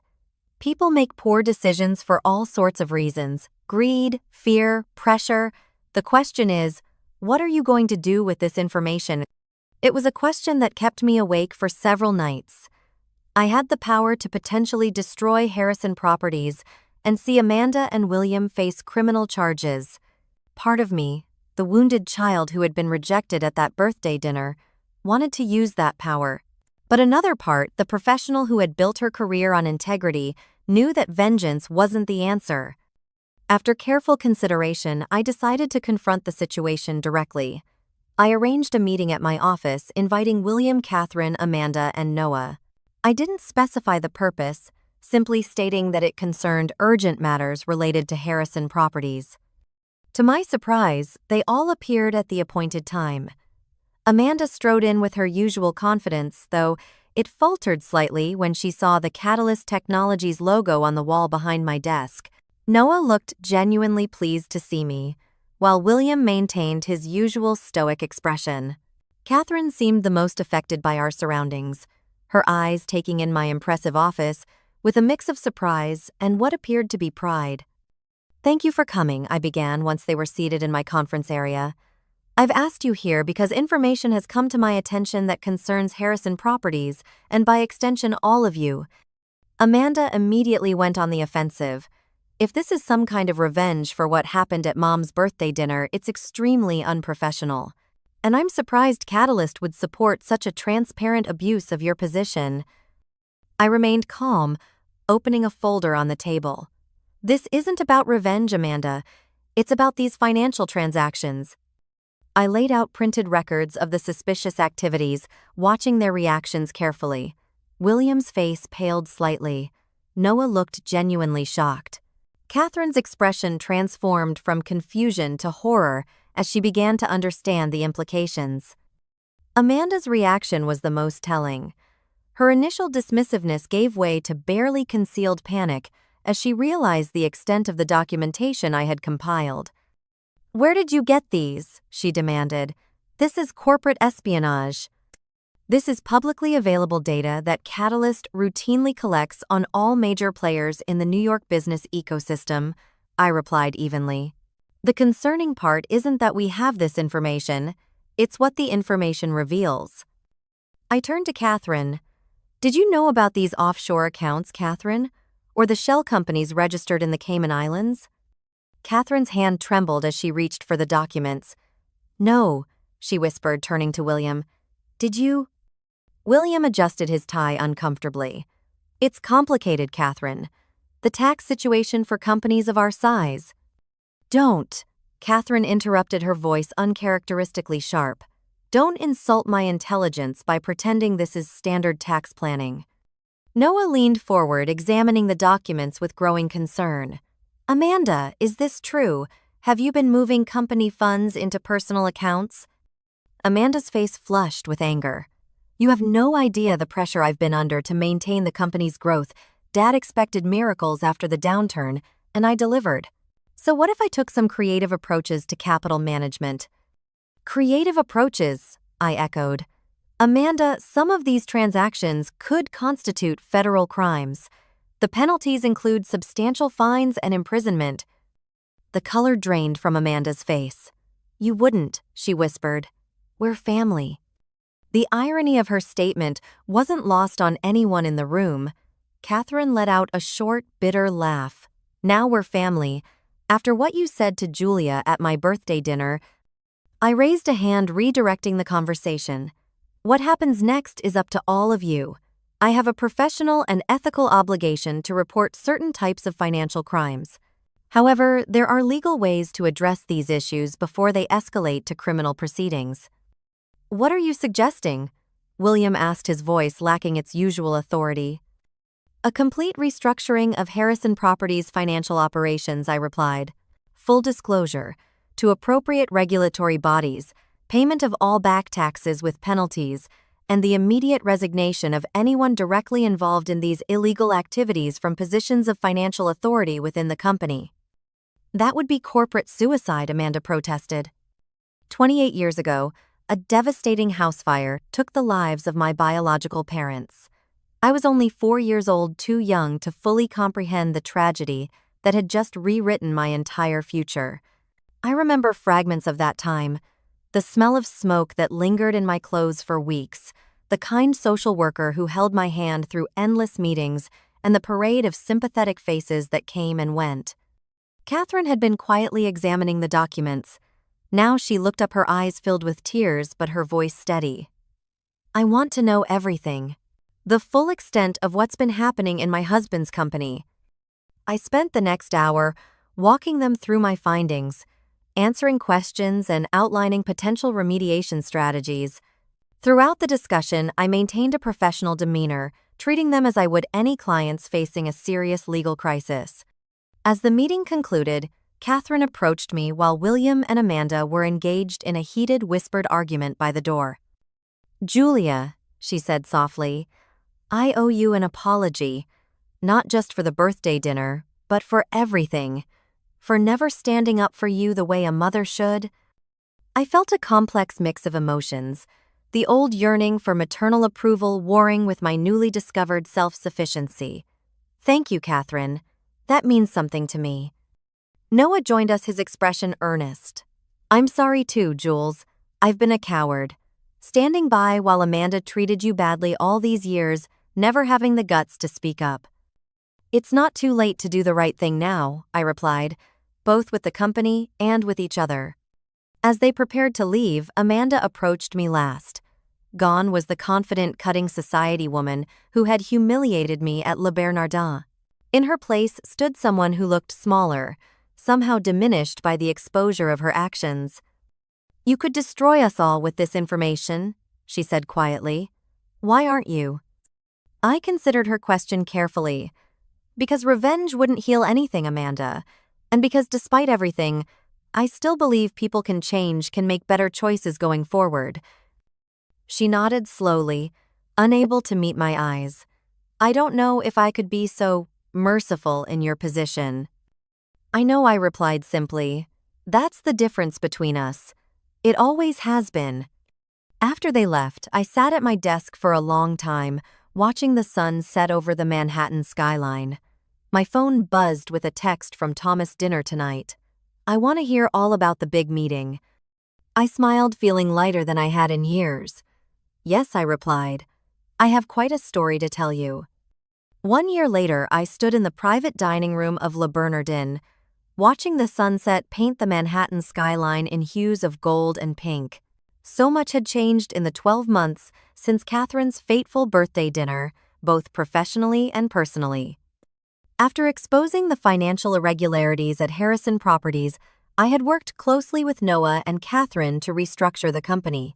William, facing the possibility of criminal charges, had taken early retirement, stepping away from the empire he had built. Amanda and James had been forced to resign from their executive positions, though they remained shareholders with significantly reduced influence. The restructuring had been painful but necessary. Harrison Properties had paid substantial fines and back taxes, but under Noah's surprisingly capable leadership, the company was slowly rebuilding its reputation and financial stability. Catherine had filed for legal separation from William, unable to forgive his betrayal of her trust, and had taken a more active role in the company's philanthropic foundation. My own career at Catalyst Technologies had flourished. Maxwell Reynolds had become not just my boss, but a mentor, helping me navigate the complex intersection of corporate law and ethical leadership. 6 months ago, I had launched a pro bono initiative within Catalyst's legal department, providing representation to children in the foster care system, my way of honoring the journey that had brought me here. But the most significant change had been in my personal life. Thomas and I had moved in together 3 months ago, turning my Upper East Side apartment into a warm home filled with laughter and understanding.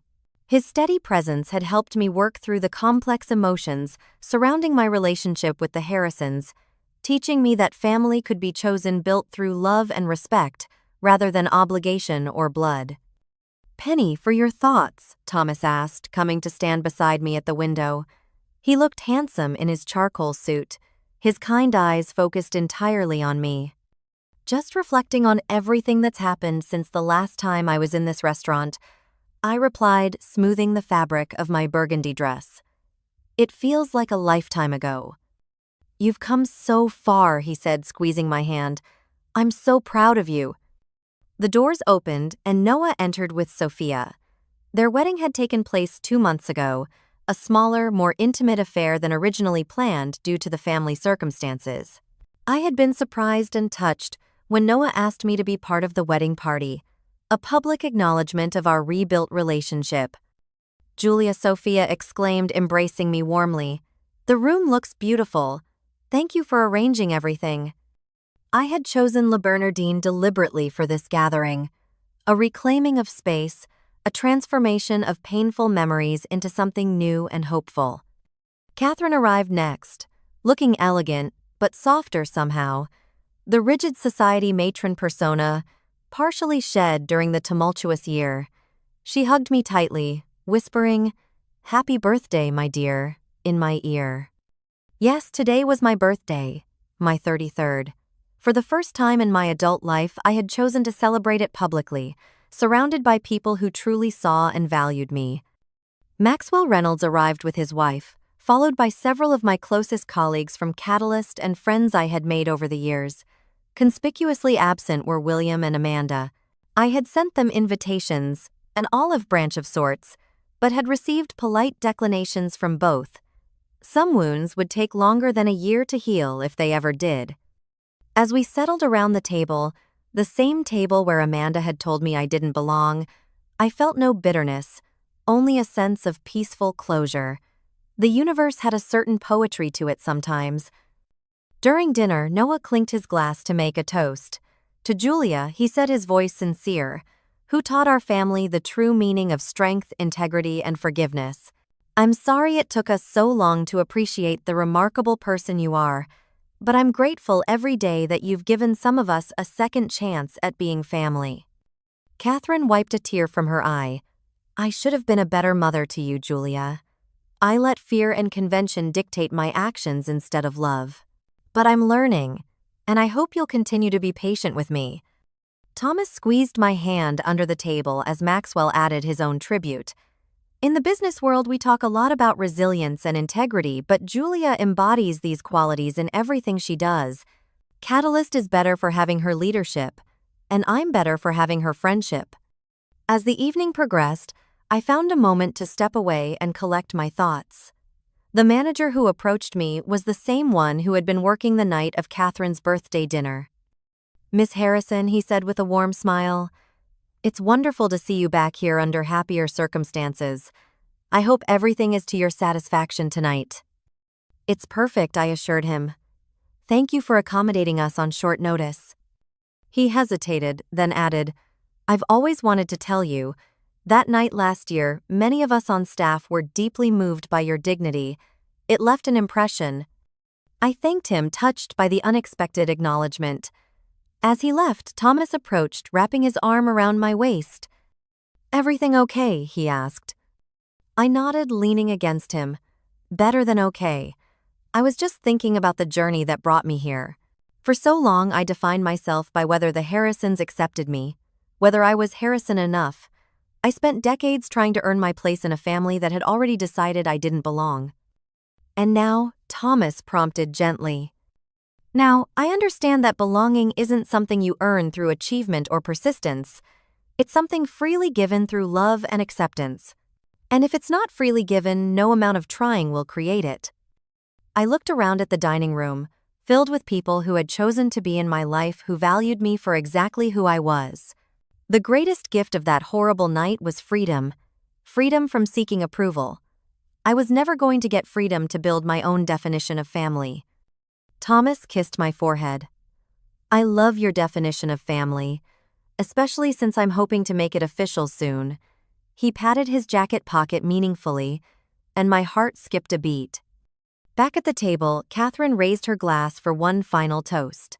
"To family," she said, her eyes meeting mine. "Not defined by blood or names, but by love, respect, and showing up for each other when it matters most." "To family," everyone echoed. As I looked around the table at these people who had become my true family, I felt a sense of peace and belonging that had eluded me throughout my childhood. The path to this moment had been painful, but I wouldn't change it, for it had led me exactly where I needed to be.